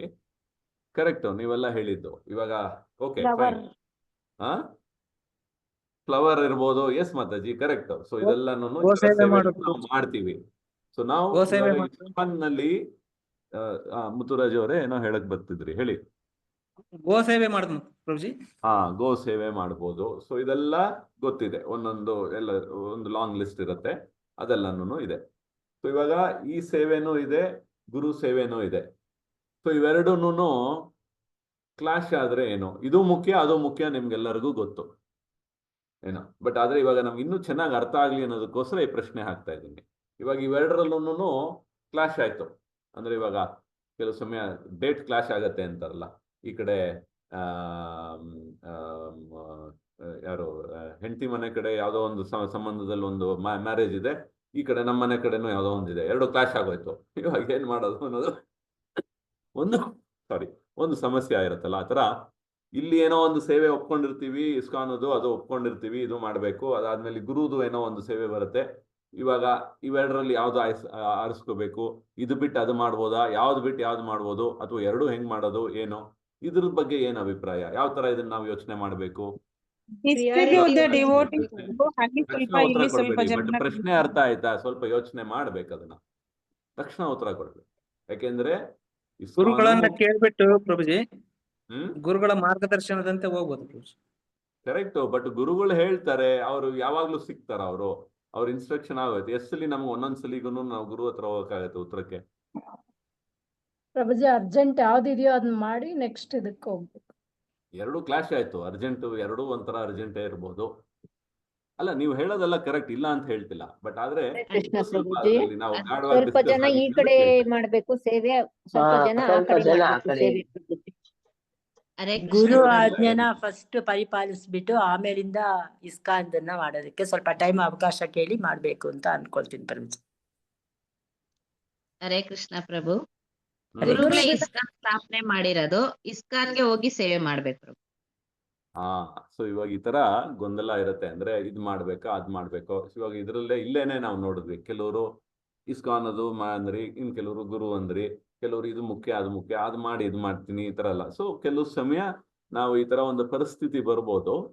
ಅದಕ್ಕೆ ಏನ್ ಹೇಳ್ತಾರೆ ಅಂದ್ರೆ, ನಾವು ಅದನ್ನ ಸಮತೋಲನ ಇರ್ಬೇಕು, ಅದರಲ್ಲಿ ಎರಡೂ ಮುಖ್ಯ ಅನ್ನೋ ತರ ಒಂದು ಭಾವನೆಯಲ್ಲಿ ನಾವು ಅದನ್ನ ನಿಭಾಯಿಸ್ಬೇಕು ಅಂತ ಈ ಒಂದು ವ್ಯೂ. ಇದರಲ್ಲಿ ನಿಭಾಯಿಸೋದು ಯಾವ ತರ ಅಂದ್ರೆ, ಡಿಸ್ಕಸ್ ಮಾಡೋದು, ಟೆಂಪಲ್ ಪ್ರೆಸಿಡೆಂಟ್ ಅಥವಾ ಸೀನಿಯರ್ ಅಥಾರಿಟಿ ಹತ್ರ ಹೇಳೋದು, ಈ ತರ ಒಂದು ಪರಿಸ್ಥಿತಿ ಇದೆ. ಆದ್ರೆ ಈ ಸೇವೆ ಆಗಾದ್ರೆ ಅಫೆಕ್ಟ್ ಆಗತ್ತೆ ಅಂದ್ರೆ ಅದಕ್ಕೆ ಇನ್ನೊಬ್ಬರನ್ನ ಯಾರನ್ನಾದ್ರೂ ಅರೇಂಜ್ ಮಾಡೋದು, ತಯಾರು ಮಾಡೋದು, ಅದಕ್ಕೊಂದು ಅವಕಾಶ ಮಾಡೋದು. ಈ ತರ ಇದು ನನ್ಗೆ ಇದಿತ್ತಪ್ಪ, ಇದು ಅದಕ್ಕೆ ಅದು ಗೊತ್ತಿಲ್ಲ, ಅದು ಅವ್ರೇನಾದ್ರು ಮಾಡ್ಕೊಳ್ಳಿ. ಕೆಲವು ಸಮಯ ಹಂಗಾಗತ್ತೆ. ಕೆಲವರು ಆ ಭಾವನೆಯಲ್ಲಿ ಬರ್ತಾರೆ, ಅದು ಬರಬಾರ್ದು. ಯಾಕೆಂದ್ರೆ ಇದ್ರದ್ದು ಜವಾಬ್ದಾರಿ ಹೌದೇ, ಅದ್ರದ್ದು ಜವಾಬ್ದಾರಿ ಹೌದು. ಇವಾಗ ನಮ್ಮ ಮಕ್ಕಳಲ್ಲಿ ಕೆಲವು ಸಮಯ ಒಂದು ಎಕ್ಸಾಮ್ ಕರ್ಕೊಂಡು ಹೋಗೋದಿರುತ್ತೆ, ಇನ್ನೊಂದಕ್ಕೆ ಹುಷಾರ್ ತಪ್ಪಿರುತ್ತೆ, ಏನೋ ಒಂದು ಮಾಡ್ತೀವಲ್ಲ, ಅವಾಗ ಮಾಡಿದ್ರೆ ಬಿಟ್ಬಿಟ್ಟಿದೀವ ನಾವು? ಇಲ್ಲ, ಇದೆಲ್ಲ ಗೊತ್ತು. ಬಟ್ ಆದ್ರೆ ಹೆಂಗೆ ನಾವು ಎರಡೂ ನಂದೇ ಅಂತ ಆ ಮನೋಭಾವನೆ ಬಂದಾಗ, ಎರಡೂ ಮುಖ್ಯ ಅಂತ ಬಂದಾಗ, ಅವಾಗ ಏನೋ ಒಂದು ಸೊಲ್ಯೂಷನ್ ಸಿಗುತ್ತೆ. ಆ ಥರ ಯೋಚನೆ ಮಾಡ್ಬೇಕು. ಅವಾಗ ಅದನ್ನ ಸಮತೋಲನೆಯಿಂದ ಅದನ್ನ ಸಮಜಾಯಿಸಿ, ಅದನ್ನ ಆ ಥರ ನಾವು ಅದನ್ನ ಎರಡಕ್ಕೂ ಇಬ್ರು ಖುಷಿ ಪಡೋ ಥರ, ಅದ್ರ ಇಬ್ರಿಗೂ ತೃಪ್ತಿ ಆಗೋ ಥರ ನಾವು ವರ್ತಿಸ್ಬೇಕು. ಒಂದನ್ನ ಅಲ್ಲಿ ಕಮ್ಮಿ ಮಾಡೋದು, ಇನ್ನೊಂದು ಜಾಸ್ತಿ ಮಾಡೋದಾಗ್ಲಿ, ಈ ಥರ ಎಲ್ಲ ಇರಬಾರ್ದು. ಸೊ ಅದಕ್ಕೆ ಒಗ್ಗಟ್ಟಿರ್ಬೇಕು. ಅದಕ್ಕೆ ಎಲ್ಲರ ಜೊತೆನೂ ಮಿಕ್ಸ್ ಆಗಿ ಅದನ್ನ ಒಂದು ಇಬ್ರಿಗೂ ಇಷ್ಟ ಆಗೋ ಥರ ಅಥವಾ ಸಮರ್ಥ ಇರೋ ಥರ ಅದನ್ನ ನಾವು ಸೊಲ್ಯೂಷನ್ ಹುಡುಕಬೇಕು. ಇದು ಈ ಎಫರ್ಟ್, ಈ ಪ್ರಯತ್ನ ನಾವು ಪಡಬೇಕು. ಆ ಪ್ರಯತ್ನದಲ್ಲಿ ನಾವು ತಪ್ಪಾಗೆ ಮಾಡ್ಬೋದು, ಅದರಲ್ಲೂ ಕೆಲವು ಗ್ಯಾಪ್ಗಳು ಇರ್ಬೋದು. ಬಟ್ ಈ ಪ್ರಯತ್ನ ಮಾಡಿದ್ವಿ ಅಂತ ಇರತ್ತಲ್ಲ, ಅದನ್ನ ನೋಡಿ ಭಗವಂತ ಖುಷಿ ಪಡ್ತ. ಯಾಕೆಂದ್ರೆ ಎರಡೂ ಮುಖ್ಯ ಅಂತ ಭಾವಿಸಿದ್ವಲ್ಲ, ಅದನ್ನ ನೋಡಿ ಭಗವಂತನ ನಮಗೆ ಅನುಗ್ರಹ ಅದರಿಂದ ಬರುತ್ತೆ. ಸುಮಾರು ಸೇವೆಗಳೆಲ್ಲ ಹಂಗೇನೆ ಅಲ್ವಾ? ಯಾವ ಸೇವೆ ಹೇಳಿ ನಾವು ಪರ್ಫೆಕ್ಟ್ ಆಗಿ ಮಾಡಿದ್ವಿ ಅಂತ ಅನ್ಕೊಂಡು ಬೆನ್ ತಟ್ಕೋಬಹುದು. ಎಲ್ಲಾನು ಓಕೆ, ನಮಗ್ ಬೆಸ್ಟ್ ಆಗಿ ನಾವು ಮಾಡಿದ್ವಿ. ಬಟ್ ಆದ್ರೆ ಭಗವಂತನ ಸ್ಟ್ಯಾಂಡರ್ಡ್ ನೋಡಿದ್ರೆ ಅದರಲ್ಲಿ ಸಿಕ್ಕಾಪಟ್ಟೆ ಕೊರತೆ ಇರುತ್ತೆ ನಮ್ದು. ಬಟ್ ಆದ್ರೆ ನಾವು ಶ್ರದ್ಧೆಯಿಂದ ಮಾಡ್ತಿದೀವಿ, ಪ್ರಯತ್ನ ಪಟ್ಟವಲ್ಲ, ಆ ಪ್ರಯತ್ನನ ನೋಡಿ ಭಗವಂತ ಮೆಚ್ತಾನೆ ಹೊತ್ತು ಇನ್ನೇನು ಇಲ್ಲ ಅಂತ ಹೇಳ್ತಾರಲ್ಲ, ಹಂಗೆ ಇದೂನು ಈ ತರ ಗೊಂದಲದಲ್ಲೂ ಯಾವ ತರ ನಾವು ವರ್ತಿಸ್ತೀವಿ ಅನ್ನೋದು ಮುಖ್ಯ. ಸೊ ಆ ವರ್ತನೆಯಲ್ಲಿ ಯಾವುದನ್ನ ನಾವು ಸಮತೋಲನೆಯಿಂದ ನಾವು ನೋಡ್ತಾ ಇದೀವ ಅನ್ನೋದು ಮುಖ್ಯ. ಅಂಡ್ ಯಾವ ತರ ಪ್ರಯತ್ನ ಪಡ್ತಿದೀವಿ ಅನ್ನೋದು ಮುಖ್ಯ ಅಷ್ಟೇ. ಅದನ್ನ ಇದ್ರದ್ದು ಎಚ್ಚರ ಇರಲಿ ಅಂತ ಹೇಳ್ತಾ ಇದ್ದೀವಿ. ಓಕೆನಾ? ಇದು ಇಸ್ ಇಟ್ ಓಕೆ ಒಪ್ಕೋತೀರಾ?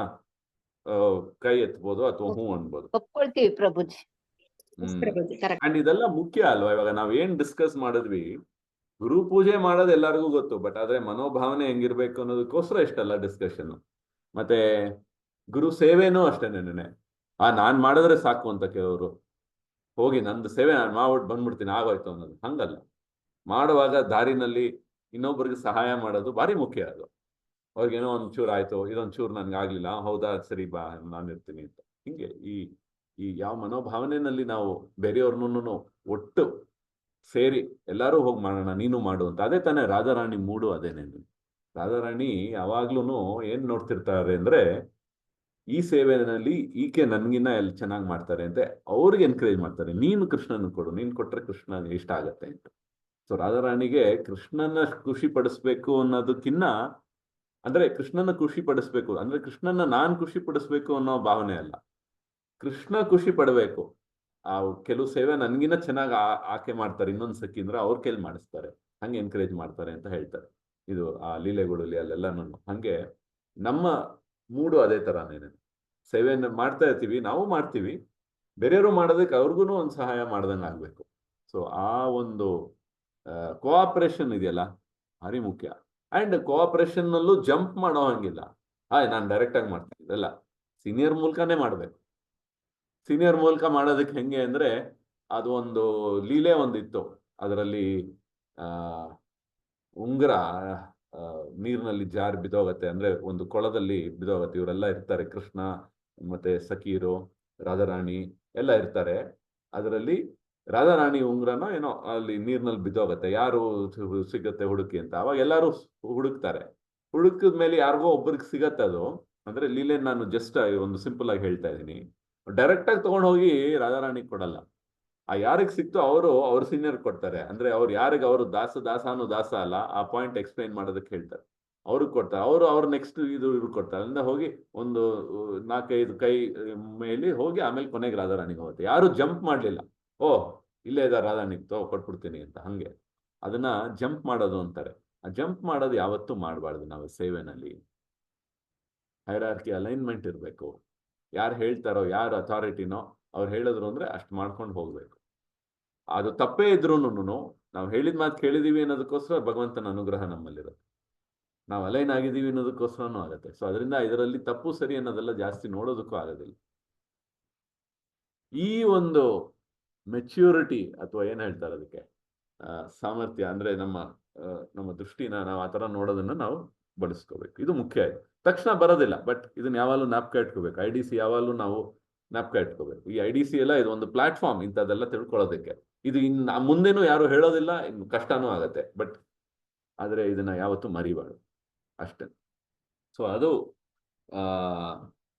ಇದರಲ್ಲಿ ಇದನ್ನೆಲ್ಲ ನೀವು ಓದಿದ್ರೆ ಅದು ಗೊತ್ತಾಗತ್ತೆ. ಅದರಲ್ಲಿ ಅಪರಾಧಗಳಾಯ್ತು ಅಂದ್ರೆ ಇನ್ನೂ ಕಷ್ಟ. ಈ ಭಕ್ತಿಯ ಲತಾ ಇದೆಯಲ್ಲ, ಅದು ಒಣಗೋಗತ್ತಂತೆ. ಈ ನಾವೆಲ್ಲ ಮಾಡ್ತಿರೋದೇನು ಭಕ್ತಿ ಏನು ದೊಡ್ಡ ಮರನ, ನಮ್ದು ಗಾಢವಾಗಿ ಬೇರಿರೋ ಮರನ ಅಲ್ಲ, ಒಂದು ಲತೆ. ಅದು ಟೆಂಡರ್ ಗಾಳಿಗಲ್ಲಿ ಹಿಂಗೆ ಹಾರೋಗತ್ತೆ ಅಥವಾ ಮುರಿದೋಗತ್ತೆ ಅಥವಾ ತುಂಬಾ ಸುಲಭವಾಗಿ ನಾಶ ಆಗೋಗತ್ತದು. ಎಳೆ ಲತೆ, ಅದನ್ನ ಎಷ್ಟು ಕಾಪಾಡ್ಬೇಕದು. ಸೊ ಆತರ ಕಾಪಾಡ್ಬೇಕು ನಾವು. ಆ ಕಾಪಾಡುವಾಗ ಈ ಪಾಯಿಂಟ್ಸ್ ಎಲ್ಲ ನಾವು ಜ್ಞಾಪಕ ಇಟ್ಕೋಬೇಕು. ಕೆಲವ್ರಿಗೆ ಅನ್ನಿಸ್ಬೋದು ಇದೆಲ್ಲ ಏನಕ್ಕೆ ಇಷ್ಟೊಂದು ನಾವು ಅದೆಲ್ಲ ಯೋಚನೆ ಮಾಡ್ತೀವಿ, ನನ್ನ ಸೇವೆ ನಾನು ಮಾಡ್ಕೊಂಡು ಹೋಗ್ತೀನಿ. ಇಲ್ಲ, ಭಕ್ತಿ ಲತೆನ ನಾವು ಕಾಪಾಡೋದು ಹೆಂಗೆ ಅಂದ್ರೆ ಇದೆಲ್ಲ ಈ ಅಪರಾಧಗಳೆಲ್ಲ ಇಲ್ದಿರ. ಯಾಕೆಂದ್ರೆ ಒಟ್ಟು ವೈಷ್ಣವರ ಜೊತೆ ಇರುವಾಗ ಜಾಸ್ತಿ ಆಗೋದೇನು ವೈಷ್ಣವ ಅಪರಾಧಗಳೇ ಆಗೋದು. ಮನಸ್ಸಿನಲ್ಲಾಗಿರ್ಬೋದು ಅಥವಾ ನಾವು ಅದನ್ನು ವರ್ತಿಸ್ಬೋದು, ಅದರ ಮಾತಿನಲ್ಲಿ, ಮನಸ್ಸಿನಲ್ಲಿ, ಮಾತಿನಲ್ಲಿ, ವ್ಯವಹಾರದಲ್ಲಿ ಆಗಿರ್ಬೋದು. ಸೊ ಅದನ್ನ ಆಗ್ದಿರ ಇರೋ ಹಂಗೆ ನೋಡ್ಕೋಬೇಕು. ಅದಕ್ಕೆ ಎಚ್ಚರ ಇರ್ಬೇಕು. ಅದು ಆದ್ರೂ ಆಗ್ಬೋದು, ಅದಕ್ಕೆ ಕ್ಷಮಾಪಣೆ ಕೇಳಬೇಕು. ಅದೆಲ್ಲ ಬೇರೆ ಬೇರೆ ತರ ವಿಧಾನಗಳು ಇದೆ ಅದು. ಸೊ ಹಿಂಗೆ ಆದಷ್ಟು ಅದನ್ನ ತಡೆಯೋದಕ್ಕೆ ನಾವು ಪ್ರಯತ್ನ ಪಡಬೇಕು. ಭಕ್ತಿ ಲತಾನ ನಾವು ಕಾಪಾಡ್ಕೋಬೇಕು. ಭಕ್ತಿ ಲತಾ ಕಾಪಾಡೋದಕ್ಕೆ ಏನು ಅಂದ್ರೆ ಗುರು ಆಜ್ಞಾ, ಅದು ಒಂದೇನೇನೆ. ಗುರು ಮಾತನ್ನ ನಾವು ಕೇಳ್ಕೊಂಡು ಹೋಗ್ಬೇಕು. ಗುರು ಹೇಳಿದ್ದಾರೆ ಇವಾಗ ಇದಿಷ್ಟು ಮಾಡು ಅಂತ, ಅಥವಾ ಇವ್ರ ಹತ್ರ ಹೋಗು ಅಂತ, ಅವ್ರ ಹತ್ರ ಹೋಗಿದ್ದೀನಿ ಅಷ್ಟೇ, ಇನ್ನೇನು ನನಗೆ ಗೊತ್ತಿಲ್ಲ. ಅವ್ರೇನು ಹೇಳ್ತಾರೋ ಅದನ್ನ ನಾನು ಮಾಡ್ಕೊಂಡು ಹೋಗ್ತೀನಿ. ಸಿಂಪಲ್. ಬಟ್ ಆದ್ರೆ ಅಷ್ಟು ಸಿಂಪಲ್ ಅಲ್ಲ, ನಮ್ಮ ಮನ್ಸು ಅದನ್ನ ಕೇಳಲ್ಲ. ಸೊ ಅದಕ್ಕೆ ಇಷ್ಟೆಲ್ಲ ಡಿಸ್ಕಷನ್ಸ್. ಸೊ ಹಿಂಗೆ ಈ ಕೆಲವು ಇದರಲ್ಲೂ ಕೊಟ್ಟಿದ್ದಾರೆ ನೋಡಿ. ಇದರಲ್ಲಿ ಇನ್ ದಿಸ್ ವೇ ದ ಭಕ್ತಿ ಲತಾ ಶಿವಲ್ಸ್ ಅಪ್ ಅಂತ, ಅದನ್ನ ಯಾರು ಓದ್ತೀರಾ ಕನ್ನಡದಲ್ಲಿ? ಗುರು ಸೇವೆನಲ್ಲಿ ಈ ಪಾಯಿಂಟ್ಸ್ಗಳು ಇದೆಯಲ್ಲ, ಅದರಲ್ಲಿ ಈ ತದ್ವಿಧಿ ಪ್ರಣಿಪಾತೇನ ಪರಿಪ್ರಶ್ನೆನ ಆದ್ಮೇಲೆ ಈ ಭಕ್ತಿ ಲತಾ ಅದು ಹೆಂಗೆ ಒಣವತ್ತೆ ಅನ್ನೋದನ್ನ ಒಂದು ಸಣ್ಣ ಪ್ಯಾರಾಗ್ರಾಫ್ ಇದೆ. ಅದು ಯಾರು ಓದ್ತೀರಾ? ಅದು ಓದ್ಲಾ ಪ್ರಭುಜಿ? ಹರೇ ಕೃಷ್ಣ ಪ್ರಭುಜಿ. ಹರೇ ಕೃಷ್ಣ, ಓದಿ ಮಾತಾಜಿ.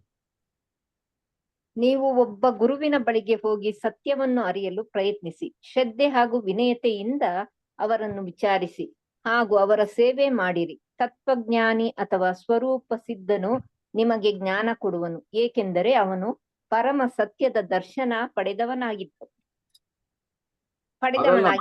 ಅದಾಯ್ತದು.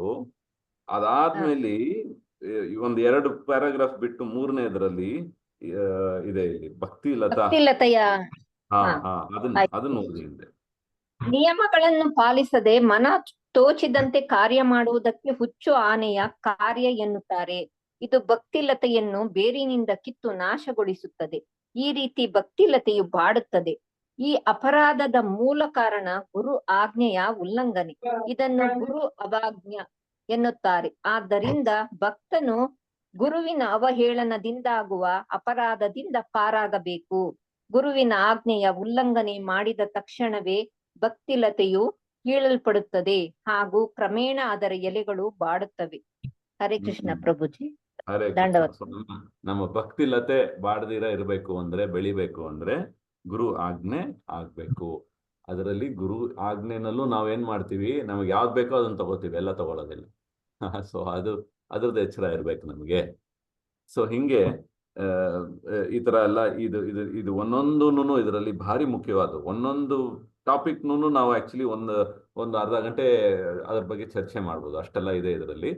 ಬಟ್ ಆದ್ರೆ ಈ IDC 6 ದಿವಸದಲ್ಲಿ ಏನು ಅಂದ್ರೆ ಇದ್ರದ್ದೆಲ್ಲ ಒಂದು ಕಿರು ನೋಟ ನಿಮ್ಗೆ ಕೊಡೋದು. ಎಲ್ಲಾನು ಡಿಸ್ಕಸ್ ಮಾಡೋದಕ್ಕೆ ಆಗೋದಿಲ್ಲ. ಕೆಲವುದೆಲ್ಲ ನಾವು ನಮ್ಮ ಸ್ವಾಧ್ಯಾಯದಲ್ಲಿ ತಿರ್ಗಾ ಇನ್ನೊಂದ್ಸಲಿ ಓದ್ಕೊಂಡು ಅದನ್ನೆಲ್ಲ ಅರ್ಥಕೊಳ್ಳೋದಕ್ಕೆ ಪ್ರಯತ್ನ ಪಡಬೇಕು. ಮತ್ತೆ ನಮ್ಮ ಹತ್ರದಲ್ಲಿರೋ ಸೀನಿಯರ್ಸ್ನ ಕೇಳಿ ಮಾಡಿ ತಿಳ್ಕೊಳ್ಳೋದಕ್ಕೆ ಪ್ರಯತ್ನ ಪಡಬೇಕು. ಬಟ್ ಇದು ಒಂದು ಸ್ಟಾರ್ಟಿಂಗ್ ಪಾಯಿಂಟ್ ತರ. ಓಕೆ, ಇವಾಗ ಇದನ್ನೆಲ್ಲ ನೋಡಿದೀವಿ, ಇನ್ ಮುಂದೆ ಇದನ್ನ ಇಟ್ಕೊಂಡು ಇದ್ರದ್ದು ಇನ್ನೂ ಒಂಚೂರು ಚೆನ್ನಾಗಿ ಅರ್ಥ ಮಾಡ್ಕೊಂಡು ಮುಂದುವರಿಯೋಣ ಅನ್ನೋ ತರ ಈ 6 ದಿನಾನು ನಾವು ನೋಡಬೇಕು. ಓಕೆ, ಸೊ ಇಲ್ಲಿ ತುಂಬಾ ಮುಖ್ಯವಾದ ಪಾಯಿಂಟ್ಸ್ಗಳಿರುತ್ತೆ, ಮತ್ತೆ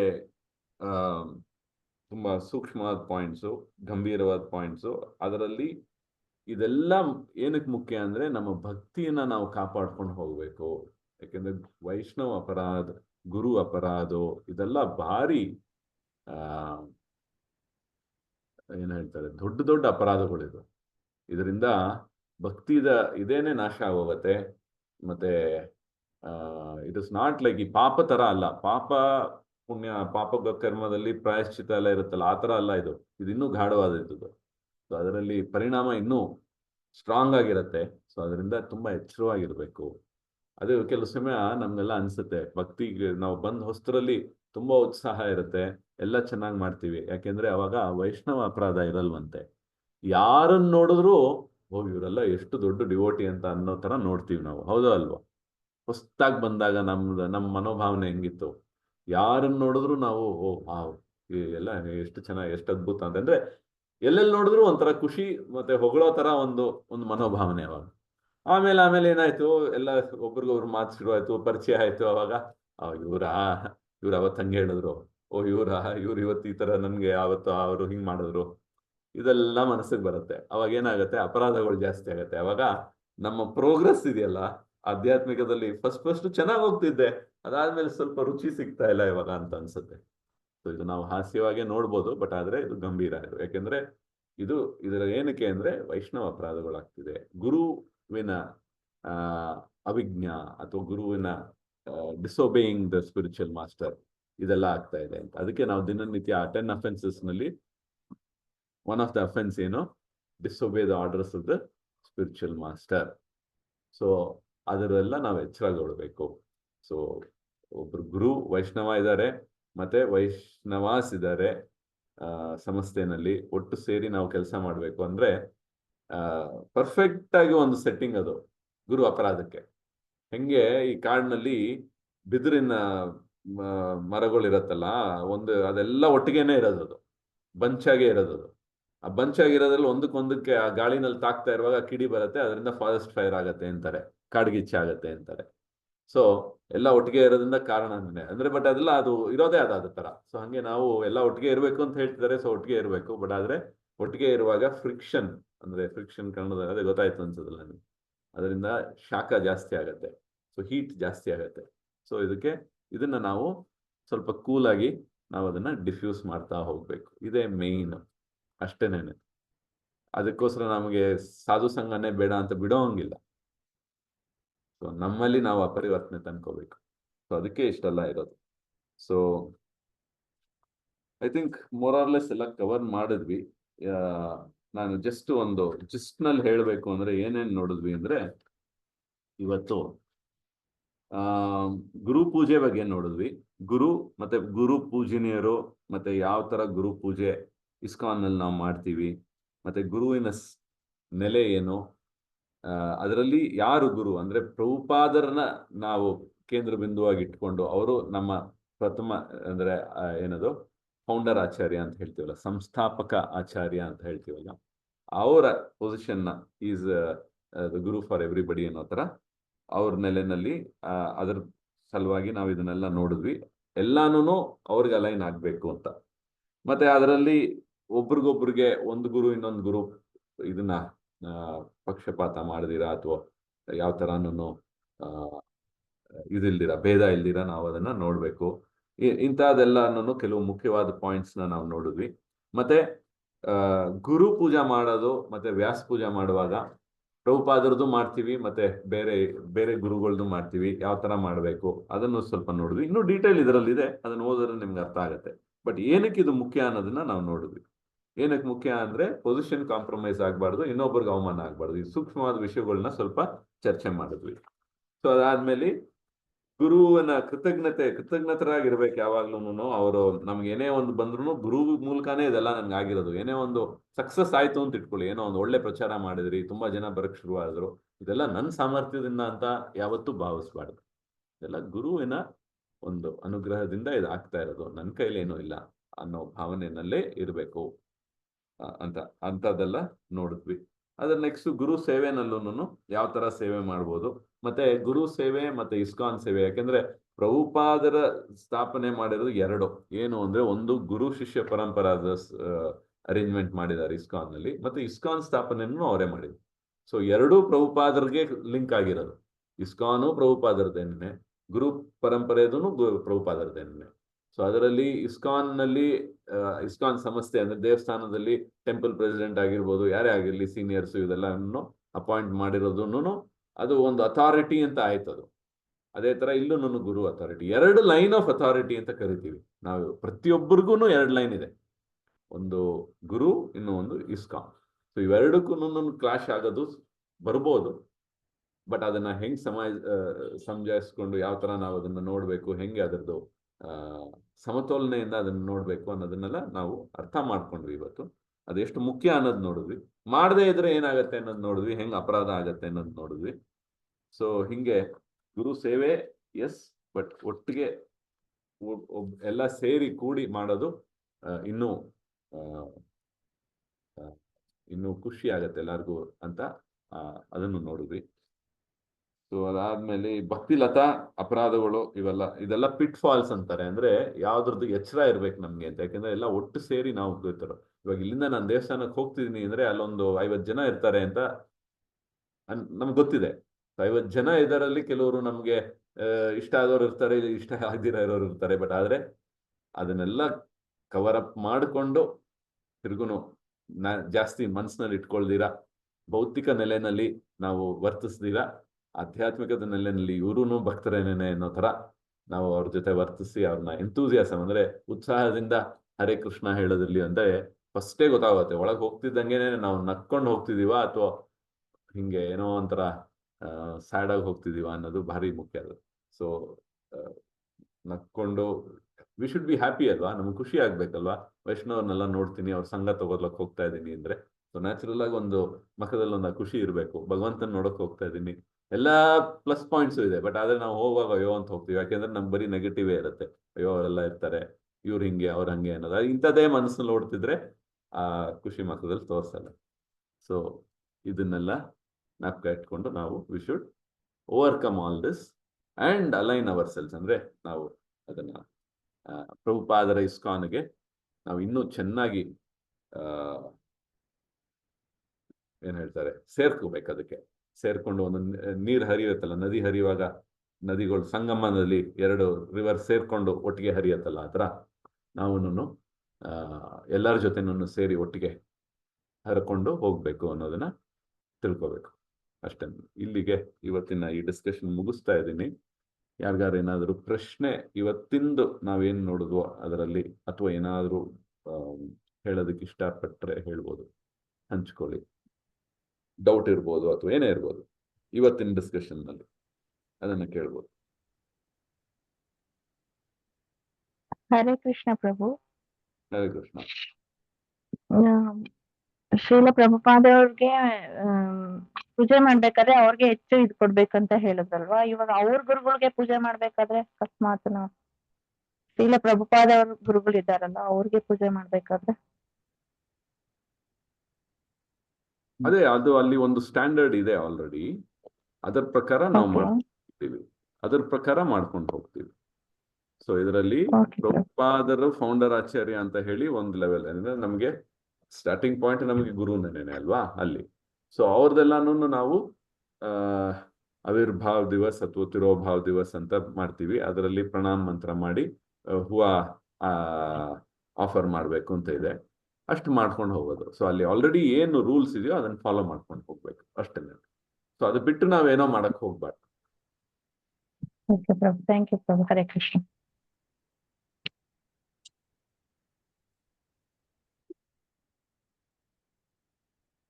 ಹರೇ ಕೃಷ್ಣ ಪ್ರಭುಜಿ. ಹರೇ ಕೃಷ್ಣ. ಗುರು ಅನ್ನುವರು ಬಂದು ಪ್ರಭುಪಾದ ಈ ಕೃಷ್ಣರ ರಾಧಾ ಅವರುடைய ಮರ್ಜಿನೆಲ್ಲ ಗುರು ಮೂಲಕನೇ ತಗೋಬೇಕು ಅನ್ನೋದು ತಾನೇ ವಿಷಯ ಅಲ್ವಾ ಪ್ರಭುಜಿ? ಗುರು ಬರೋದು ಗುರು ಮೂಲಕನೇ ನಮ್ಗೆ, ಗುರು ಮೂಲಕನೇ ಬರೋದು ಅಲ್ವಾ ಅದು ನಮ್ಗೆ ಡೈರೆಕ್ಟ್ ಕೃಷ್ಣರು ರಾಧಾ ಕೃಷ್ಣರಿಂದ ನಮ್ಗೆ ಹೋಗದೇ ಇಲ್ವಲ್ಲ, ನಮ್ಗೆ ಯಾವ ಅರ್ಹತೆನೂ ಇಲ್ಲ ಅಲ್ಲಿ, ಡೈರೆಕ್ಟ್ ಆಗಿ ಯಾವ ಅರ್ಹತೆನೂ ಇಲ್ಲ. ಸೊ ಗುರು ಮೂಲಕನೇ ನಾವು ಅವನ್ನ ತಗೊಳ್ಳೋದು ಅಲ್ವಾ? ಹೌದು. ನಾವು ಇವಾಗ ನೈವೇದ್ಯ ನಾವು ದೇವ್ರಿಗೆ ಕೊಡೋದನ್ನು ಗುರು ಮೂಲಕ, ಪರಂಪರೆ ಮೂಲಕನೇ. ಯಾವ್ದು ಹೇಳಿ ನಾವು ಡೈರೆಕ್ಟ್ ಆಗಿ ಮಾಡ್ತೀವಿ? ಆಕ್ಚುಲಿ ಯಾವುದೇ ಸೇವೆ ಇರ್ಲಿ ಯಾವ್ದು ನಾವು ಡೈರೆಕ್ಟ್ ಆಗಿ ಮಾಡೋದಿಲ್ಲ. ಮೊದ್ಲು ಟೆಂಪಲ್ಗೆ ಹೋದ್ರೆ ಮೊದ್ಲು ಪ್ರಭುಪಾದರ್ಗೆನೆ ಮೊದ್ಲು ನಮಸ್ಕಾರ ಮಾಡ್ತೀವಿ. ನಮಸ್ಕಾರ ಮಾಡ್ಬೇಕು. ಹೌದು. ದಂಡೋತ್ ಪ್ರಣಾಮ ಅದೇ ತರ ಅವ್ರದ್ದು ರಾಧಾಕೃಷ್ಣನ್ ಮರ್ಜಿನು ನಮ್ಗೆ ಗುರು ಮೂಲಕನೇ ಬರುತ್ತೆ ಅಲ್ವಾ ನಮ್ಗೆ? ಸೊ ಅದೇ ಹಾಗೆ ಬರುತ್ತೆ. ನಾವು ಡೈರೆಕ್ಟ್ ಇವ್ರನ್ನ ಕೇಳೋಕ್ಕಿಂತ ಗುರು ಮೂಲಕ ಕೇಳ್ಕೊಳ್ಳೋದು ನಮ್ಗೆ ಒಂದು ಇದು ಒಳ್ಳೇದು ಅನ್ಸುತ್ತೆ. ಅವ್ರ ಹತ್ರ ಪ್ರೇ ಮಾಡಿದ್ರೆ ಬರುತ್ತೆ.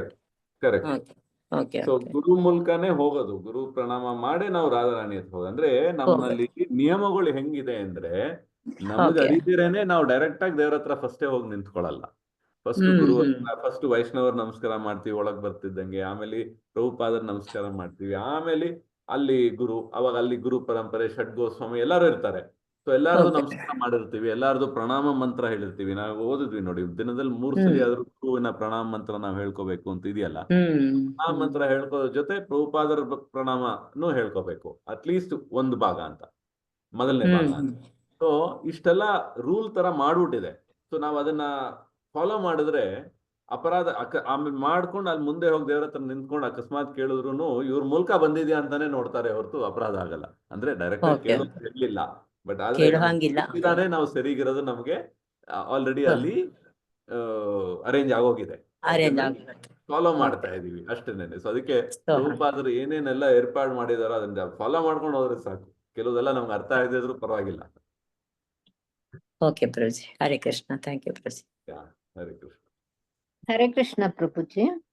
ಈಗ ಭೋಗ ಅರ್ಪಣೆ ಮಾಡ್ತೀವಿ, ಗುರುಗಳಿಗೆ ಅರ್ಪಣೆ ಮಾಡ್ತೀವಿ, ಎಲ್ಲಾರ್ಗು ನಾವೇ ಅರ್ಪಣೆ ಮಾಡ್ಬೇಕಾ, ಗುರುಗಳೇ ಅರ್ಪಣೆ ಮಾಡ್ತಾರ ಪ್ರಭುಜಿ?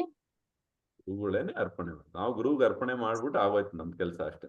ಈ ನೋಸ್ ವಾಟ್ ಟು ಡೂ ಅಂತಾರೆ ಅವರು. ಅದನ್ನ ಕೃಷ್ಣನಿಗೆ ಕೊಡ್ತಾರೆ. ಏನಕ್ಕೆ ಅಂದ್ರೆ ನಾನ್ ಕೊಟ್ರೆ ಕೃಷ್ಣ ಸ್ವೀಕರಿಸೋದು ಇಲ್ಲ ಅಂತಾನು ಹೇಳ್ತಾರೆ ಕೆಲವರು. ಯಾಕೆಂದ್ರೆ ನನ್ಗೆ ಯಾವ ಅರ್ಹತೆನೂ ಇಲ್ಲ. ಬಟ್ ನನ್ನ ಗುರು ನಾನು ಅವ್ರಿಗೆ ಕೊಡ್ಬೋದು, ಅವ್ರಿಗೆ ಕೊಡ್ತಾರೆ. ಯಾಕಂದ್ರೆ ಅವ್ರಿಗೆಲ್ಲ ಅರ್ಹತೆನೂ ಇದೆ. ಅರ್ಹತೆ ಇರೋರ್ಗೆ ನಾವು ಕೊಡ್ಬೇಕಲ್ವಾ. ಅವ್ರ ಮುಂದೆ ಭಗವಂತನ ಕೊಡ್ತಾರೆ ಅಂತ. ಹರೇ ಅರ್ಥ ಕೃಷ್ಣ. ಆಯ್ತಾ ಅದು ನಾನು ಹೇಳಿದ್ದು? ಆಯ್ತು ಪ್ರಭುಜಿ, ಅರ್ಥ ಆಯ್ತು. ಯಾಕಂದ್ರೆ ಶರಣಾಗತಿಯ ಒಂದು ಸೂಚನೆ ಅದು ಮುಖ್ಯ. ಅದು ನಾನೇ ಡೈರೆಕ್ಟ್ ಆಗಿ ಮಾಡ್ತೀನಿ ಅಂತ ಅಲ್ಲ. ಅಥವಾ ನಾನು ಗುರು ಪರ್ಮಿಷನ್ ತಗೊಂಡು ನಾನು ಮಾಡ್ತೀನಿ. ಪರ್ಮಿಷನ್ ತಗೊಳ್ಳೋದು ಅಂದ್ರೆ ಆರತಿ ಮಾಡೋದಕ್ಕೆ. ಅಂದ್ರೆ ಅವಾಗ್ಲೂ ಅದ್ರದ್ದು ಶರಣಾಗತಿ ಶುರು ಮಾಡ್ಲಾ ಅಂತ ಕೇಳ್ಕೊಂಡು ಮಾಡೋದು. ಅದು ಏನು ಆ ದೀಕ್ಷೆ ಎಲ್ಲ ಆಗಿದೆ ಅಂದ್ರೆ ಕೆಲವು ದೀಕ್ಷೆಗಳಾಗಿದೆ, ಅದರಿಂದ ಓಕೆ ಮಾಡು ಅಂತ ಹೇಳ್ತಾರೆ, ಅವಾಗ ಮಾಡೋದು. ಹಂಗೆ ಯಾವಾಗ್ಲೂ ಪರ್ಮಿಷನ್ ಕೇಳಬೇಕು ಅಂತಾರೆ. ಈಗ ಏನೋ ಒಂದು ಮಾಡುವಾಗ್ಲೂ, ಇವಾಗ ಕೀರ್ತನ್ನು ಅಥವಾ ಹಾಡಕ್ಕೆ ಶುರು ಮಾಡುವಾಗ ಪಕ್ಕದಲ್ಲಿ ಯಾರು ಸೀನಿಯರ್ ಹತ್ರ ಶುರು ಮಾಡೋದ ಅಂದ್ರೆ, ಅಥವಾ ಹಿಂಗೆ ಅವ್ರು ನೋಡಿ ಅವ್ರು ಅಂದ್ರೆ ಹ್ಞೂ ಅಂದ್ರೆ ಆಮೇಲೆ ಶುರು ಮಾಡೋದು. ಸೊ ಆ ಥರ ಯಾವಾಗ್ಲೂ ಆ ಒಂದು ಭಾವನೆ ಇರ್ಬೇಕು ನಮ್ಮಲ್ಲಿ. ಇವಾಗ ಮೈಕ್ ಇಲ್ಲಿದೆ, ನಾನು ಕೀರ್ತನೆ ಮಾಡ್ತೀನಿ. ಅಥವಾ ಇವಾಗ ಒಂದು ಕ್ಲಾಸ್ ಕೊಡುವಾಗ್ಲೂ ಅಷ್ಟೇ, ಶುರು ಮಾಡಕ್ ಮುಂಚೆ ಗುರುವನ್ನ ಜ್ಞಾಪಿಸ್ಕೋತೀವಿ. ಅಥವಾ ಅಲ್ಲಿ ಯಾರು ಸೀನಿಯರ್ ಇದ್ರೆ ಅವ್ರನ್ನ ಕೇಳ್ಕೊಂಡು ಶುರು ಮಾಡ್ತೀವಿ. ಇವಾಗ ಡೈರೆಕ್ಟ್ ಆಗಿ ಕೂತಿರುವಾಗ ಆ ಥರ ಅದೆಲ್ಲ ಒಂದು ಭಾವನೆ. ಅದಷ್ಟೇನೆ, ಯಾವ ತರ ನಾವು ಅದನ್ನ ನೋಡ್ತಿದೀವಿ ಅಂತ.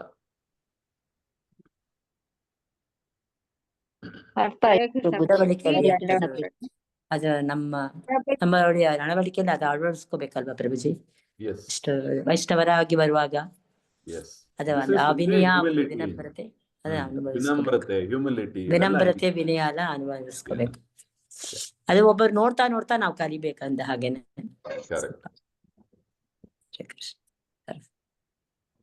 ಹರೇ ಕೃಷ್ಣ ಪ್ರಭುಜಿ, ದಂಡವತ್ ಪ್ರಣಾಮ. ಹರೇ ಕೃಷ್ಣ, ದಂಡವತ್ ಪ್ರಣಾಮ ಮಾತಾಜಿ. ಹರೇ ಕೃಷ್ಣ ಪ್ರಭುಜಿ, ದಂಡವತ್ ಪ್ರಣಾಮ. ವಿಜಯಲಕ್ಷ್ಮಿ ಮಾತಾಜಿ, ಏನೋ ಹೇಳಕ್ ಇಷ್ಟಪಡ್ತಿದ್ದೀರಾ? ಪ್ರಭುಜಿ, ಈಗ ನಮಗೆ ಆಶ್ರಯ ಆಗಿರುತ್ತಲ್ಲ ಪ್ರಭು, ಆಗ ನಮ್ಮ ಗುರುವಿದು ಫೋಟೋ ಇಟ್ಟು ಈಗದಿಂದ ಪೂಜೆ ಮಾಡ್ಬೇಕಾ ಅಥವಾ ದೀಕ್ಷೆ ಆದ್ಮೇಲೆ ಮಾಡ್ಬೇಕಾ ಪ್ರಭುಜಿ? ನೀವು ಆಶ್ರಯ ತಗೊಂಡ್ಮೇಲಿಂದಾನೇ ಮಾಡ್ಬೋದು. ದೀಕ್ಷೆ ಆದ್ಮೇಲೆ ಮಾಡ್ಬೇಕು ಅಂತ ಏನು ಇಲ್ಲ. ಮೊದ್ಲು ಮಾಡ್ಬೋದು ಅಲ್ವಾ ಪ್ರಭುಜಿ? ಮೊದ್ಲಿಂದಾನೇ ಮಾಡ್ಬೋದು ನಾವು. ಅದೇ ಹೇಳಿದ್ ನಾನು, ಮಾಡ್ಬೋದು. ಮೊದ್ಲಿಂದಾನು ಮಾಡ್ಬೋದು. ಇನ್ಫ್ಯಾಕ್ಟ್ ಮಾಡ್ಬೇಕು. ಅದು ದೀಕ್ಷೆ ಬಂದು it is just one event ತರ. ಅದು ಮೊದ್ಲು ಗುರುಗಳಿಗೆ ನಾವು ಪೂಜೆ ಅಲೈನ್ ಮಾಡಿ ಆಗೋಗಿದೀವಿ ಅಂತ. ಹರೇ ಕೃಷ್ಣ ಮಾತಾಜಿ, ಪ್ರಭು ಹೇಳ್ತಾ ಇದ್ದಲ್ಲ, ಸ್ವಲ್ಪ ಅವರಿಂದ ಫಸ್ಟ್ ಕೇಳುವ, ಮತ್ತೆ ನಾವು ಮಾತಾಡುವ. ಆಲ್ರೆಡಿ ಅಲೈನ್ ಆಗೋಗಿದ್ದಾರೆ ಅವರು ಅಂತ. ಒಂದು ವಿಷಯ ಒಂದ್ ತರ ನಾವು ಕಂಪೇರ್ ಮಾಡ್ಬೇಕು ಅಂದ್ರೆ, ಆಲ್ರೆಡಿ ಇವಾಗ ಎಂಗೇಜ್ಮೆಂಟ್ ಆಗೋಯ್ತು ಅಂದ್ರೆ ಒಂಥರ ಒಬ್ರಿಗೊಬ್ರು ನೋಡೋದು ಹಸ್ಬೆಂಡ್ ಅಂಡ್ ವೈಫ್ ತರಾನೇ ಅವ್ರನ್ನ ಭಾವಿಸ್ತಾರಲ್ಲ. ಮ್ಯಾರೇಜ್ ಅನ್ನೋದು ಆಮೇಲೆ ಇರ್ಬೋದು ಡೇಟ್ ಅಲ್ವಾ? ಅದೇ ತರಾನೇ ಬೇರೆ ಆತರ ಸುಮಾರು ಉದಾಹರಣೆಗಳು ಇದೆಯಲ್ಲ. ಮತ್ತೆ ಗುರು ಸೇವೆ ನಮಗೆ ಮಾತಾಜಿಯವರಿಗೆ ಡೈರೆಕ್ಟ್ ಆಗಿ ಸಿಗುದಿಲ್ಲಲ್ಲ ಪ್ರಭುಜಿ? ಗುರು ಸೇವೆ ಮಾತಾಜಿಸ್ಗೂ ಸಿಗತ್ತೆ. ಕುಕಿಂಗ್ ಎಲ್ಲ ಮಾಡ್ಬೋದು, ಬೇರೆ ಎಲ್ಲ ಹೌದು, ಕುಕಿಂಗ್ ಬೇರೆ ಈಗ ಚಾಮರ ಬೀಸುದೆಲ್ಲ ಹೇಳಿದ್ರಲ್ಲ ಪ್ರಭುಜಿ, ಅದು ಎಲ್ಲ ಮಾತಾಜಿಯವರಿಗೆ ಸಿಗಲ್ಲ ಪ್ರಭುಜಿ? ಇಲ್ಲ, ಯಾಕೆಂದ್ರೆ ಸದಾಚಾರದಲ್ಲಿ ಅವರೆಲ್ಲ ಸನ್ಯಾಸಿ, ಮೋಸ್ಟ್ಲಿ ಎಲ್ಲ ಸನ್ಯಾಸಿ ಆಗಿರ್ತಾರೆ. ಸೊ ಹತ್ರ ಹೋಗೋದಕ್ಕೆ ಅವಕಾಶ ಇರೋದಿಲ್ಲ. ಇವಾಗ ಅಲ್ಲ, ಪರಂಪರೆಯಿಂದ ಹಂಗೆ ಬಂದಿರೋದು. ಸೊ ಅದರಿಂದ ಅದು ನಮ್ಮ ಚೌಕಟ್ಟಿನಲ್ಲಿ ಏನು ನಮಗೆ ಲಭ್ಯ ಇದೆಯೋ ಅದನ್ನೇ ನಾವು ಮಾಡ್ಕೊಂಡು ಹೋಗ್ಬೋದು. ಅದನ್ನೇ ನಾವು ಮಾಡಕ್ ಹೋಗ್ಬೋದು. ಆಗ ಮಾತಾಜಿಯವರೆಲ್ಲ ಹೇಳ್ತಾ ಇದ್ರಲ್ಲ ಚಾಮರ ಬೀಸುದೆಲ್ಲ, ಅದಕ್ಕೆ ನಾನು ಡೌಟ್ ಆಯ್ತು, ಹಾಗೆ ಕೇಳಿದ್ದೆ ಪ್ರಭುಜಿ. ಮನೆಯಲ್ಲಿ ಮಾಡಿದಾಗ ಮಾಡ್ಬೋದಲ್ವಾ ಪ್ರಭುಜಿ? ಮನೆಯಲ್ಲೆಲ್ಲ ಮಾಡ್ತೀವಲ್ಲ ಅದು? ಅಲ್ಲ, ಫೋಟೋಗಲ್ಲ ಅವ್ರು ಹೇಳಿದ್ರು, ವಪು ಸೇವೆ. ಮನೆಯಲ್ಲಿ ಪೂಜೆ ಮಾಡುವಾಗ ನಾವು ಮಾಡ್ಕೋಬಹುದಲ್ವಾ ಪ್ರಭುಜಿ? ಅಲ್ಲ, ಅದೇನೆ ವಪು ಸೇವೆ ಅವ್ರು ಹೇಳಿದ್ರು. ಅಂದ್ರೆ ಫೋಟೋಗಲ್ಲ, ಡೈರೆಕ್ಟ್ ಆಗಿ ಇರುವಾಗ ಅಂತ ಅವ್ರು ಕೇಳಿದ್ದು. ಅದಕ್ಕೆ ಆಗಲ್ಲ ಅಂತಂದಿದ್ದು. ಮನೆಯಲ್ಲಿ ನಾವು ಆರತಿ ಮಾಡುವಾಗ ಅದು ಹಾಗೆ ಅದು ಪೂಜೆ ಕ್ರಮ ಬರುವಾಗ ಮಾಡ್ಬೋದಲ್ವಾ? ಚಾಮರ ಮಾಡಿ ಬಿಸಿ ಮಾಡ್ಬೇಕಲ್ವಾ? ಹೌದು ಹೌದು, ಅದನ್ನೇ ನಾನು, ಅದು ಒಂದು ಸೇವೆ ತರ ತಾನೆ, ಅದಕ್ಕೆ ನಾನು ಹೇಳಿದೆ ಪ್ರಭುಜಿ. ಹರೇ ಕೃಷ್ಣ, ಹರೇ ಕೃಷ್ಣ. ಪ್ರಭು ಹರೇ ಕೃಷ್ಣ ಪ್ರಭು. ಪ್ರಭು ನೀವ್ ಹೇಳ್ದಂಗೆ ಎಲ್ಲನೂ ನಾವು ಅಪರಾಧ ಮಾಡ್ಬಿಡ್ತೀವಲ್ಲ, ಅವಾಗ ಏನ್ ಮಾಡ್ಬೇಕು ಪ್ರಭು ನಾವು? ಅವಾಗ ನಾವು ಪ್ರಾಯಶ್ಚಿತ, ಕ್ಷಮಾಪಣೆ ಇದೆಲ್ಲ ಕೇಳ್ಬೇಕು. ಅದೇ ಒಂದು ಸೆಪರೇಟ್ ಟಾಪಿಕ್ ಅದು.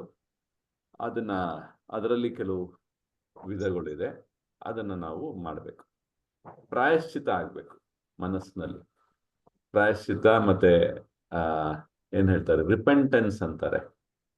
ರಿಪೆಂಟೆನ್ಸೇ ಇಲ್ದಿರ ನಾವು ಪ್ರಾಯಶ್ಚಿತ್ತ ಮಾಡಿದ್ರು ಸರಿ ಇಲ್ಲ. ಅಂದ್ರೆ ಇದು ಹಿಂಗಾಯ್ತು, ಇದಕ್ಕೆ ಹಿಂಗ್ ಮಾಡ್ಬೇಕು ಅಂತ ಆಯ್ತು, ಅದು ಬರೀ ಚಟುವಟಿಕೆ ಆಗೋಗತ್ತೆ.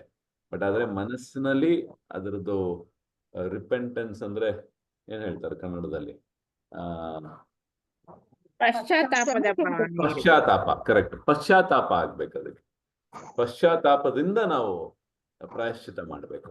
ಸೊ ಅದೆಲ್ಲ ಅದೇ ಸೆಪರೇಟ್ ಇದೆ. ಬಟ್ ಆದ್ರೆ ಅದೇ ಮನಸ್ಸಿನ ಭಾವನೆ, ಅದರಲ್ಲಿ ಯಾವ ತರ ನಾವು ನೊಂದ್ಕೋತೀವಿ ಅಂತ. ಪರೀಕ್ಷಿತ್ ಮಹಾರಾಜ್ ಉದಾಹರಣೆ ತಗೊಳ್ಳಿ. ಈ ತರ ಹಾವು ಹಾಕ್ಬಿಟ್ರು ಋಷಿಗಳು ಶಿವಮಿಕರಲ್ಲಿರುವಾಗ. ಅಂದ್ರೆ ಆ ಎಪಿಸೋಡ್ ನಿಮ್ಗೆ ಗೊತ್ತಲ್ಲ, ಲೀಲೆ. ಅದಾದ್ಮೇಲೆ ಅವ್ರು ನಡ್ಕೊಂಡು ಬರುವಾಗ ಅನ್ಕೋತಾರೆ ಅಂತೆ, ಛೇ ಅವಸರ ಪಟ್ಬಿಟ್ನಲ್ಲ, ಈ ತರ ಮಾಡ್ಬಾರ್ದಾಗಿತ್ತು ಅಂತ. ಅವ್ರಿಗೆ ತುಂಬಾ ಪಶ್ಚಾತ್ತಾಪ ಆಗತ್ತೆ. ಆ ಪಶ್ಚಾತ್ತಾಪದಿಂದ ನೊಂದ್ಕೊಳ್ತಾರೆ. ಆಮೇಲೆ ಅವ್ರಿಗೆ ಕಿವಿಗೆ ಬೀಳತ್ತೆ, ಈ ತರ ಒಂದು ಶಾಪನೂ ಹಾಕಿದಾರೆ ನನ್ಗೆ ಅಂತ, ಅದೇ ಹಾವು ಕಚ್ಚುತ್ತೆ ಅಂತ. ಅದನ್ನು ಸ್ವೀಕರಿಸ್ತಾರೆ, ನಾನ್ ಮಾಡಿದ್ ತಪ್ಪದು. ಯಾಕೆಂದ್ರೆ ಸಾಮರ್ಥ್ಯ, ಶಕ್ತಿ, ಯುಕ್ತಿ ಎಲ್ಲ ಇತ್ತು ಪರೀಕ್ಷಿತ್ ಮಹಾರಾಜರಿಗೆ. ಅದನ್ನ ಆ ಶಾಪನ ತಡಿಯಕ್ಕಾಗ್ಲಿ ಅಥವಾ ಬೇರೆ ಮಾಡೋದಕ್ಕಾಗ್ಲಿ ಏನೋ ಒಂದು ಅದನ್ನ ಮಾಡ್ಬೋದಾಯ್ತು. ಅದ್ರ ಪ್ರಯತ್ನನೇ ಪಡ್ಲಿಲ್ಲ, ಅದ್ರ ಬಗ್ಗೆ ಯೋಚನೆನೇ ಮಾಡ್ಲಿಲ್ಲ. ಸ್ವೀಕರಿಸಿದ್ರು, ಆಯ್ತು ನನ್ಗಿದೇ ಆಗ್ಬೇಕು ಅಂದ್ರೆ ಹಂಗೆ ಆಗ್ಲಿ ಅಂತ. ಸೊ ಇನ್ ಮುಂದೆ ಏನ್ ಮಾಡೋಣ ಅಂತ ನೋಡೋದು. ಸೊ ಅಷ್ಟು ಪ್ರಾಯಶ್ಚಿತ್ತ, ಪಶ್ಚಾತ್ತಾಪ ಭಾರಿ ಮುಖ್ಯ ಆದ್ರೆ. ಸೊ ಹಿಂಗೆ ಅದು ಅಪರಾಧ ಆದ್ರೆ ಏನು ನೆಕ್ಸ್ಟ್ ಅನ್ನೋದಕ್ಕೆ ಇದೆ. ಸೊ ಅದು ಸೆಪರೇಟ್ ಟಾಪಿಕ್ ಇದೆ. ಸೊ ಅದ್ರಲ್ಲಿ ಇನ್ನೂ ಡೀಟೇಲ್ಡ್ ಆಗಿ ನೀವು ಲೆಕ್ಚರ್ಸ್ ಆಗ್ಲಿ ಅದೆಲ್ಲ ಕೇಳಿದಾಗ ಅವಾಗ ಅದು ಬರುತ್ತೆ. ಥ್ಯಾಂಕ್ ಯು ಪ್ರಭು. ಹರೇ ಕೃಷ್ಣ ಪ್ರಭುಜಿ. ವೈಷ್ಣವರಿಗೆ ಅಪರಾಧ ಮಾಡಿದಾಗ ಒಂದು ದಿನ ಉಪವಾಸ ಇರಬೇಕು ಅಂತ ಹೇಳ್ತಾರಲ್ವಾ ಪ್ರಭುಜಿ? ಅದೇ ನಾನು ಹೇಳಿದ್ದು. ಇವಾಗ ಒಂದಿನ ಉಪವಾಸ ಇದ್ಬಿಡ್ಬೋದು, ಬಟ್ ಆದ್ರೆ ಪಶ್ಚಾತ್ತಾಪ ಆಗತ್ತಾ ಅನ್ನೋದು ಮುಖ್ಯ. ತಪ್ಪಾಗೋಯ್ತಲ್ಲ ಅಂತ. ಮತ್ತೆ ಎರಡೂ ಒಟ್ಟಿಗೆ ಹೋಗ್ಬೇಕು ಅಂತ ಅದೇ ಹೇಳಿದ್ದು. ಅದು ಡೀಪ್ ಸಬ್ಜೆಕ್ಟ್. ಅದು ಬರೀ ಒಂದು ಚಟುವಟಿಕೆಯಿಂದ ಆಗೋಗತ್ತೆ ಅಂತ ಅಲ್ಲ. ಇದಕ್ಕಿದ್ ಮಾಡಿ ಸರಿ ಹೋಗತ್ತೆ ಹಂಗಲ್ಲ. ಅದು ವೈಷ್ಣವ ಅಪರಾಧ ಇನ್ನೂ ಗಾಢವಾದದ್ದು ಇನ್ನು. ಸೊ ಅಷ್ಟು ಈಸಿಯಾಗಿ ಅದನ್ನ ರಿಮೂವ್ ಮಾಡಕ್ಕಾಗಲ್ಲ. ಎಷ್ಟೆಲ್ಲ ಓಡಿದ್ರು ಇವರು, ಯಾರವರು, ದೂರ್ವಾಸ ಮುನಿಗಳು. ಇವರಿಂದ ಅಂಬರೀಷ್ ಅಂಬರೀಷ್ ಮಹಾರಾಜ ಆ ಕಥೆ ನಿಮ್ಗೆಲ್ಲ ಗೊತ್ತಿರಲಿಲ್ಲ. ಸೊ ಅದರಲ್ಲಿ ಅವರೇನೆ ಯಾರಿಗೆ ಇವ್ರ ಅಪರಾಧ, ವೈಷ್ಣವರು ಅವ್ರನ್ನೇ ಸರಿ ಆಯ್ತು ನಾನು ಕ್ಷಮಾಪಣೆ ಮಾಡಿದೆ ಅಂತ ಕೇಳಿದ್ಮೇಲೆ ಆಮೇಲೆ ಚಕ್ರ ನಿಂತೋಗುತ್ತೆ. ಅದರಿಂದ ಏನ್ ಗೊತ್ತಾಗುತ್ತೆ, ಕ್ಷಮಾಪಣೆ ಕೇಳಬೇಕು. You to ask forgiveness. ಪ್ರಾಯಶ್ಚಿತ ಆದ್ಮೇಲೆ, ಪಶ್ಚಾತ್ತಾಪ ಆದ್ಮೇಲೆ ಪ್ರಾಯಶ್ಚಿತ ಒಂದೇನೆ, ಕ್ಷಮಾಪಣೆ ಕೇಳಬೇಕು. ಅವ್ರು ಕ್ಷಮಿಸಿದೀನಿ ಅಂದ್ರೆ ಓಕೆ. ಇನ್ಫ್ಯಾಕ್ಟ್ ಕೃಷ್ಣ ಹೇಳೋದೇನು ಅಂದ್ರೆ, ಅವ್ರು ಕ್ಷಮಾಪಣೆ ಮಾಡದೇ ಇದ್ರು ನಾನ್ ಬಿಡೋದಿಲ್ಲ ಅಂತಾರೆ. ಅಷ್ಟು ಅದು. ಸೊ ಭಾರಿ ಗಂಭೀರವಾದ ವಿಷಯ ಅದು. ಸೊ ಮಾಡದಿರ ಇರೋದೇ ಒಳ್ಳೇದು. ಮಾಡ್ಬಿಟ್ರೆ ಏನ್ ಮಾಡ್ಬೇಕು, ಅಫ್ಕೋರ್ಸ್ ಸೀರಿಯಸ್ ಕನ್ಸಲ್ಟ್ ಮಾಡಿ ಹೆಂಗೋ ಅನ್ನೋದ್ರಿಂದ. ಶ್ರೀಕೃಷ್ಣ ಅರ್ಪಣ ಮಸ್ತು ಅಂತ ಹೇಳ್ಕೊಳ್ಬೇಕು. ಏನಂದ್ರಿ? ಶ್ರೀಕೃಷ್ಣ ಅರ್ಪಣ ಮಸ್ತು ಅಂತ ಹೇಳ್ಕೊಳ್ಬೇಕು. ಕೃಷ್ಣಾರ್ಪಣ ವಸ್ತು ಅನ್ನೋದು ಎಲ್ಲ ಕೃಷ್ಣನಿಗೆ ಸೇರತ್ತೆ ಅನ್ನೋದು. ಅಪರಾಧ ನಾವು ಮಾಡಿದ್ರು ಕೃಷ್ಣಾರ್ಪಣ ವಸ್ತು ಅಂದ್ರೆ ಅದು ಸರಿ ಹೋಗಲ್ಲ. ಅದು ಯಾಕಂದ್ರೆ ನಾವು ಮಾತಾಡ್ತಿರೋ ಟಾಪಿಕ್ ಅಪರಾಧದ ಬಗ್ಗೆ. ಅಪರಾಧ ಆಗೋಯ್ತು ಎಲ್ಲ ನಿನಗೆ ವಸ್ತು ಅನ್ನೋದು ಸುಲಭವಾಗಿ ಒಂಥರ ಆಯ್ತು ಕೈ ತೊಳ್ಕೊಂಬೋಣ ಅನ್ನೋ ತರ ಆಯ್ತದು. ಹಂಗಲ್ಲ.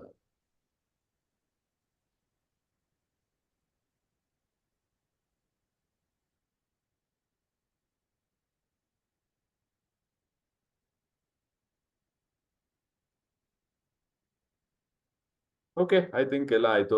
ಬ್ರಜಚಂದ್ರಿಕಾ Mataji, you want to add something? No, Prabhuji. I'm just a hosting. Very senior devotee. ಇಲ್ಲ. No, Prabhuji. ನಾನೇನಾದ್ರೂ ವ್ಯತ್ಯಾಸವಾಗಿ ಹೇಳಿದ್ರೆ ಅದನ್ನ No, Prabhuji. It is perfect. It is perfect. ತುಂಬಾ ಚೆನ್ನಾಗಿ ಅರ್ಥ ಆಯ್ತು ಪ್ರಭುಜಿ, ನೀವ್ ಹೇಳಿದ್ ಚೆನ್ನಾಗಿತ್ತು ಪ್ರಭುಜಿ. ಇವತ್ತು ನಿಧಾನವಾಗಿ ತುಂಬಾ ಚೆನ್ನಾಗಿ ಹೇಳೋದು. ಅದು ನಿಧಾನ ಯಾಕೆ ಅಂದ್ರೆ ಅಷ್ಟು ಸ್ಪಷ್ಟವಾಗಿ ಫಾಸ್ಟ್ ಆಗಿ ಕನ್ನಡ ಮಾತಾಡೋದಕ್ಕೆ ಬರೋದಿಲ್ಲ ನೋಡಿ. ನಮ್ಮಲ್ಲೂ ಒಂದ್ ಕೊರತೆ ಇದೆ, ಎಲ್ಲಾರ್ನಲ್ಲೂ ಕೊರತೆ ಇರುತ್ತೆ.